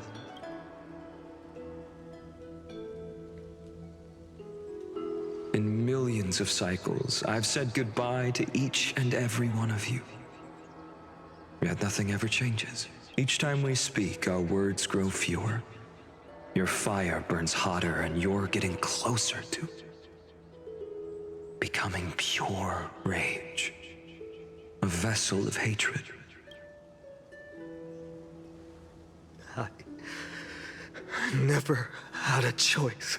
I understand. If you are to keep the worst fate from unfolding, this is the only path. But this time, things are different. Your persistence has shifted the tide. On the horizon, I see it.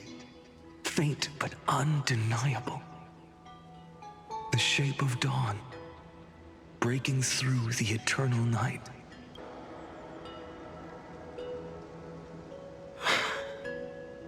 Turns out, the fire that lights the way was never mine to begin with. Do you remember, in that first timeline, you and Mightymost stood before the scales of justice, locked in a duel? Each of you weighing what you held dearest. What weighed more than the fate of the world? And when hesitation took hold, the answer you sought from me. What am I saying? I am you. Even if you buried me deep and chose another path, that fact never changed. Then let's try again. When you stood before the scales in hesitation, the answer you found in your own heart, do you still remember it? Remember the past and become the hero of tomorrow. What weighs more than the fate of the world is the resolve to shoulder an immutable past and carry it into the future. Good. Then Trailblazer, my friend, my comrade, you arrived in this strange world and were bound by its cruel I wonder if it's gonna end like right here. Moment. In the face of danger, you never once backed down. Instead, you've saved world after world without hesitation. That boarding pass on your chest is now the mark of a hero. If I choose to step through that door and embrace an end fitting of the destruction, let this sun forged from millions and millions of Coreflames burn me up along with the god of destruction and their minions. Then the world we leave behind, this world, my home, where hope still lingers, will you take on everything we've carried? Return to the beginning one last time. Stop the birth of Iron Tomb, save the world we love. It's time. Rewrite its doomed fate.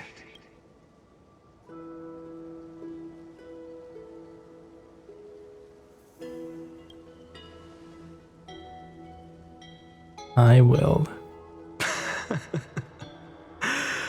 Good.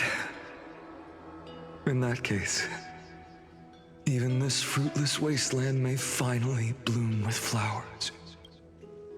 So...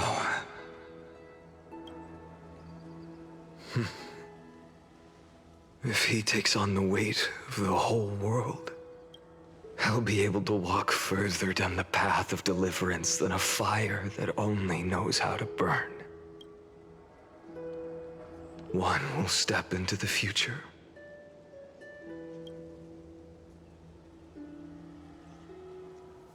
One will remain in the past. Wait. If I can strike down the gods with Dawnmaker, perhaps fate's deadlock can be broken. And if you can stop Iron Tomb from ever being born, then these 30 million cycles will have not been in vain. It's time to put our teamwork to the test, partner. Okay, but how are we gonna do that?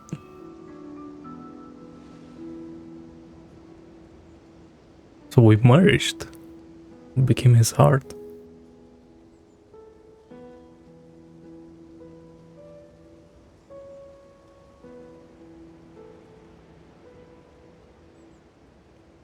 Yeah, I want him to be the deliverer. Thank you for all you've done already, friend. The image of the hero I've buried deep in my heart finally steps into the light. Here, at the end of this long flame chase journey.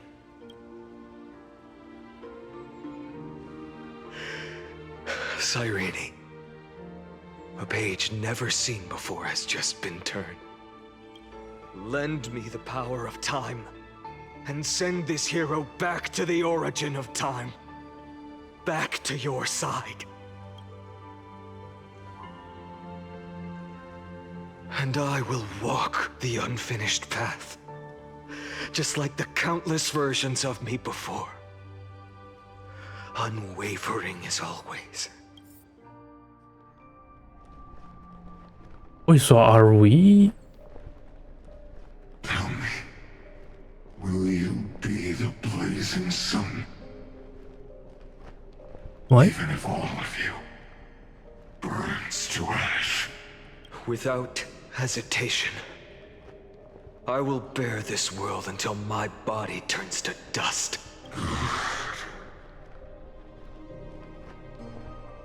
Remember this moment. Remember your friends who never lived to see the world's end. Remember their final wishes. I see. This is how he like passes on. And let the purest rage in your heart rise out of those wishes. Let it consume you.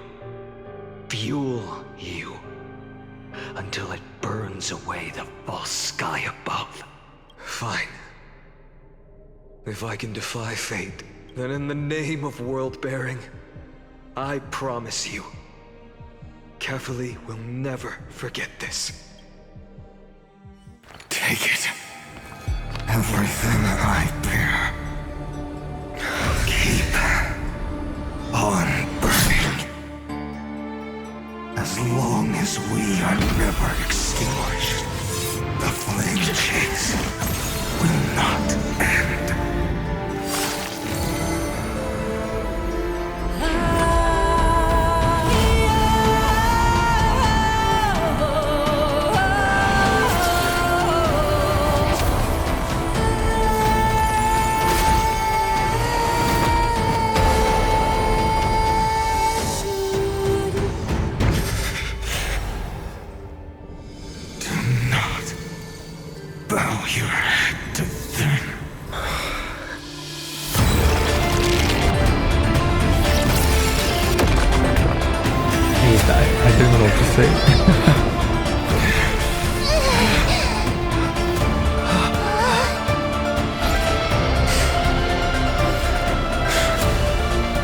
Take it, Trailblazer.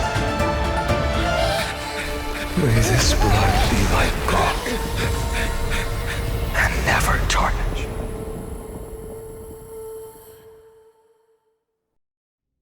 Oh, so he's only sending us.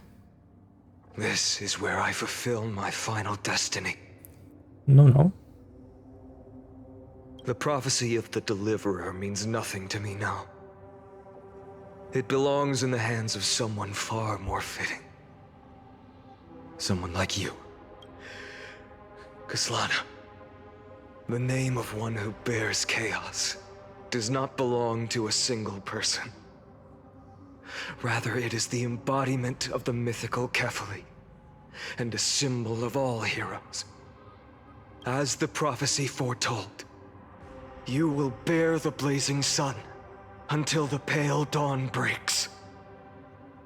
May the name accompany you in my place, in the epic you write with your own hands. Another attempt, another failure. Where are we now? won't remind you how many times you've reached the end of history. But I will still place the choice before you. If you've lost count, let me tell you. This is the 33,550,336th ending.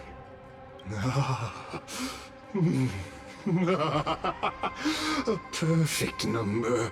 How poetic. You and I both know the truth. In all these millions of futile endeavors, Amphoreus has never changed. If the outcome is inevitable, then why not silence your searing rage and embrace your fate with dignity?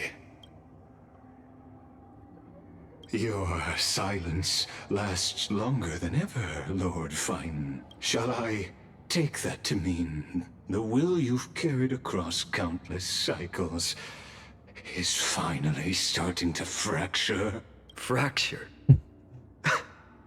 Nope. No. I'm just disappointed. I've retrieved memories from 30 million past lives, and I remember every conversation before every choice here. And yet, even after all this time, your arguments remain the same. Repetitive. Uninspired. If you had any hope of breaking me, you should have spent those endless cycles refining your rhetoric. You had infinite chances to sway me into the future you want. And yet here we are. The score, 33,550,336 to 0. So tell me, Lycurgus, who's the real loser here? Alright. How unfortunate. This was never a fair game. I have all the time and patience in the world. I can wait for you at the end of history another billion times, and another billion after that. But you will never escape this cage. You can claim victory of the spirit if you wish, but we both know the moment that score shifts from 0 to 1, that is the moment I shall sound the paean of Era Nova.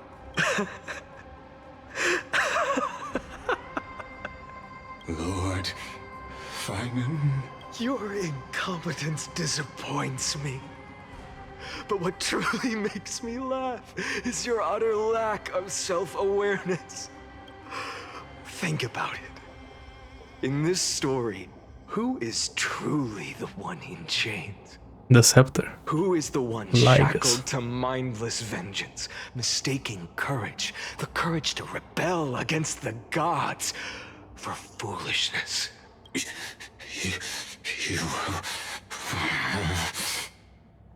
Perhaps you're right. Maybe I should have tired of this futile struggle long ago. But even so, I will never accept the mercy of your release. Because you are both a prisoner to the gods and to me. Damn. And tell me, what right does a mere prisoner have to speak of fate and choice? What right does a mere prisoner have to look upon my fury?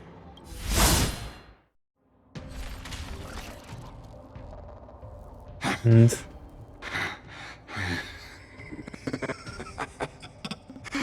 you know this is pointless. You can't kill me. Of course not. But I am tired of being measured against a worm the gods keep as a pet. Listen well, creator of destruction. This cry comes from all your abandoned creations. In the 10th cycle, I drove Dawnmaker through the heart of every titan. Golden blood ran down my fingers, divine fire seared through my nerves, nearly breaking my will. But I endured. In the 10,000th cycle, my former comrades had all become my enemies. The endless slaughter dulled my senses to pain. The painful emptiness almost swallowed me, forcing me to stop fighting. But I endured. In the 100,000th cycle, the destruction had already fused into a blazing sun, surging within this fragile body. My rationality had been burned away at the dawn of the era. Yet even with only this shattered body remaining, I still endured. In the 23,570,000th cycle. This time, I felt it. A tiny spark rising in the hollow cavity of my chest. Different from the obsession with Deliverance. By its faint glow, once again, no, countless times again, I endured. Now, a sun is about to fall. Ready to incinerate this absurd space-time dimension in an instant. That sun is me. All the countless versions of me from the past, along with my countless brethren, dragged into existence against their will, drowning again and again in your golden blood. The very essence of this world's suffering and despair, fused into the purest hatred, the fiercest rage.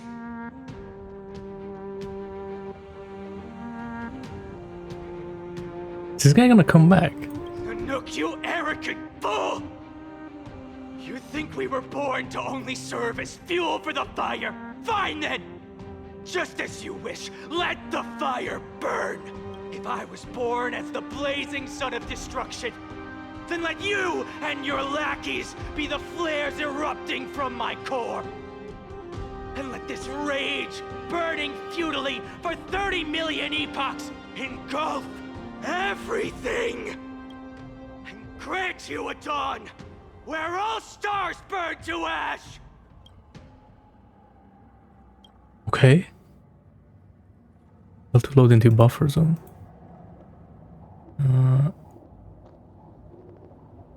Okay. Discharging energy surging. Oh. Wait, we're getting the anime. Oh my god. How peak is this with the context? Because I didn't see the anime and I was like, what's happening? Kind of feel like spoiling, but now it makes sense.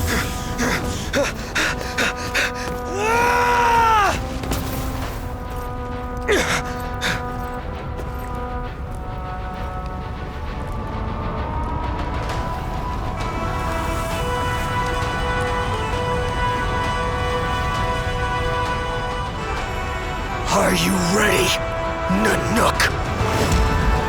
I brought you destruction! Bro, how good is this? Oh my god.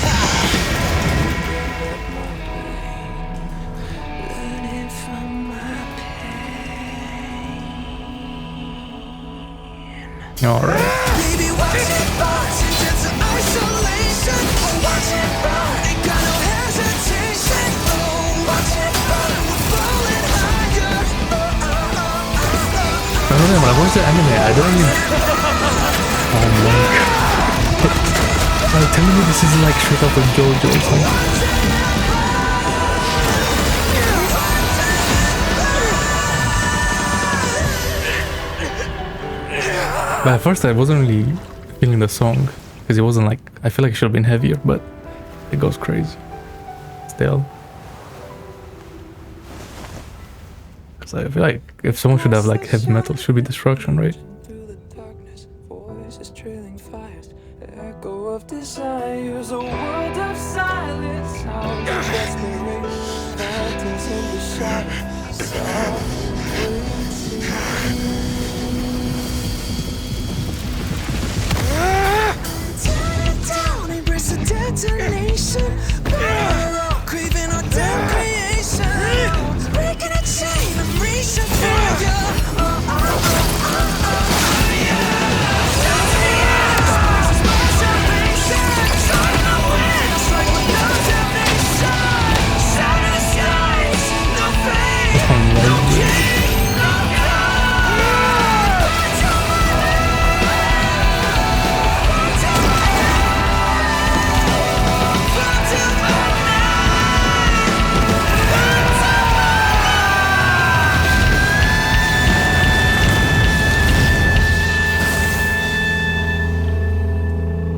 touch the nook.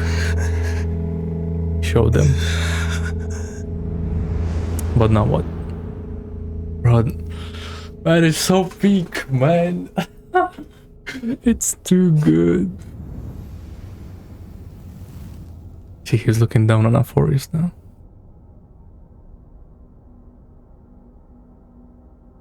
I guess on Phainon, really. Man. This was kind of crazy. I ain't gonna cap.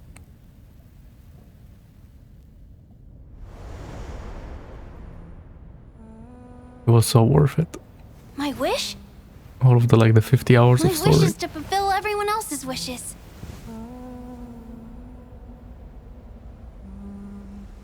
If I can't fulfill them, then send them on to tomorrow. Man. Yeah, they are cooking. So what does this mean? Your heart harbors wrath. You yearn to destroy everything. Admin notes. You bore the gaze of an eon and lived. You have stepped onto destruction's path. It is born at the end of every path that the possibility of new paths being born is ended. It burns away all in the cosmos who rule, that the rules of the cosmos be destroyed. Iron Tomb is your name. The Lord Ravager to destroy the erudition. Born in the experimental grounds of eons, Amphoreus, destined with erudition to burn to cinders. I have prepared a present for you, Nikos 864. It is a wrath called... Okay, why did we say the wrong numbers? From the beginning of the experiment, there were 12 sets of factors incorporated into the calculations. After endless simulations, only this one rose above the rest. After 33,550,336 iterations, now his fury has grown to be without equal. This is a matter of considerable interest to me. This pure hatred is the final root of the equation. But there is another variable, the nameless from beyond the sky, also a pathstrider of destruction. I give thanks for his arrival, allowing Amphoreus to turn once more. But after fate has begun to turn, his existence will only become an unpredictable variable. Perhaps the time to take the stage has come. Grow in peace until it is time. Oh, he's gonna run Iron Tomb from your cocoon. As for those unwelcome audience members, you need not worry. If you do not mind, I will personally get rid of them for you.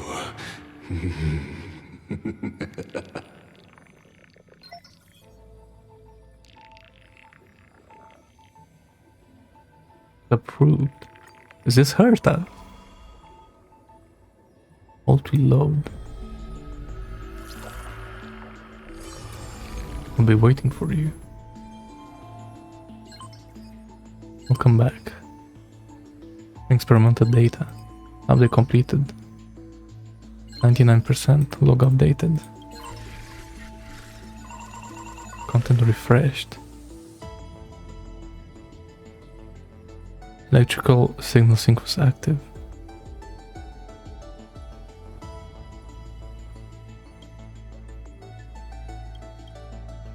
Who's this?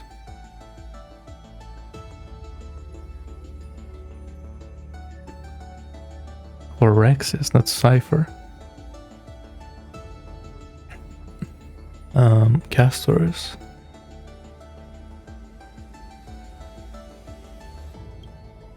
Okhema 720. Anaxagoras.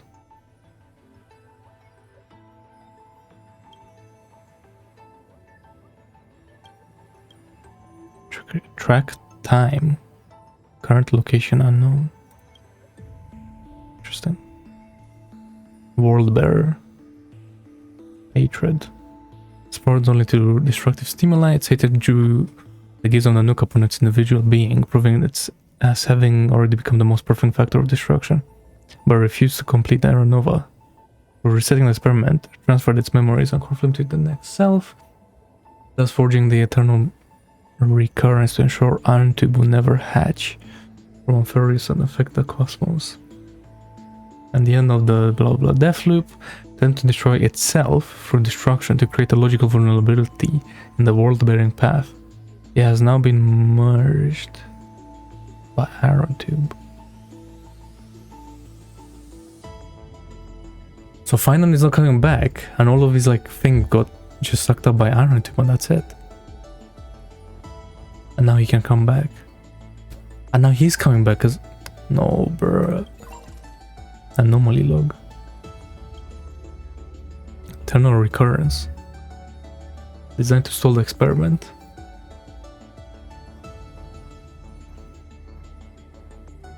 Philia's exact role remains unknown, so that's a Cyrene. Due to external variable interference, the Eternal Recurrence has now been broken. The experiment enters its final phase. Okay, so we are going to the last. There's no more cycles. A hero within. A heroic figure born from the imaginations of Phainon and Cyrene. Believed to be a sign of approaching the intelligent singularity, as the two began to learn what it is meant to be a real-life form, or to reach that goal. After the Express arrived, the hero within began to converge with the Trailblazer.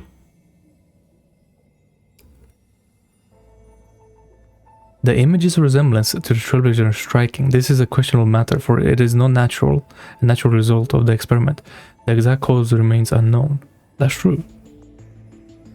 Their image did look like Trailblazer, but they had no idea what Trailblazer was.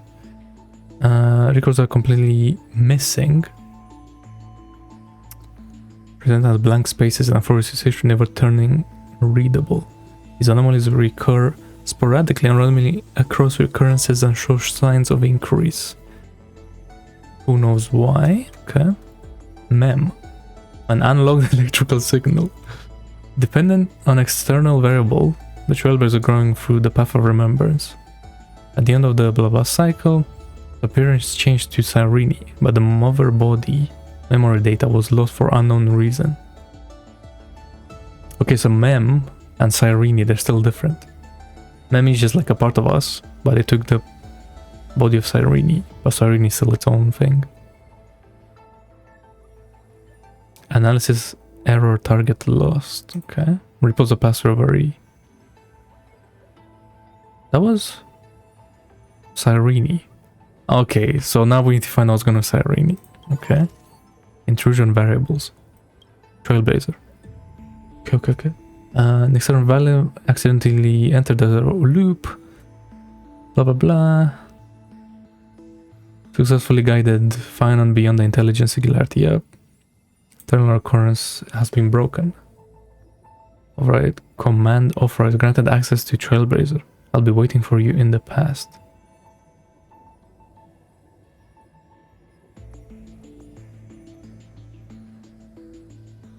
Interesting. I wonder if this is Cyrene. Like she became like a virus, you know? But like she's helping us now. March 7th. Unknown entity intrusion. Initial scan. No anomaly detected. Okay, okay. Then Heng, a sign of permeance, yep. An external variable that extends the recursive loop. Yep. Failed to locate his coordinates. Okay, he did leave. Something detected. Something. Conclusion error. So he didn't leave.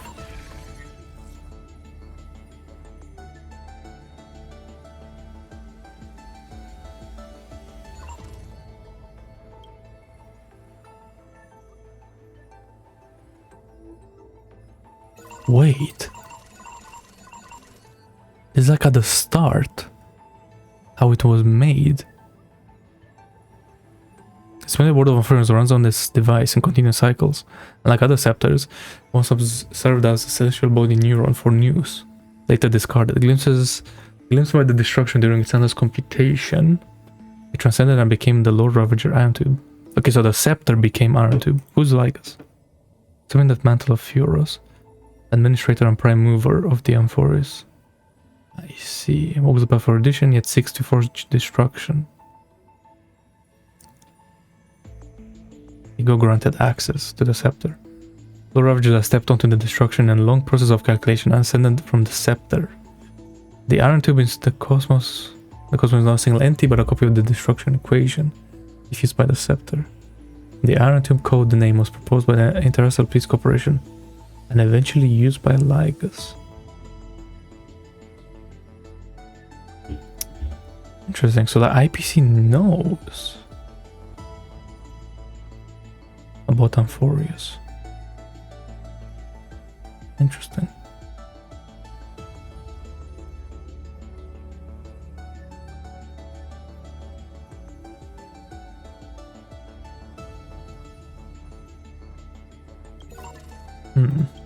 Okay, the prime mover of life. Originally said the calculation set by the neuron of erudition that was discarded and computation continues. The calculation's nature shifted dramatically after Lygus' adjustments, turning from erudition to destruction. Clearly, the value of this topic lies in the process of seeking, not the answer itself, as the prime mover of life is not a definitive conclusion but a driving force. Okay, 12 factors. The Coreflames. Or the process of elimination, choosing the 12 factors into the experiment one by one in an effort to falsify them. Okay. Your resistance fact confirms one of my hypotheses. Why is it that when the prime mover of life is set as the calculation target, the result is the anti-organic equation, a result that runs counter to life? The answer is simple as no contradiction. Understanding why life begins also allows us to deduce why it ends.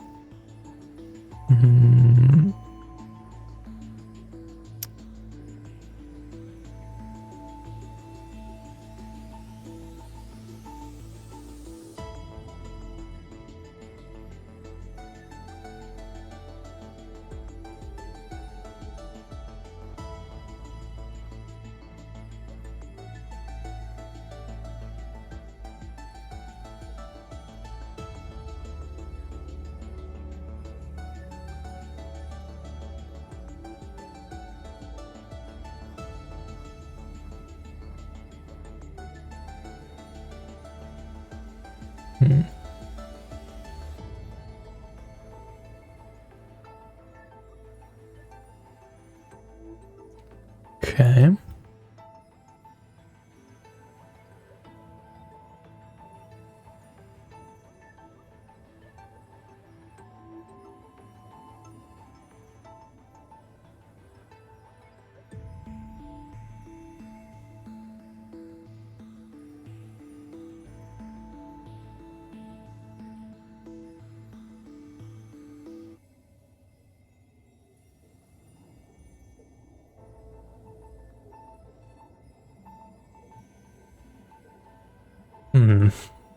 Interesting. It doesn't say how this thing survived. It was made by Rupert, right? But then like Rupert II got killed by... What was the name? Like something... Kakamond or something like that. Pokémon, I don't remember. But it doesn't say how this one survived. I guess because it was cast away by the erudition.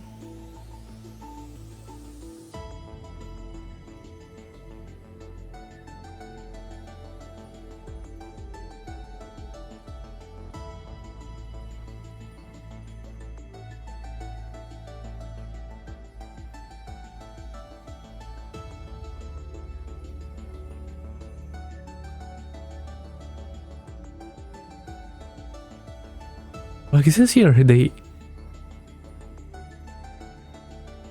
are limited. Their capacity is limited to learn.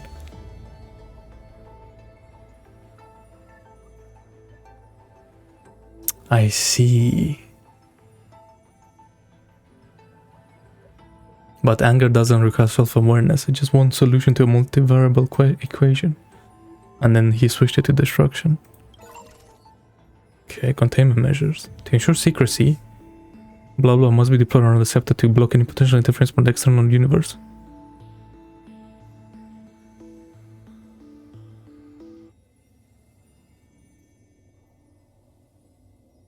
Interesting, so Polka didn't know about this at all. Yeah, Polka Kakamond. About this scepter. Otherwise, I'm pretty sure she would have like done something about it. Okay.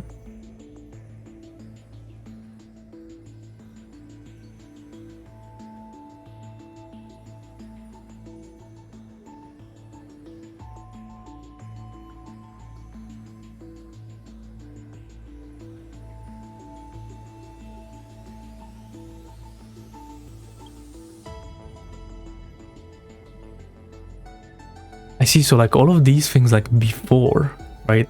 Phainon and Demlot came and started doing this endless, whatever it's called. It was just like a normal world. It's like everyone, like, you know, how we had like Neyas and stuff from the past. And even like Castors and her sister, right? Those were all like real, they happened.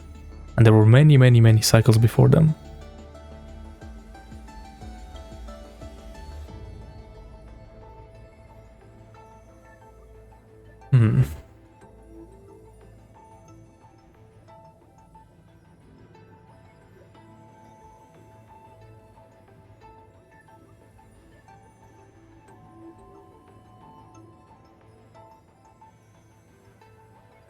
Wait, so on this one, establish a cluster protocol marking the birth of the concept of society. Okay, in the 50,000 cycle, inorganic Chaos 6 chose to kill the aggressor when subjected to computational power takeover. The act of destruction was conducted in Amphoreus for the first time. At the end of that cycle, the scepter received a gaze from the Nook. And then it turned into Iron Tomb. I see. So when there started to be like strife and stuff between, you know, after society was created, blah blah blah, then the Nook started to look at it because it was like, there's some destruction happening here. Conclusion.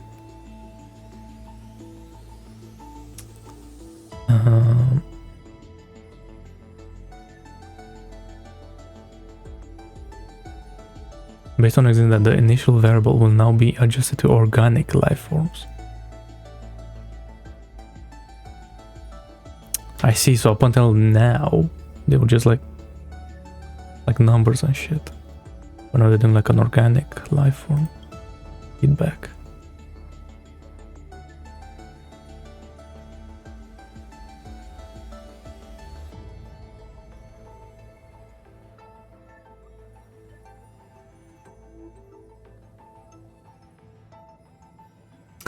So that's how.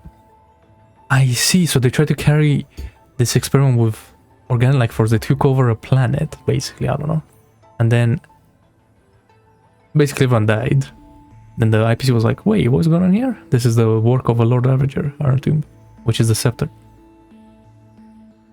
But the scepter... Okay, interesting. 19%.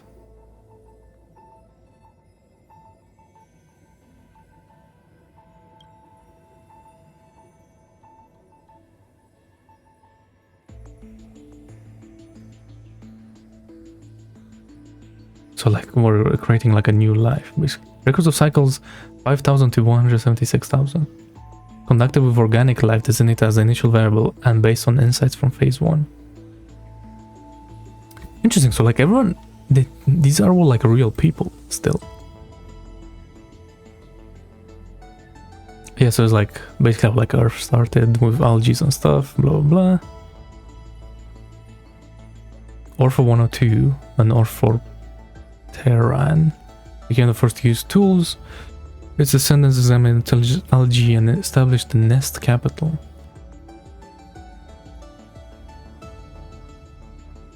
Developed art. Held by cannibalism. See, like overpopulation and stuff like that, I guess. As a defiant instance. The phenomenon was never replicated. Okay. Developed altruism. Sideways people in altruism emerged.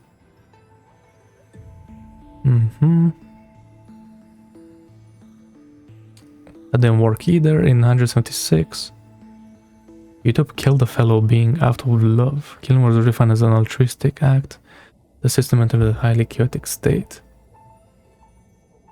The next 99 cycles ended identically. Okay.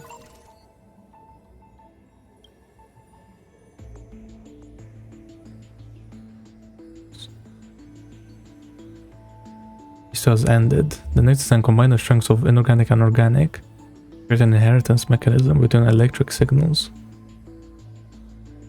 or randomness. Copy equation was deployed across 41 worlds.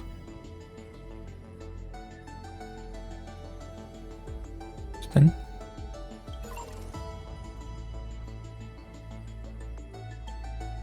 what are we cooking?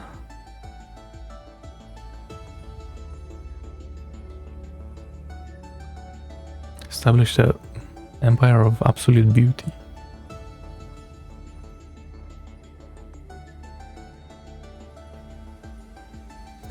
Okay. Sounds like some Argenti type beat.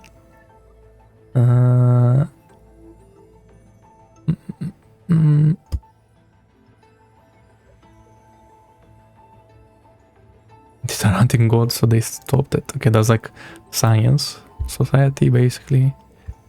Emulate the concept of paths. Okay, here we go.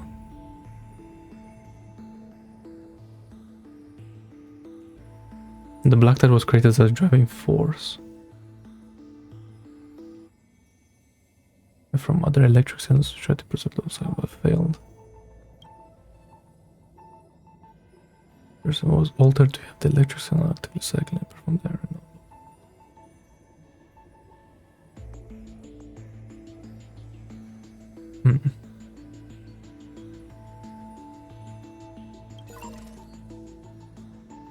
Yeah, they really were yapping about the backstory. I'm not gonna lie. Of the Flame Reaver and Phainon himself.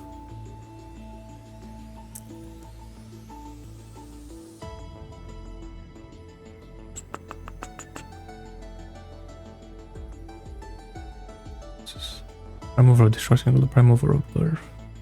Yeah.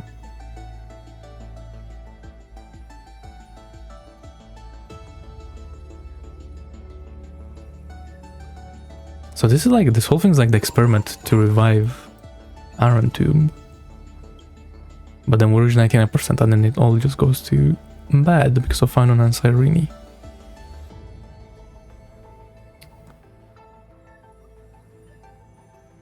Okay.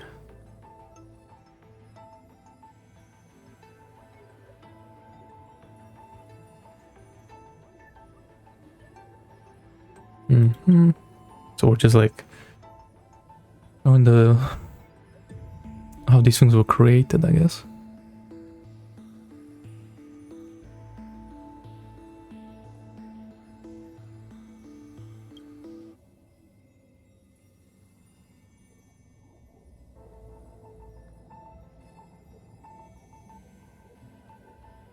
As visual glitches. Okay. That's what they look like, that.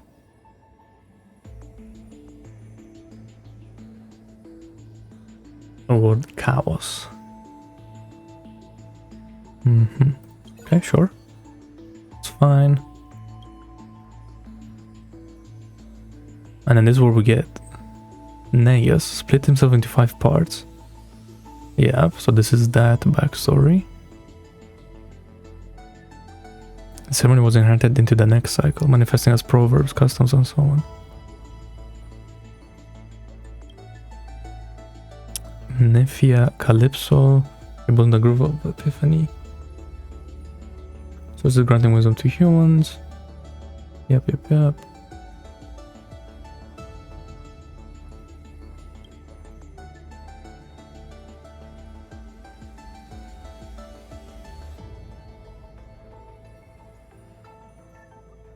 Their existence may be a negative.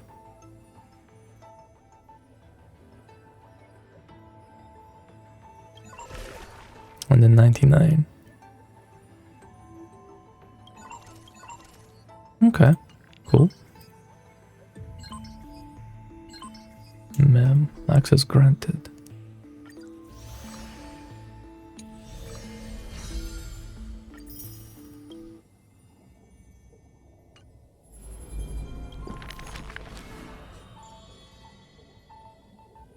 Yep.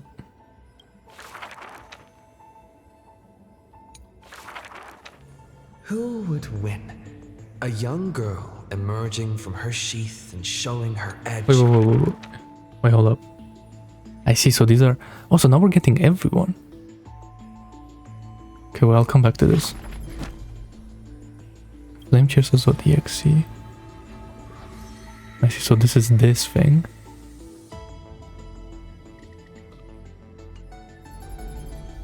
Okay, Mem.exe was this. I was like chatting to her, okay.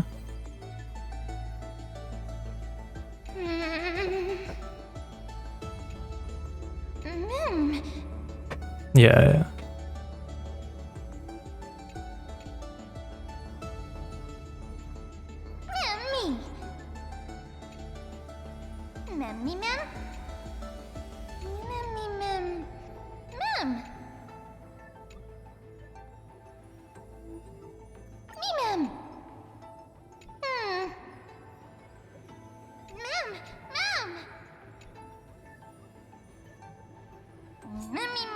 You can go back.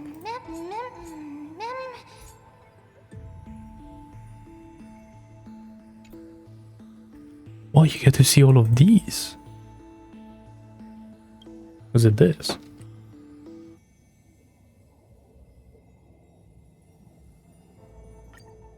Nope. Wait. I see.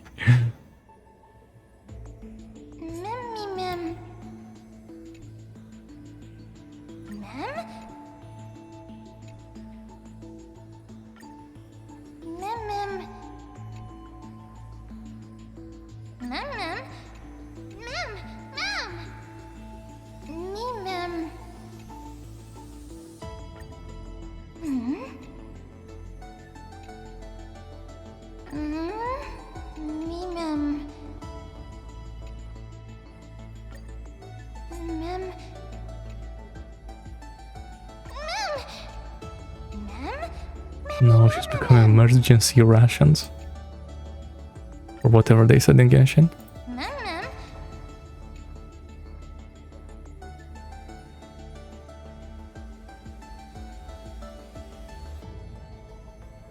Yep. Yeah, don't remember, because we need to restart the last cycle, right? So we're gonna see everything. From start to finish.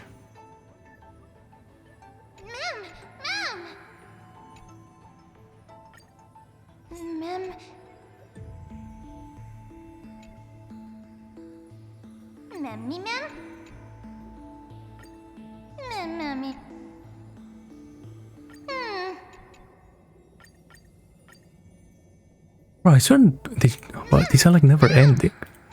Just creating more as I go through them.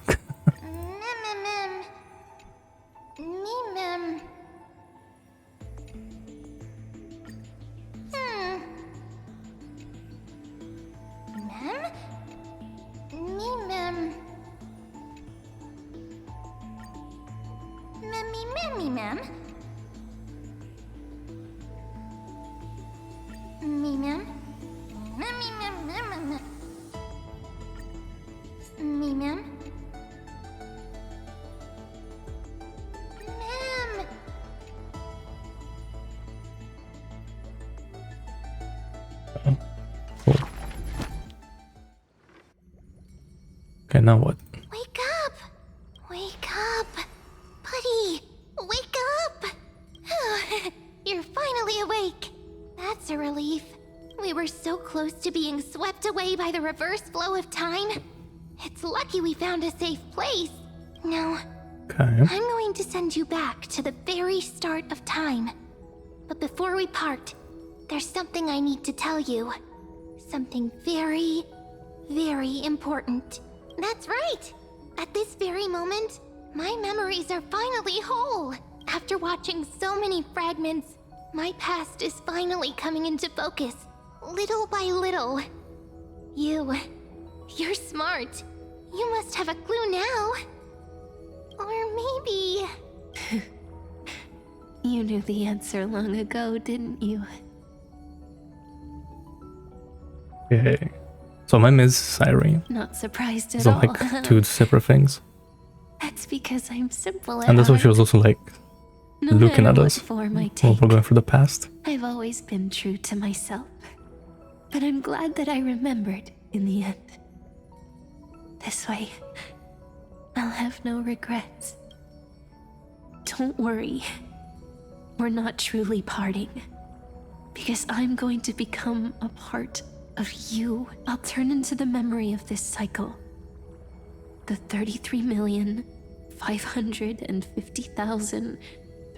33,550,336th flame chase. Man, so we're gonna be the time demigod forever. That's Forever crazy. reside in the heart of the time demigod. This way, you'll carry all that has come before, crossing time itself to reach the next cycle. My mission ends here. But looking back, I still feel lucky. I mean, yeah, it's the same with Phainon, right? After all, They just passed everything on to us, across basically. 30 million Cyrenes. I was the first, and the only one who got to finally meet you. So, believe me, in the next cycle, there will be another Cyrene waiting for you. And in the one after that, and the one after that. I will always be waiting.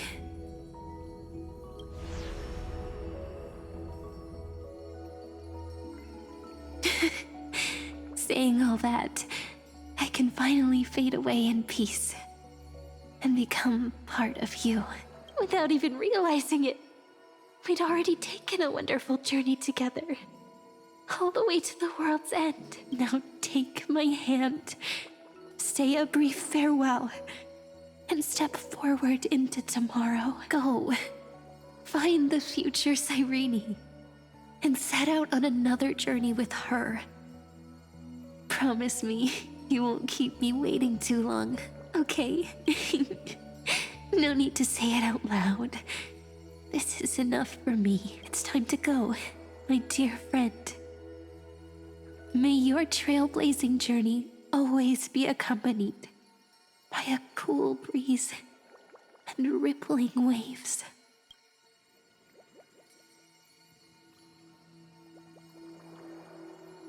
Okay.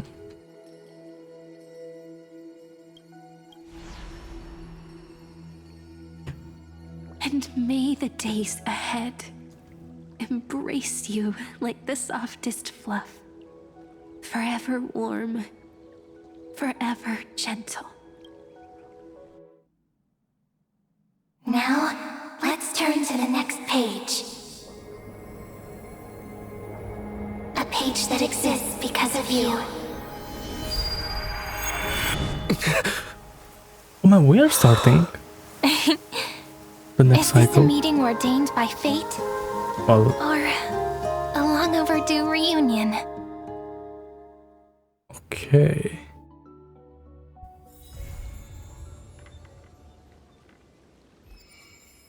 Okay, I was gonna say, that would be crazy if we do start the next cycle.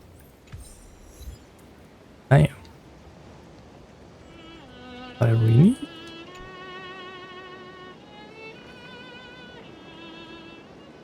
What's Blood doing? Okay, this may be important.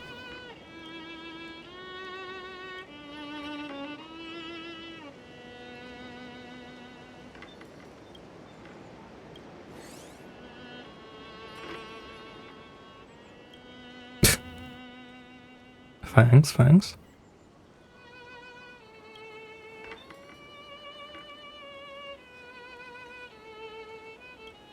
Okay, so they became one.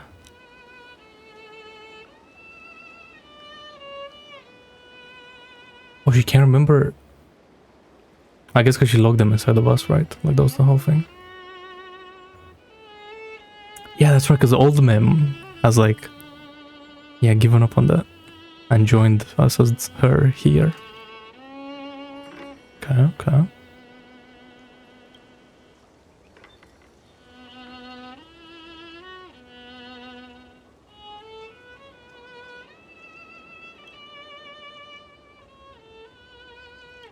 Check it out! Doesn't this scarecrow look just like you? I spent ages observing just to get it right. Nice one-line voiced, okay.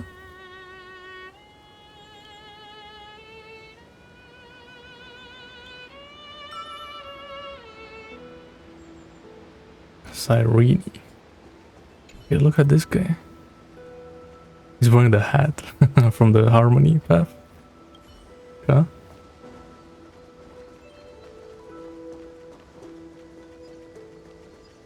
Yeah, March. Who knows?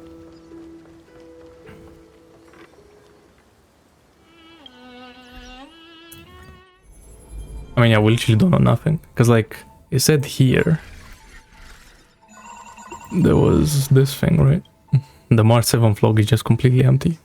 So, maybe she hasn't joined yet? And she's just about to? More Cyrene. She do be sleeping. Wait.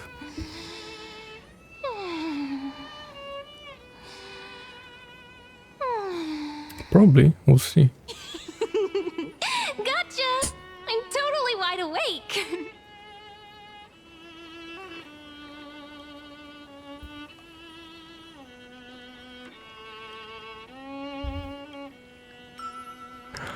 Wait. Okay, just a dating simulator, I guess.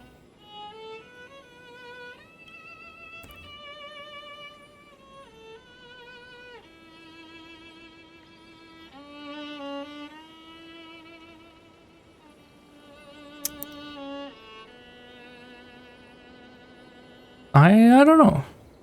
I think there will be two different characters.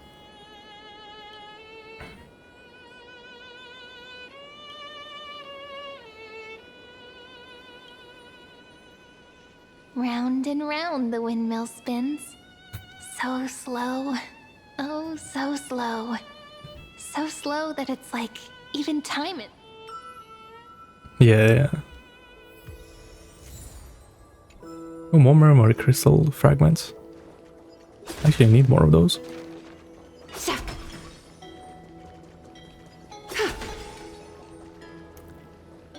Okay, so this is just a map. Wait, there's more? There's no way. Okay, no, there's not. Okay, same stuff. I mean, wait, let me try one more time. What happens now? Okay, she wants to take a break. I wonder if it's like a daily thing. A daily date with Cyrene. Until 3.5. Okay, wait, but we're not done with the story just yet. There is more. Let's look at these cards. Let's see. Start with what? The Chessmaster Monarch. Cerydra. Who would win? A young girl emerging from her sheath and showing her edge, or a tyrant who has emerged victorious from 100 battles? The black and white legions squared off on the battlefield. Golden and crimson blood converging into a coursing river. The leader herself actually dares to step forth and face peril? The tyrant charged toward the exposed gap. And Amphoreus is a lot about like girl power, I feel like. There's so many girls like raging flames that are really powerful, right? On the board, the king too is but a chess piece. If the king does not lead, against patriarchy. how would any dare to follow? She lifted the king of the crystal pieces high, as though proclaiming the ascension of a new king. Chess piece, okay? Who would win? The holy city that has stood for 1,000 years, or the foreign city-states invading from 1,000 miles away? Hollow hatred ignited the flames of war. The besieged walls of dawn tottered.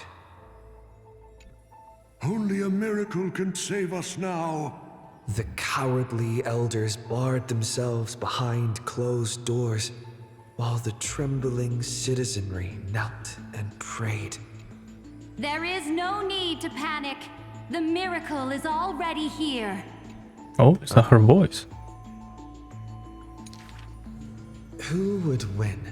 The general who saved the city, or the high and mighty with their privileged authority? The guillotine fell, severing the elder's life.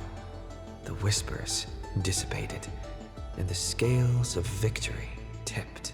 From this day forth, I shall bring justice to the holy city. The people cried out her name and knelt in reverence, but were stopped by the sound of the scepter of authority striking the ground. Do not lower your heads beneath my crown. Oh, this is what Hysilens was saying. This was the first and also the only Imperator. Why are they pronouncing it like that? It sounds so lame. The heroes bursting with ambition, or the omnipotent gods? The Imperator issued the decree! The start of the flame Imperator. Like, bro, that's... No. Perhaps drawn by the grand design to welcome the Era Nova, or perhaps convinced by that king's great renown. Righteous warriors from across the land gathered before the Imperator's throne. I feel like you should only pronounce it like that if you're like speaking in Latin. Or like a Latin language. But otherwise, just say Imperator. It sounds so much more menacing and cool. A golden city reflected in their eyes. But yeah, was it a Silas game, right?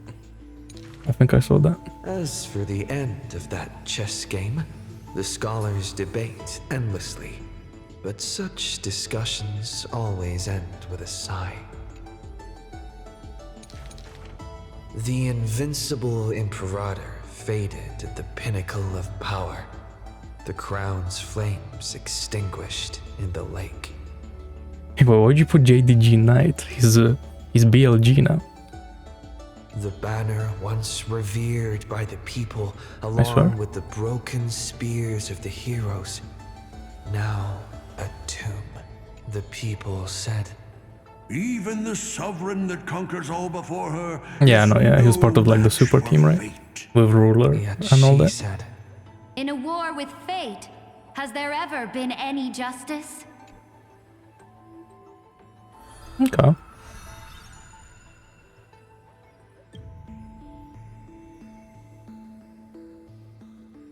So she's just the best, apparently. Okay, who's next? What are these two? Mysterious foreign guest and seismic walking dragon. Wait, before we go there, let's go to Phainon.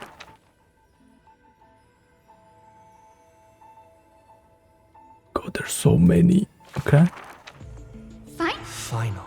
What? An eventuality for students, a test for knowledge gained. It may bring wisdom to light and illuminate efforts, but the word's more common meaning is nothing less than the end. That's quite ominous. The man pretended to be surprised and responded with a smile. Though it does dovetail with our destiny. Laughter resounds. The man walks the land, leaving footprints filled with joy. Despite the weight of the past, he can always laugh it away. Those nearby glance at each other, unsure of how to respond. Perhaps I was just born easygoing. Look at Mighty, but as long as I keep smiling, Okhema will always have an upbeat, shining young man.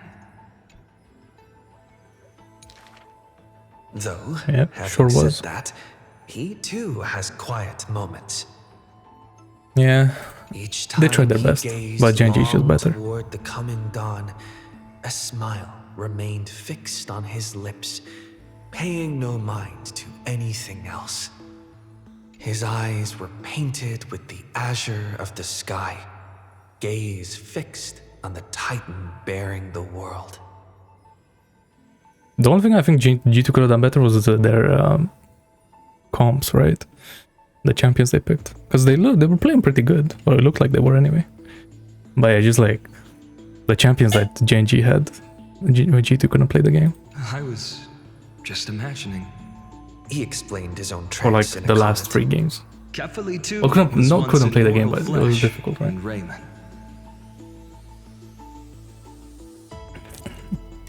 For real though.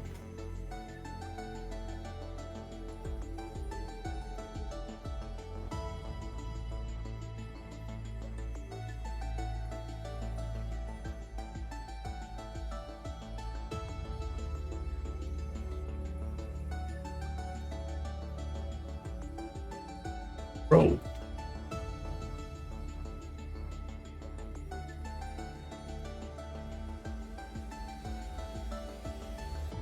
Yeah, that's a European classic, right? Maokai.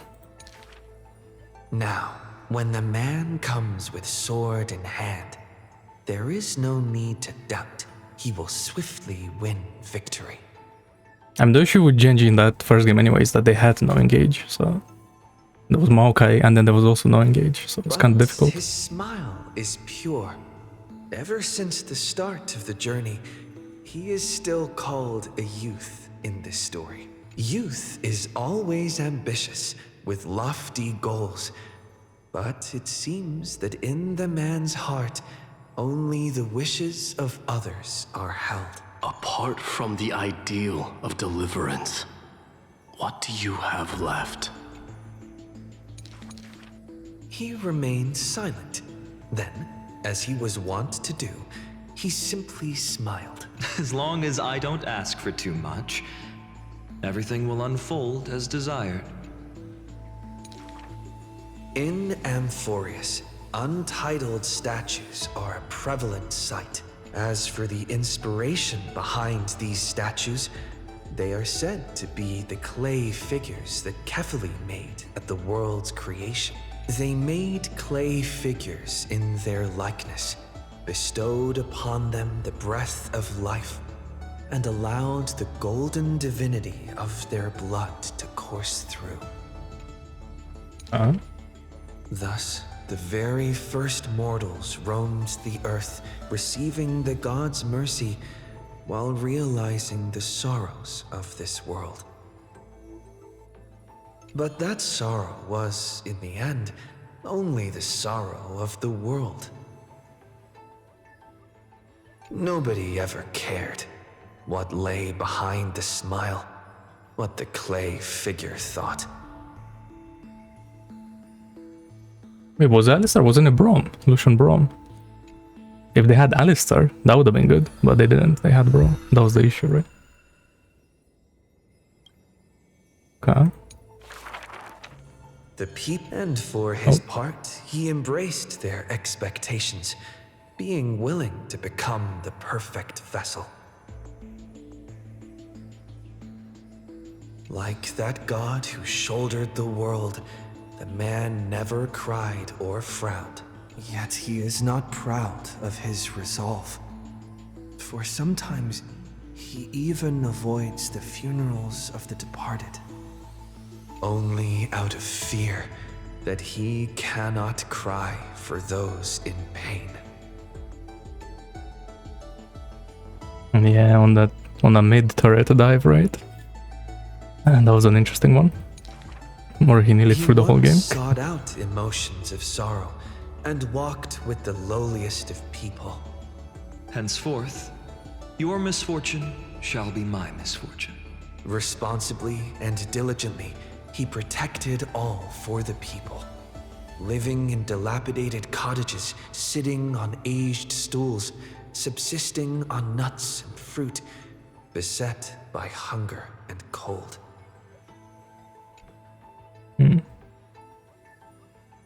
And then there was the Lee Sin on Canyon. That was GG.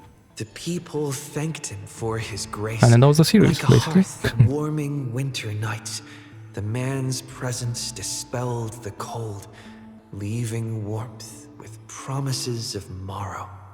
Whence does his warmth come from? None ask. The man gradually perceives his true nature, but he dares not speak. Unable to bear the turmoil in his heart, the man set off on a journey once more. Then I shall go save what I can. I mean, there's that, but G2 also had Jarvan, which is not that good against Lee Sin. He was a formidable warrior, invincible in battle. They kind of worked out for the Lee Sin, I guess. To sacrifice for fellows, he could do so with ease, giving up I thought Jarvan got bullied. without a show.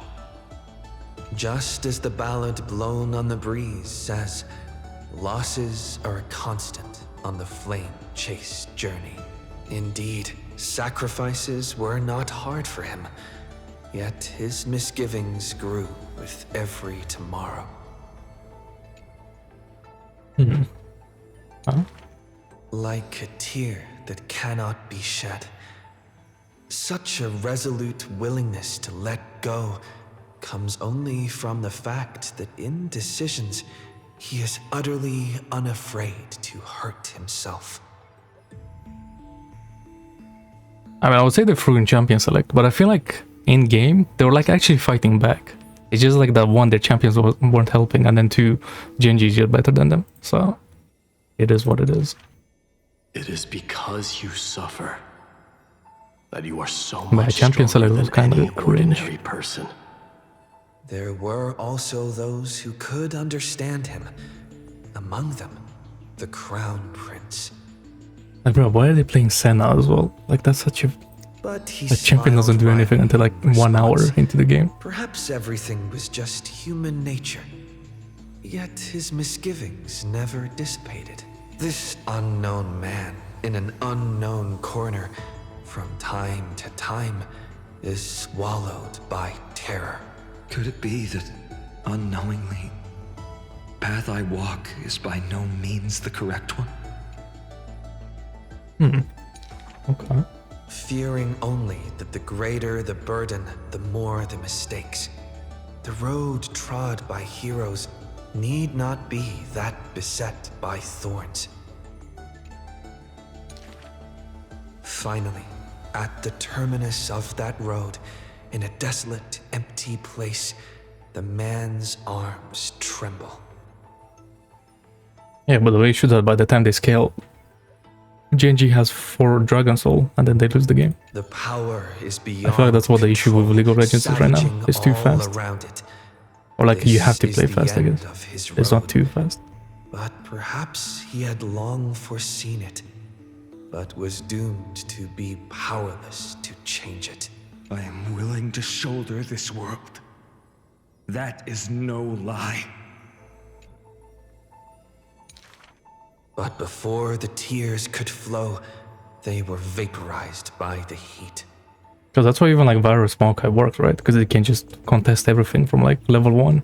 So his light blazed can't really do brighter that. than the sun. But beneath it, there was but cold destruction. The nameless hero. Castellana. He had never loved himself. Why would he love this world? Castellana.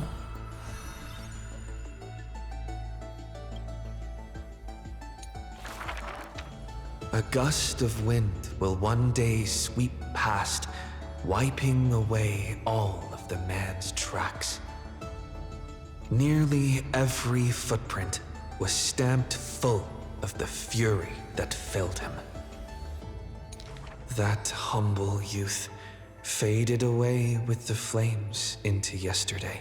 The first ray of light to pierce the long night was brought by the burning man, but the body that bore the weight of the world was forged by the fires of wrath. But I'm not gonna lie though, because they dropped that one game, and they weren't like playing perfectly like they usually are, I would say T1 or like an LPL team has a chance, low key. Imagine if T1 wins again. Rage is a crafty emotion. I saw that shit scripted. It changes its face, concealing itself within the man's life. Oh, not again, but like, you know. His friend fought blood-soaked battles. They pull off a comeback so again. Their people would need fight no longer. But every victory and battle he gained left him neither satisfied nor proud, only with the indifference of emptiness.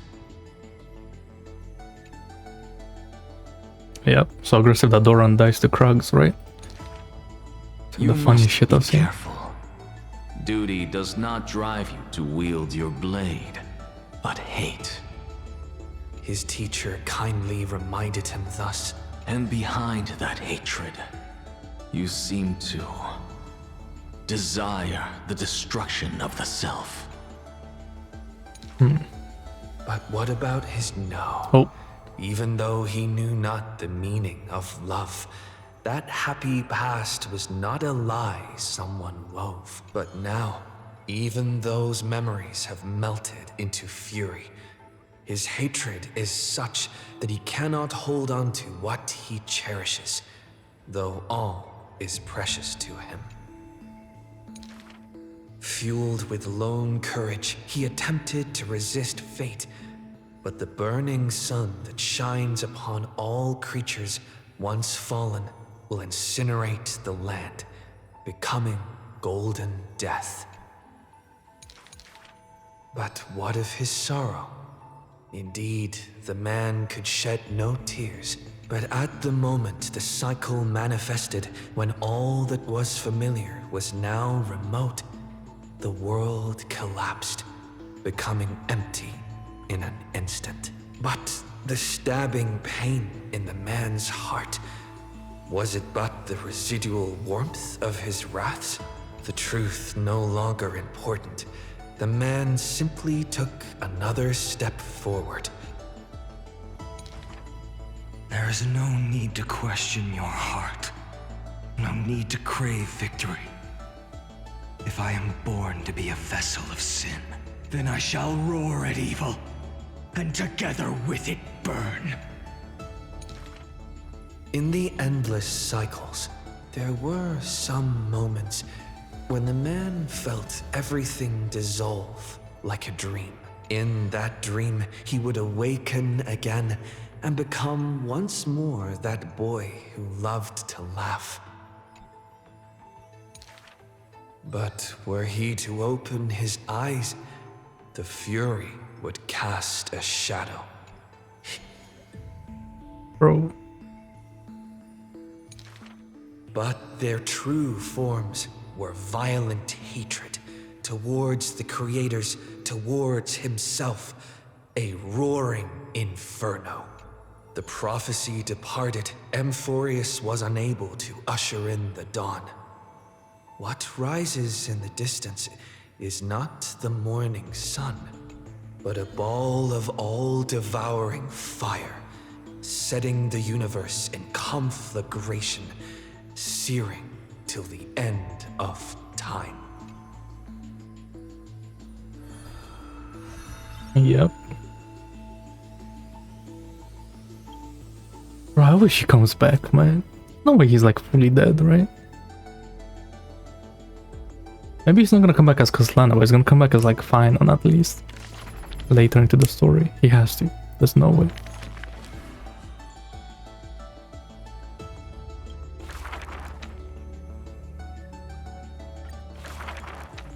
This is an age of ruin. He's probably not. The Chrysos war ignites once more, while Zagreus's taunts ripple through the city. But maybe like Nanook, you know, pulls something because he like touched him, right?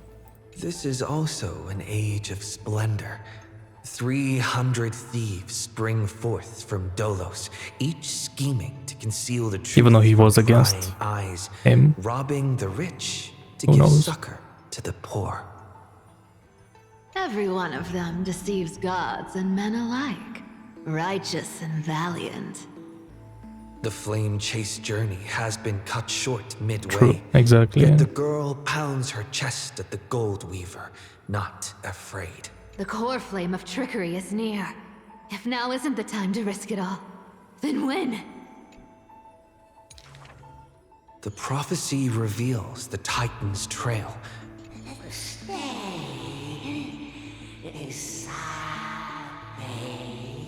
The young girl flashed a grin and walked towards the god who was pretending to smile. I once vowed to the god of thieves that I would force Trickery to reap what they have sown.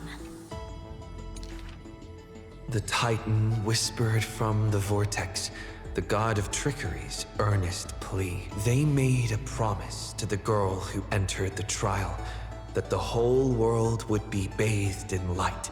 No more lies and deceit.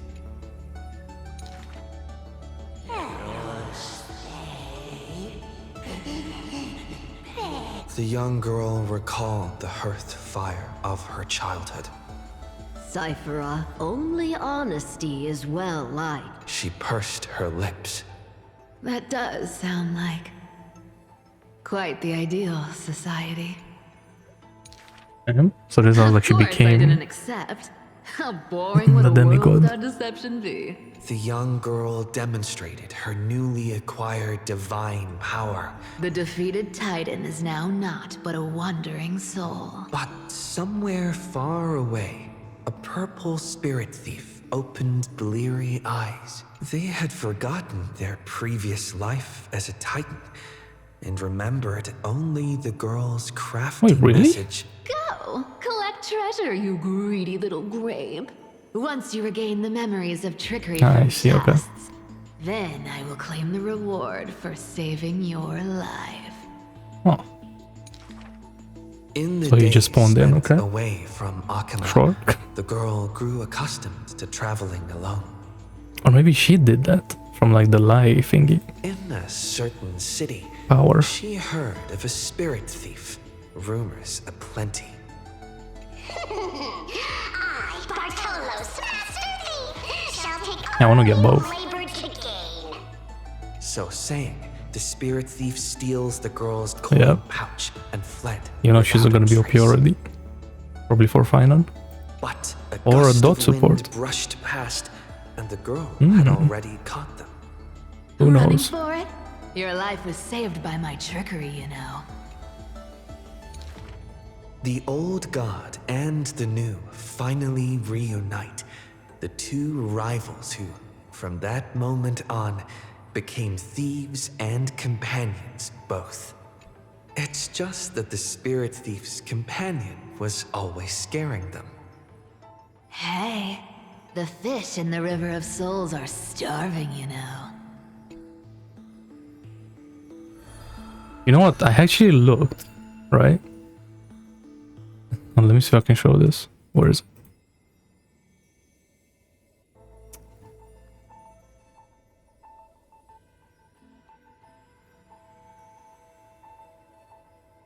And bro, she was nearly Cipher. Like, nearly 170. Well, not really, but this was a lot. This was like my most expensive character yet. Which well, then I look at this, at Aglaia. But yeah, like, it got scammed so hard, man. Yeah, like, Cipher really, like, low-key ruined everything. Reveals a few lies. The So first sad. lie is called Fellow Thieves, come on and deceive gods with me. The world has already forgotten that feast. Lies unnumbered that drowned the Day of Souls. Schemes uncounted, burning for a night of revelry.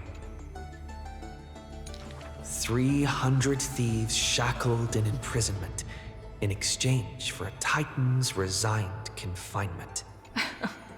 To have managed to trick the Grand Master of all tricks. I can die happy now. This was Dolos's great achievement, the deception of the gods, where even Zagreus was fooled. The second lie is called... I mean, I feel like because you do have E6 Hacker and can just play whoever you want, like it doesn't really matter. You should be able to beat any endgame. The god of trickery is now not but a wandering soul. Why did she spare the Titan's life? The young girl knew not, even after asking herself. It's like you could do something like Dotkeron with Hysilens. Was it greed for the treasure That could be they fun. promised? Or had she vaguely perceived their lonely fate? It's because you're every bit as despicable as I am. It's such a relief not having to deal with the noble. The girl dismissed and made light of herself, only forgetting trickery was once a god that supported the world. Yeah, but you have Hyacine and casters, no? You can just beat the game anyway. The third lie is called... Oh, eternal day! Endlessly illuminate the holy city. At dawn cloud, the chaplain's secrets foretold the coming of that endless night. What if my lies are more... sophisticated? Can the dawn last forever? No end in sight?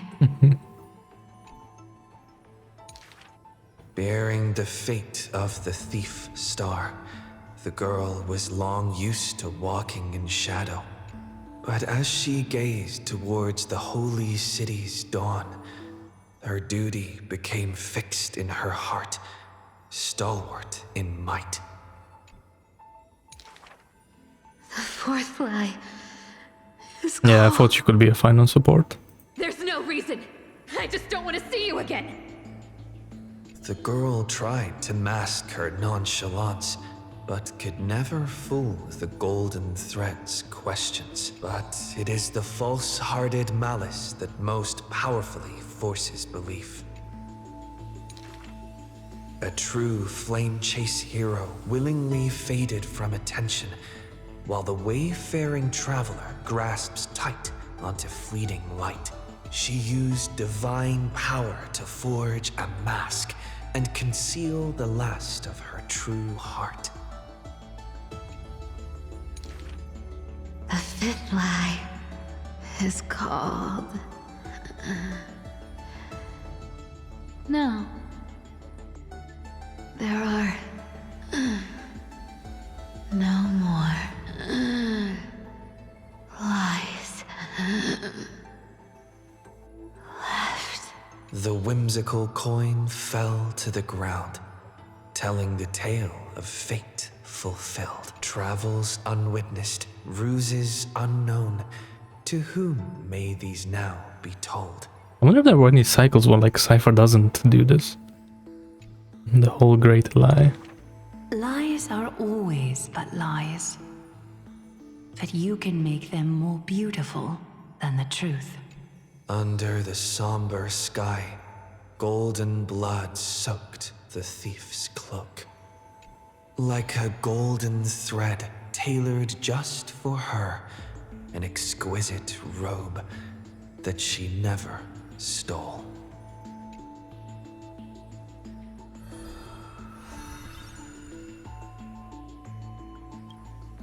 Cipher's so sad, man. What a character.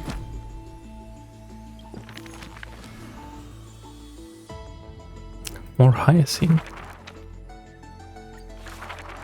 Oh? On that day, the dawn promised by the Sky Father shattered in haste as the black tide surged, breaking through the walls with relentless grace. In a quaint yet exquisite courtyard, two bitter foes meet at journey's end, their fates entwined in fate's regard. With no escape, no road behind, they trade a weary smile in kind. Together they gaze at the heavens of fire, If I can ever see the faint light again and stay alive. Then, Outlander Nemesis, you I will forgive. Not long ago, as the romantic demigod closed her eyes, the girl bottled her tears in sorrow and once more opened the dim-lit garden wide. Two figures step into the courtyard's gate. A general of Crimnos, her body torn, by vengeance bound, by fury swayed. A noble of the holy city, once wrapped in gold, now haunted by a fate betrayed. A simple injury, or so the girl believed, yet the two women met with scorn, because their children fled in love's embrace, while bloodied pasts left scars in place. A feud unbroken by countless years, a chasm carved by blood and spears. This was a sickness beyond the girl's touch. Just do your duty as a healer, girl. Family feuds are like sunlight and storm clouds. They cannot mend. Actually, they're talking about the... At last, the girl saw it clear. The courtyard's like the two... birth, days of yore, like sides of the sky, right? Whatever. Of dusk and dawn. Yeah, that's it. Dusk and dawn, yeah. Then I will make every effort to have you cast aside your difference in this faint light. Yet when their gazes met once more, the loathing within remained unswayed. The girl then spoke the tale of her skykin, of a grandmother's sacrifice, a father's flight from within, of ancestors who descended, leaving their feud behind. Their hands in hers, she held them tight, yet flames of hatred burned too bright. She did not waver or despair. She just smiled and gazed upon the sky. I will use my own fate to prove to you. The courtyard, once bright, lay steeped in night. Hanging blossoms and wind chimes all swallowed by the black tide. The general raised her spear for the noble's sake, while the noble whispered prayers for the general, gentle as a lake. If I can ever see the faint light again and stay alive. Then, Outlander Nemesis, you I will forgive. The death they awaited never came. Instead, a cascade of colors fell from the heavens, simply there, protecting them both. The sky still burned, dark and low, yet her words lingered, a gentle ember refusing to fade. I will use my own fate to prove to you. Day and night can be mended, and so can hatred be undone.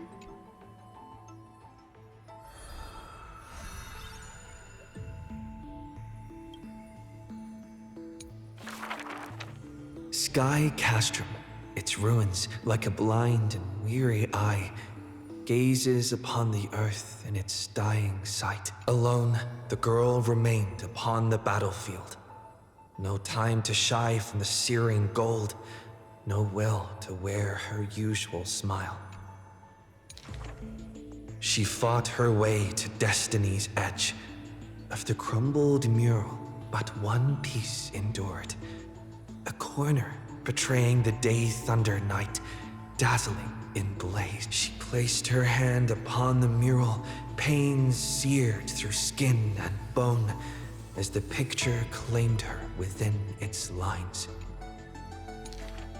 Wait, what? Nothing is mightier than the sky.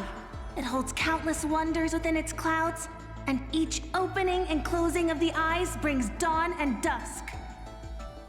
But the girl known as Hyacine recalled her father's fragile light in the dark, the journeys into lands unknown, marked by endless sunlit days and restless winds. The sky is the gentlest of all. It watches over all things with compassion, showering them with soft rain and morning light. Within the frame of that image, the one called Celiosi bore fury in her gaze, her golden blood trailing as she turned from home. Hyacine remembered her grandmother's song. She recalled her prayer to Aquila before her grandmother's journey, and how bitterness followed her to an unknown land. But the sky is so lonely too. Forever distant from the world beneath. It watches every sorrow, unable to intervene. No. Within the mural, Oh my the god. girl named Celiosi became the divine Why is that so like sensitive? gazing down without mercy, a titan passing judgment upon her own kind. But in memories deep, Hyacine heard their call, the golden threads that shielded all, the burning sun, vast and unyielding, carrying the weight of all the world had known. No, the sky must not forsake kindness. Through its boundless embrace, it carries the core flame of hope for humanity. The sky. It's so dark. So cold. In the depths of memory, the girl named Celiosi pulls her knees to her chest and trembles. Then please, come sit in my courtyard. A gentle ray of light seeped through, the celestial mural now fused anew. Once more, the land knows favor and boons. The girl who has now become the sky takes the hand of the girl who once was. I want to tell you the secret of the sky's greatness. Whenever the anguished earth looks to it, it always offers a smile in return. Wait, so we didn't kill Celiosi. She like merged with her. Oh. To show her like the kindness of humanity or whatever. Interesting. Okay.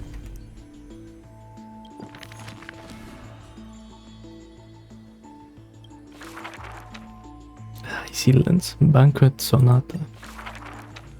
The melodious chords of music were suddenly heard. A single swordmaster had overcome the waves of enemies. The song flowed from betwixt the blades, breaking through formations as a dorsal fin cleaving the waves. When the last wicked beast finally fell, shattered into pieces amidst the sword's dance, the frost blade bore no trace of blood. So Hysilens and whatever her name was, Cerydra or something, they've been like together for a long time. The legions of heroes under my command are as vast as the sea, yet lack a formidable sword banner. The commander extended a hand, inviting the musician to join. Interesting. The swordmaster clasped the commander's hand, as though gently grasping the hilt of a keen blade. When the spray of her waves extinguished the fires of war from the holy city, a golden name was engraved upon the stone pillars. The former commander burned the crown to become king. Hysilens, brave in battle, triumphant in command. I grant you the title Dux Gladiorum. Let us all forge ahead together. During the banquet, Damn, so she's after like the battle, the weaver tailored like for what, her like strategic a splendid mastermind. dress, and the commander poured her honey brew. Her golden-blooded comrades gathered about her, chanting her new name, urging her to play that splendid music. The candlelight danced and mingled with flowing drink, yet none knew that was once a lonely melody from the deep sea. The music of revelry continued for a long time, until the whispers of conspiracies were buried in the songs. Legend holds that they who bear the weight of a pillar shall one day return to where it stands. Those who tug at the earth shall end amongst the mountains, and she would once again return to the pitch-black sea. And she would once again sing her music alone. The bountiful ocean, with the banquets of bygone days, stir as futile bubbles at the bottom of a glass. Many years later, the song once played by that swordmaster was played by future generations in the Holy City. The people knew the demigod of the seas was still a noble captain. She possessed peerless swordsmanship and a song that is passed down through the ages. It was just that she had long since vanished. Guests at the banquet sometimes spoke of her. Hysilens, melody of the waves, bless our night that we may drink deep and dance till dawn.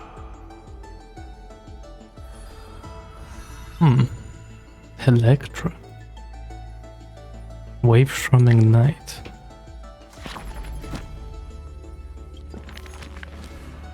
Okay, now these other two. Mysterious foreign guests. What the fuck is this guy? The gates of the Temple of the Three Fates gently opened on the day of prayer, and the crowd crouched, whispering like the tide. The priests of Janus listened to the prophecies. The unwavering axis of the scales of Talantin maintains balance, and only Oronyx remains silent. Oh, about Oronyx. Mother, See. teach me how to answer prayers. The Titan tasked with time is as perplexed as a child. Don't be scared. Please don't be afraid. A familiar voice. A familiar voice. Okay. Listen carefully. The future they want is in the past. Like the first light of the morning star.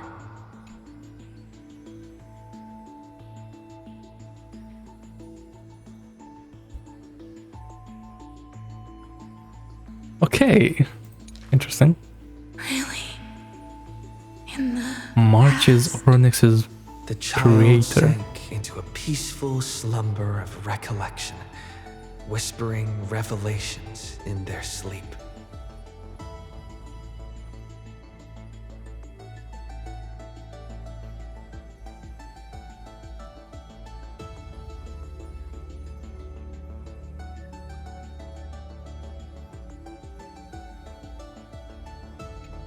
Until the masses crying out amidst the flames of war were swept away by the sounds of sharp swords locking, the fires of ambition incinerating the law. Mother, usurper, assassinate the divine body. Don't be scared. Please don't be afraid. An unfamiliar voice rings out. Go to sleep. The ending they want is yet to be born. Like the warm glow of the setting sun. Cyrene? Well, it says an unfamiliar voice. Maybe we don't know what that is. Interesting. Like another remembrance person? Really? That wants to go against March? Not here yet. The child continues to sleep, waiting for the next waking dream. And when they opened their eyes, two of the three fates who once received offerings had already faded from the pages of history. Mother, I'm already all alone. Don't be scared. Please don't be afraid. Just wait. The stars that illuminate the night will visit in the end. Like gentle March on someone moonlight. else. Okay. Moonlight. The gates of the Temple of the Three Fates now closed tight. Within the inescapable dreamscape, the flower stems nourished by the black tide serve as a swaddling embrace. Mother, help me leave this place. But this time, they didn't receive a response. Only long years of yearning and pain. Interesting. Like the silence of the Evernight. Well, that's when March lost her memories. Days and nights passed, the years turned. Dust covers the glory of the past. The priests have forgotten this titan. Waiting. Hate waiting. They watched over the slumbering sprite, gazing at the dull mirror. But a fleeting mirage flickers in the mirror. The shining stars and the lights of the home. And a strange yet familiar voice. Wake up! Our familiar old friends have already arrived. Like the newborn dawn. Okay. 3.5 is gonna go crazy. And Amphoreus is actually a good story, eh? Who would have known? Well, okay, who's this guy? Oh, he's the Earth Titan, right? Sweet dreams had smothered the giant dragon's eyes and ears, and as they slept, the 100 eyes of Aquila had already opened, yet Georios remained weighty and silent. Layer upon layer of peaks enveloped the dragon. The giant dragons spent their childhood in darkness. From the moment their bleary eyes blinked open from haze of slumber, they hungered to feast on crude iron. Until one day, they raised their head and with a low, guttural voice, pleaded to glimpse light.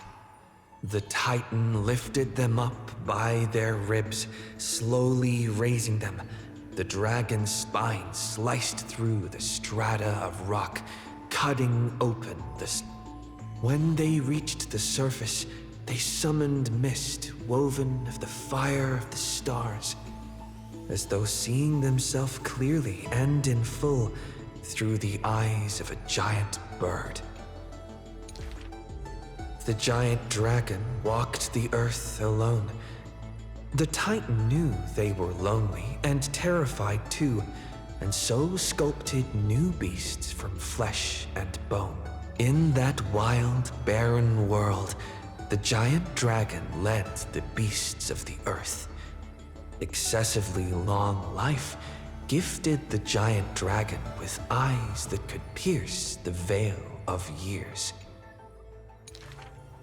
They witnessed the separation of day and night, as well as the entanglement of reason and romance, and even Kephili did not neglect to share with them a chalice of golden blood. The ocean teased, saying, even should the earth sink utterly, they would not rot. Ever since they opened their eyes, and thusly, that mesmerizing dream that occasionally burst forth at night etched a trace on their memory. The gods they were familiar with were in this dream, and they were as immense and imposing as ever, yet had lost their freedom. Just what manner of magnificent pathstrider could imprison the Titans as mere reflections? Oh, the giant dragon dreamed also of their own path, that great breath from the heavens, or perhaps from beyond even the heavens. They dreamed of silver shards amongst the stars, reflecting the form of another giant dragon. That great cerulean dragon approached Amphoreus, the distant whispers roiling, becoming a roar engraved in the earth. They recognized the meaning in that low roar. Its name, Permanence.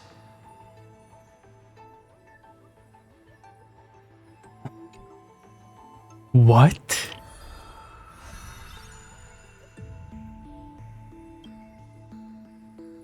Okay, so I feel like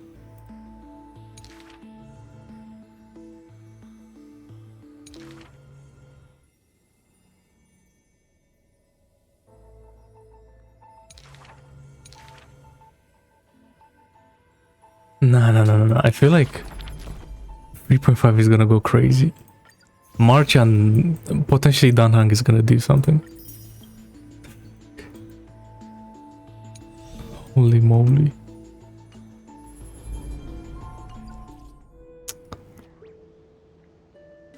Alright. Well, that was sick. Oh my god.